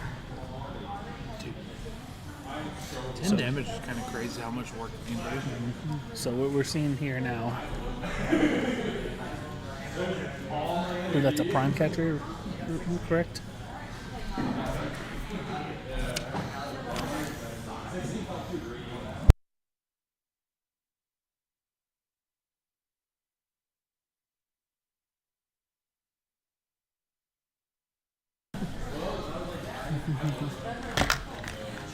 Sweet. We just need him to. It might be a good idea to kill that thing because it's the draw ability, being able to keep drawing every turn when your Pokemon dies. You believe that card's like $15 for a regular? It's like $10 for a regular copy. For what? The Valiant? little bird, yeah. Oh, Pheasant Debate? I know, I need to buy one.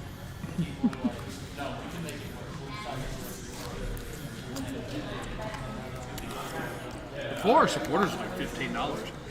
What's up? For our supporters, is $15. The Aldar's like $65. Full Art Supporter? Full art version of it. Oh, okay.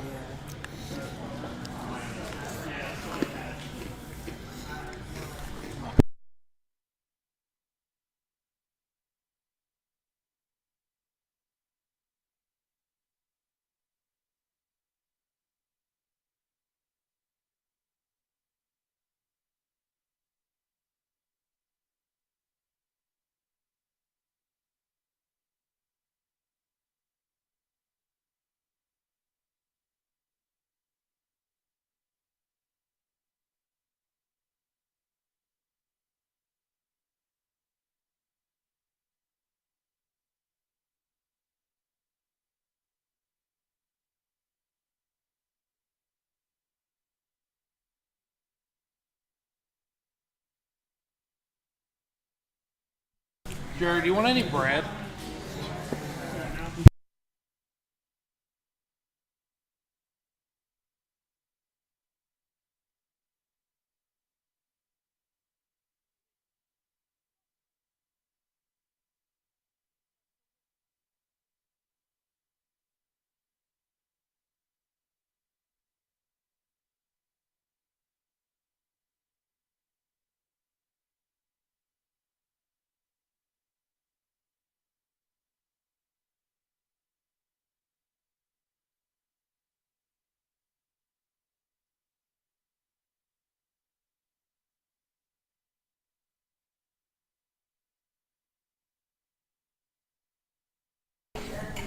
So it looks like Daniel was able to kill the Pheasantipity this turn,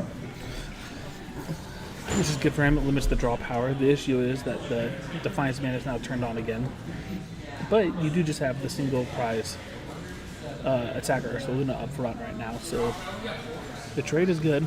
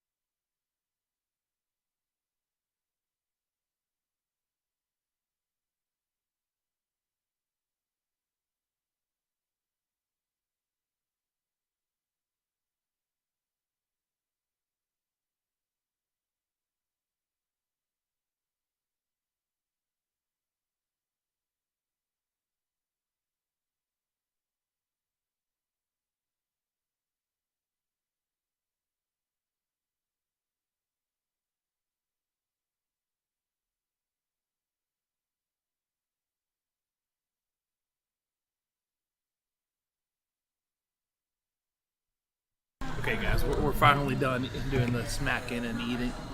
I mean, I am at least. I could wait till later to finish. It's a little scary because he has a setup for the other Dragon Bolt. So we managed to kill both. He's down to 2 prizes. Is that what it looks like? There's only one Iron Valiant. There's only 2 prizes. There's only one Iron Valiant left to start putting the pings down. Daniel feels like he needs to pick up the Pheasantipity to get some draw power. Yeah. I think you mostly need Iron to slow his opponent because you have the energies. Well, you have the Ursaluna set up to attack. Yeah. You could play the big Ursaluna now. Yeah, he just needs a way to knock it out and also disrupt his opponent. So let's see here. If you put the Iron Valiant up, you put the 60, and then you do what's that 3280, which would be enough to knock out the Dragapult. So you need to switch into the Valiant and then switch into Ursaluna. So you need a switch card right now. Because I believe there's a future booster on that card already. Is that what? That's what that is. So he's got free retreat, so you can get back into the Ursaluna pretty easily.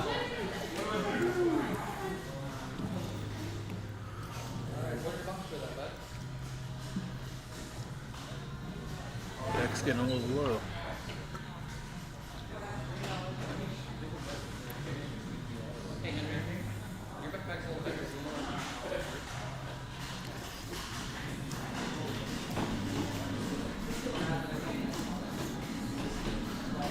Oh, so he draws the jet energy to get it above, so that way he can get there, and now he can retreat. So we'll see him go down to one prize card, but then the scary part of another Draco that looks like the Squawkabilly has a bunch of counters on it, ready to be taken. Yeah, that's why he has to disrupt the hand, right? Yeah.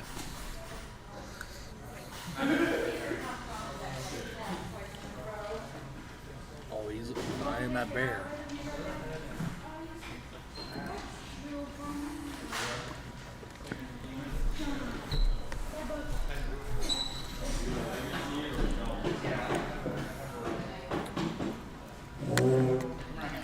There's Vion. Well, we need his opponent. Daniel needs his opponent not to have a Dragon Bolt and an energy. Yeah. A fire energy to be precise. Yes. If his opponent draws a fire energy and Dragon Bolt, it might be over.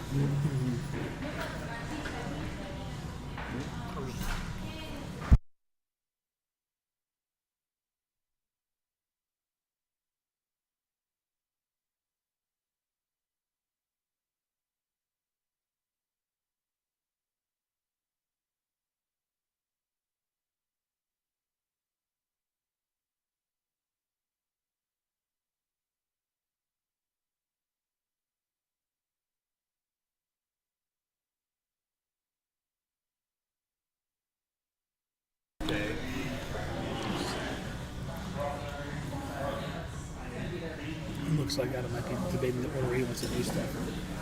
Yeah. There's the fire. That's the fire energy he needs. I don't think he can do 60 damage to kill the Squawkabilly. I could be wrong. Because if he done 60-60, it still has. Well, how much HP does Squawkabilly have? I think it has 180. 180, 180 would be 3. Which might be why he targeted it down early on instead of. So he can set up for a late game.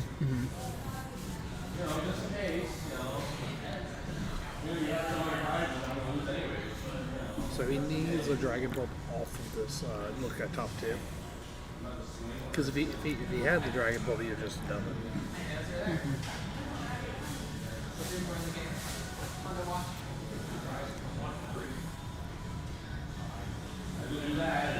Yep. So yeah, That's you find the game Dragon one. Bolt. Game 1 goes the Dragon Bolt. Okay, that's the card I thought was Thorn. It was Lana's Assist. Yeah. You know what Lana's Assist does? I do not. You can pick up a Pokemon and 2 energy, but add them to your hand. Oh, so literally when you need the to entire have bear. So you pick up the bear and the 2 energy again, and then you put the jet that you already had on to move it up. That's good. Yeah. Well, that was a little stressful. If he would have missed the Dragon Bolt and the energy, or either or, if he would have missed either or, he would have lost. Yeah. There's a lot of supporters that could get you there too, though. Yeah, but he had only 2 cards in hand, and he was drawing only. But you also looked at top 2 for Dragon Bolt. Yeah. So you like an Arvin. And Arvin could have got you to one of those pieces, whichever one you're missing. Yeah, Like, so there's a lot of He possibilities. does 5 deep, so Yeah. it was 2 for the draw, 1 for turn, and look at the top 2. So Yeah. So there's a It's lot. pretty reasonable that he would have seen it. Yeah, it's not the craziest in the world, but it's also Especially when he dig 2 energies out Yeah. too to thin it out. also depends on what you bottom deck the turn before. Yep. Because if you bottom deck stuff, so since he bottom decked his hand, that's probably why he was thinking on the Earthen Vessel. Yep. Did he want to shuffle his deck first? And if you didn't put any Dragapults there, you might do that knowing that you can get to the fire energy regardless. But you also want to deck thin and get the fire energy out of your deck. Exactly. Is the other issue to try to have a better, greater chance.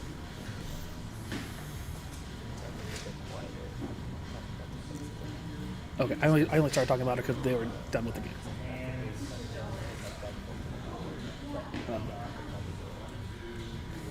Yeah.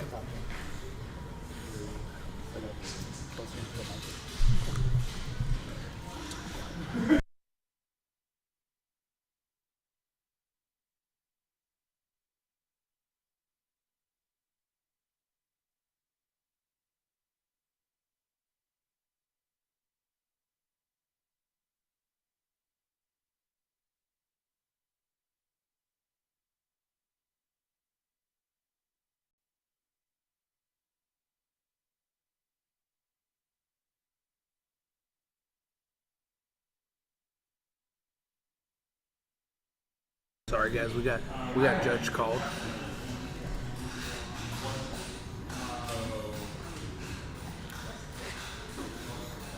I kind of want to see what that Lugia matchup is looking like.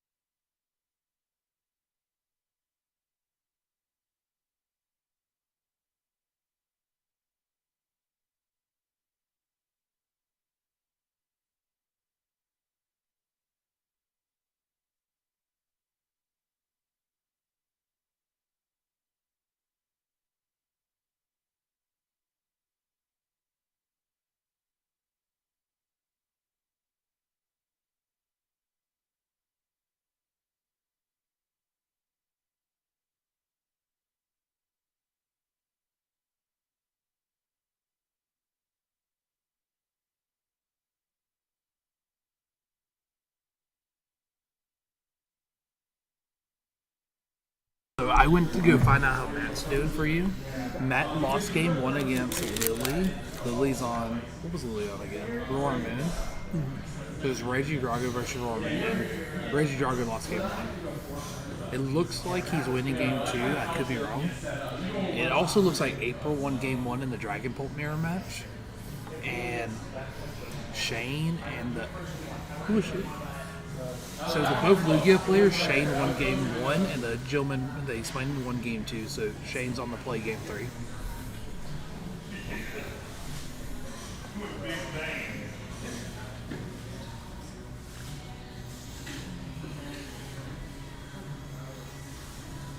See a pretty good start from the Jacob Holt player.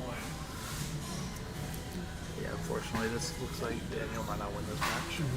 This was probably one of his tougher matchups coming into the day, as we saw in the space. Yeah, for sure. Hey, Jacob.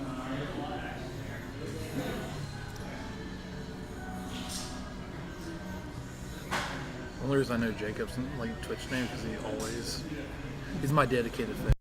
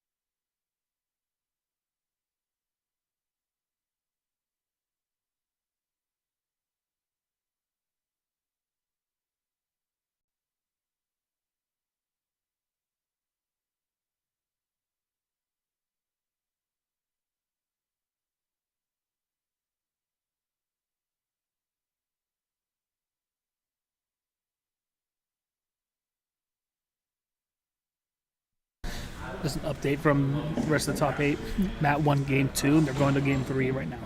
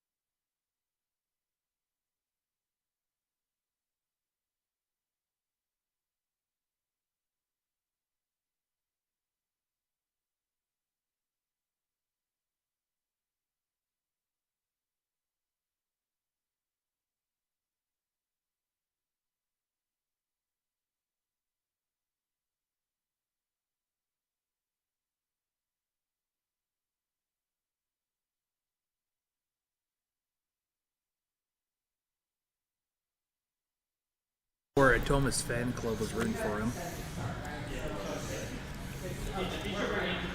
He said he's going to throw because of it.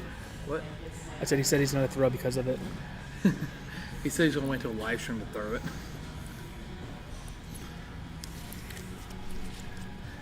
You know what's funny, Dylan? I downloaded this photo to have it like popping up when you were playing, but you didn't make top 8, so I'm very disappointed.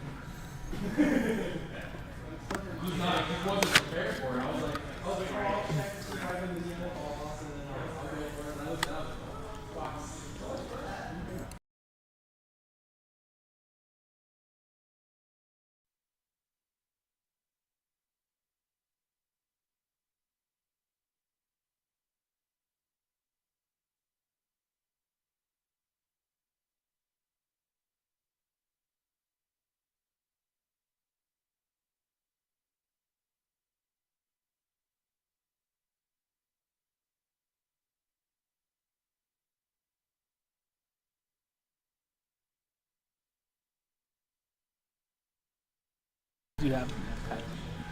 You definitely tried hard. You did have a really good round 1. Your round 1 that you tied was playing Matt. So if your round 1 beats Matt, it's all your fault. Just letting you know.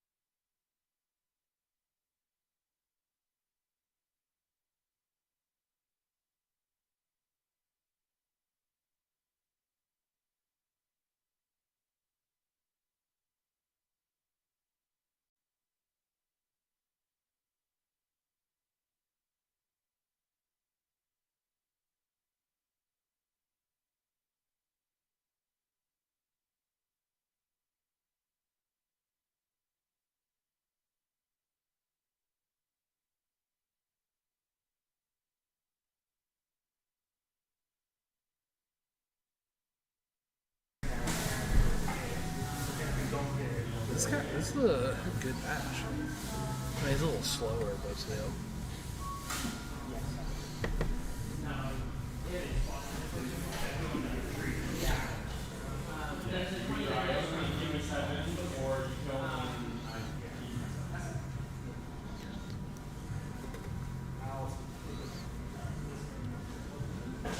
I really like this bear deck.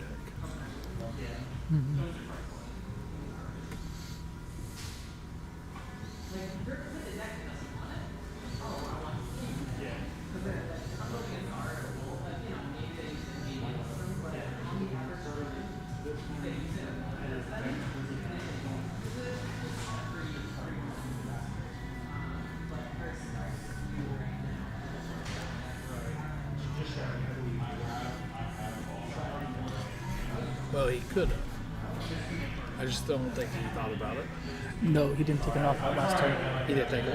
No, he did 200 to the 1 and then spread the things out to play around fast.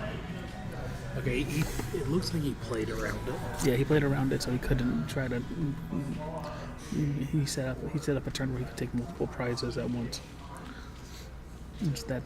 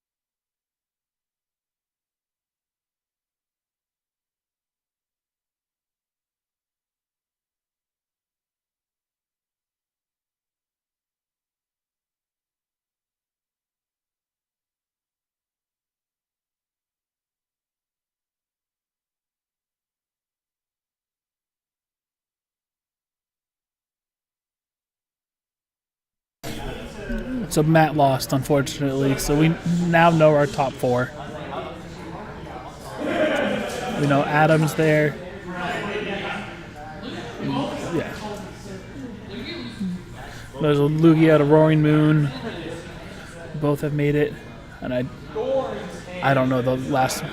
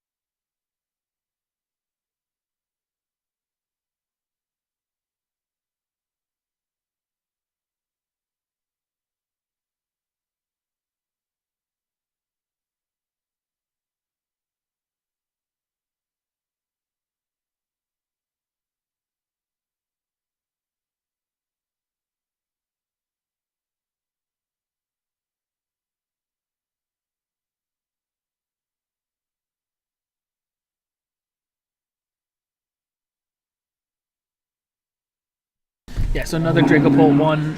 So 2 Dragapults won. Shane won the Lugia Mirror, and then Roaring Moon beat Matt. For top 4.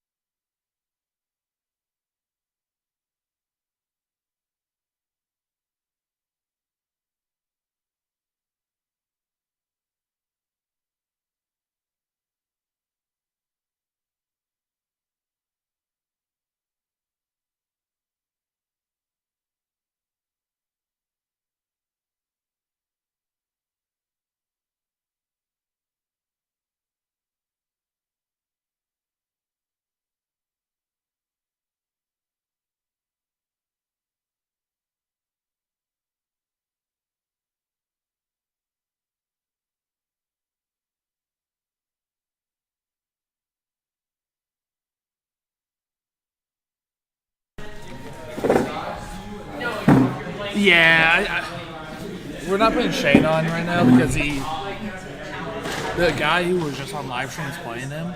So we're putting April and Lily off stream. Lily, y'all saw in the first round playing Roaring Moon. April was playing Dragon Bolt. Okay. But the cooler build with Pit Shot. The one I recommend. Hey, she 2-0'd the other Dragon Bolt, so like. Maybe we'll see a rerun of it in grand finals. Yeah, so if Shane loses, there'll be a Dragon Bolt in finals. If Dragon Bolt If Dragon Bolt wins, Dragon Bolt moves on, is what he's trying to say. Yeah.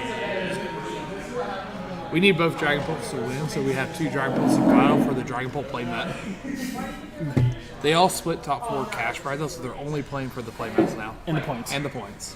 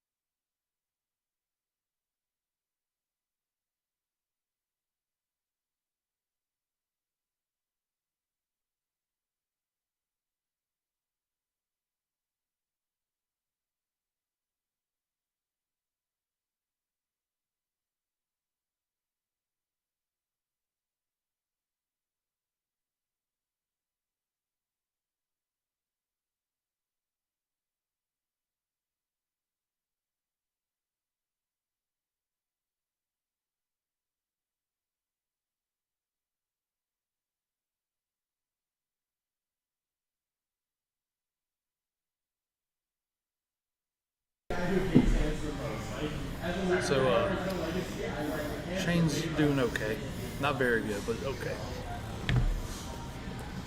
How am I supposed to feel about this?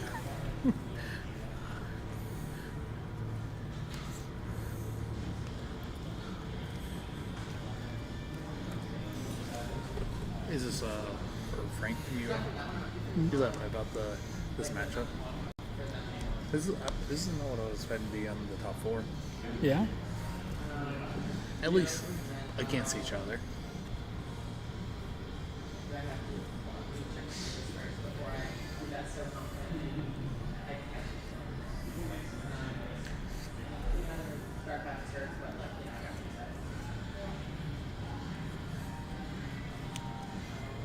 Man, these juniors had the easiest time ever getting to play, Matt. Only 50% of them didn't get it. Imagine being the one that didn't. So I think, unfortunately, because they played round 1, they like played 2 out of like 3 rounds worth. But they played adults and knocked them down. Yeah.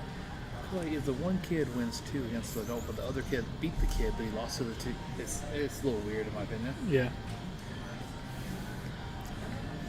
But the kid was very happy. Not good for him. Yeah. That's fine. That's what we're here for, right? Exactly. Have fun, enjoy time. Mm-hmm. I was here to the live stream. Sitting.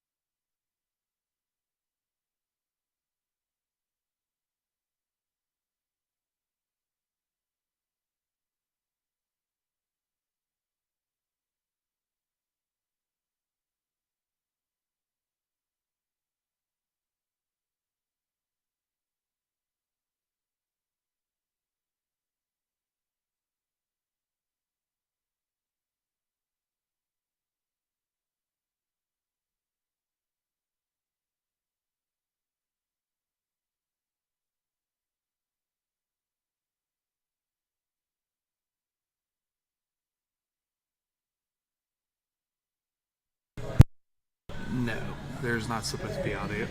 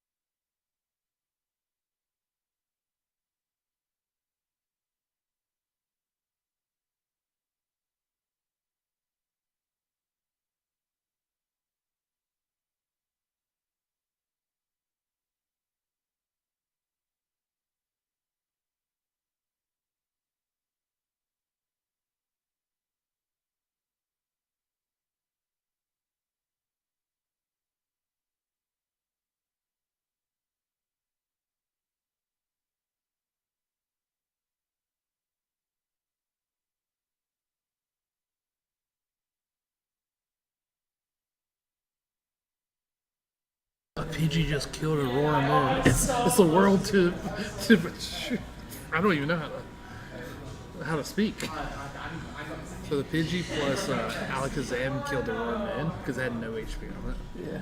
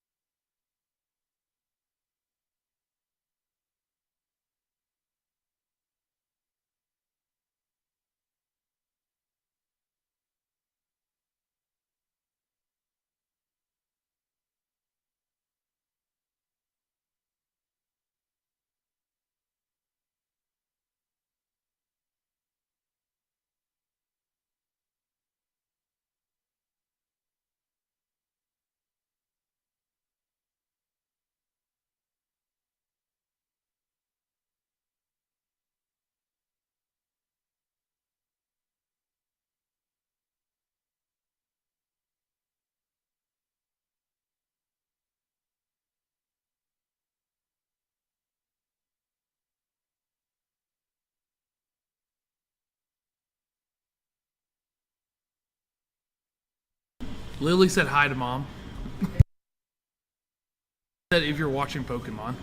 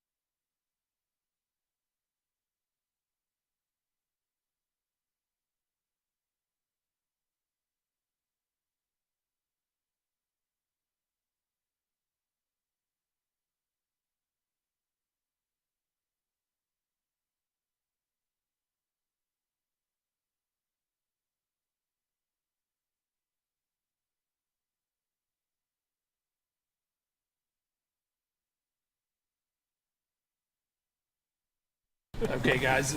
Lily won with Warren Moon. But we're still waiting on Shane's game. Shane's playing against Adam Reinhardt. Shane is going first in game 3. He lost game 2 with a 5-prize card knockout. Probably should have been the one on luxury. I think this was a good. This was a good game. Oh, this game was great. So, but I think both of them were fun. Shane's game was rough. Yeah, so he did 70 damage and moved Alakazam on the. Yeah, it came down to a Draco Lock headbutt. Yep.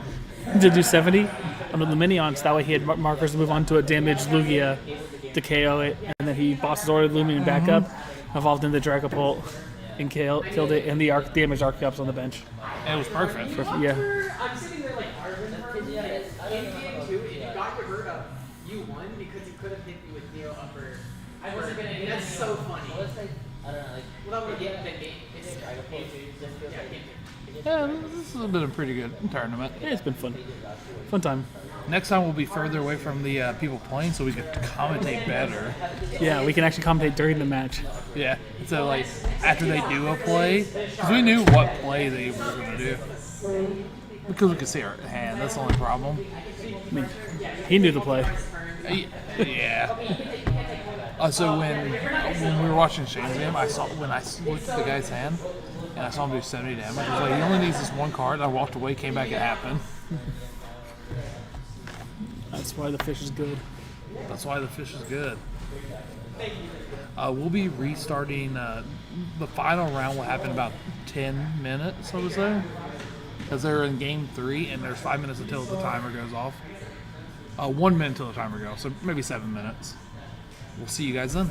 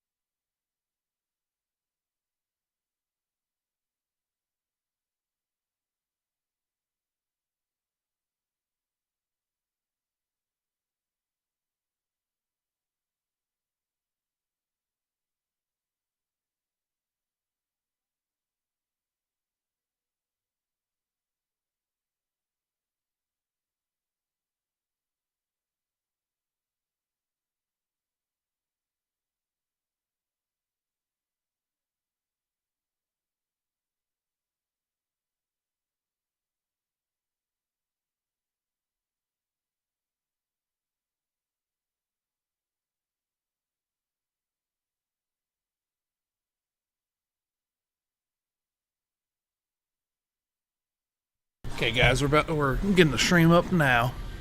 This is the last round of the tournament. Thank you guys for staying tuned for the whole thing. We got Lugia and Rory Moon in the finals.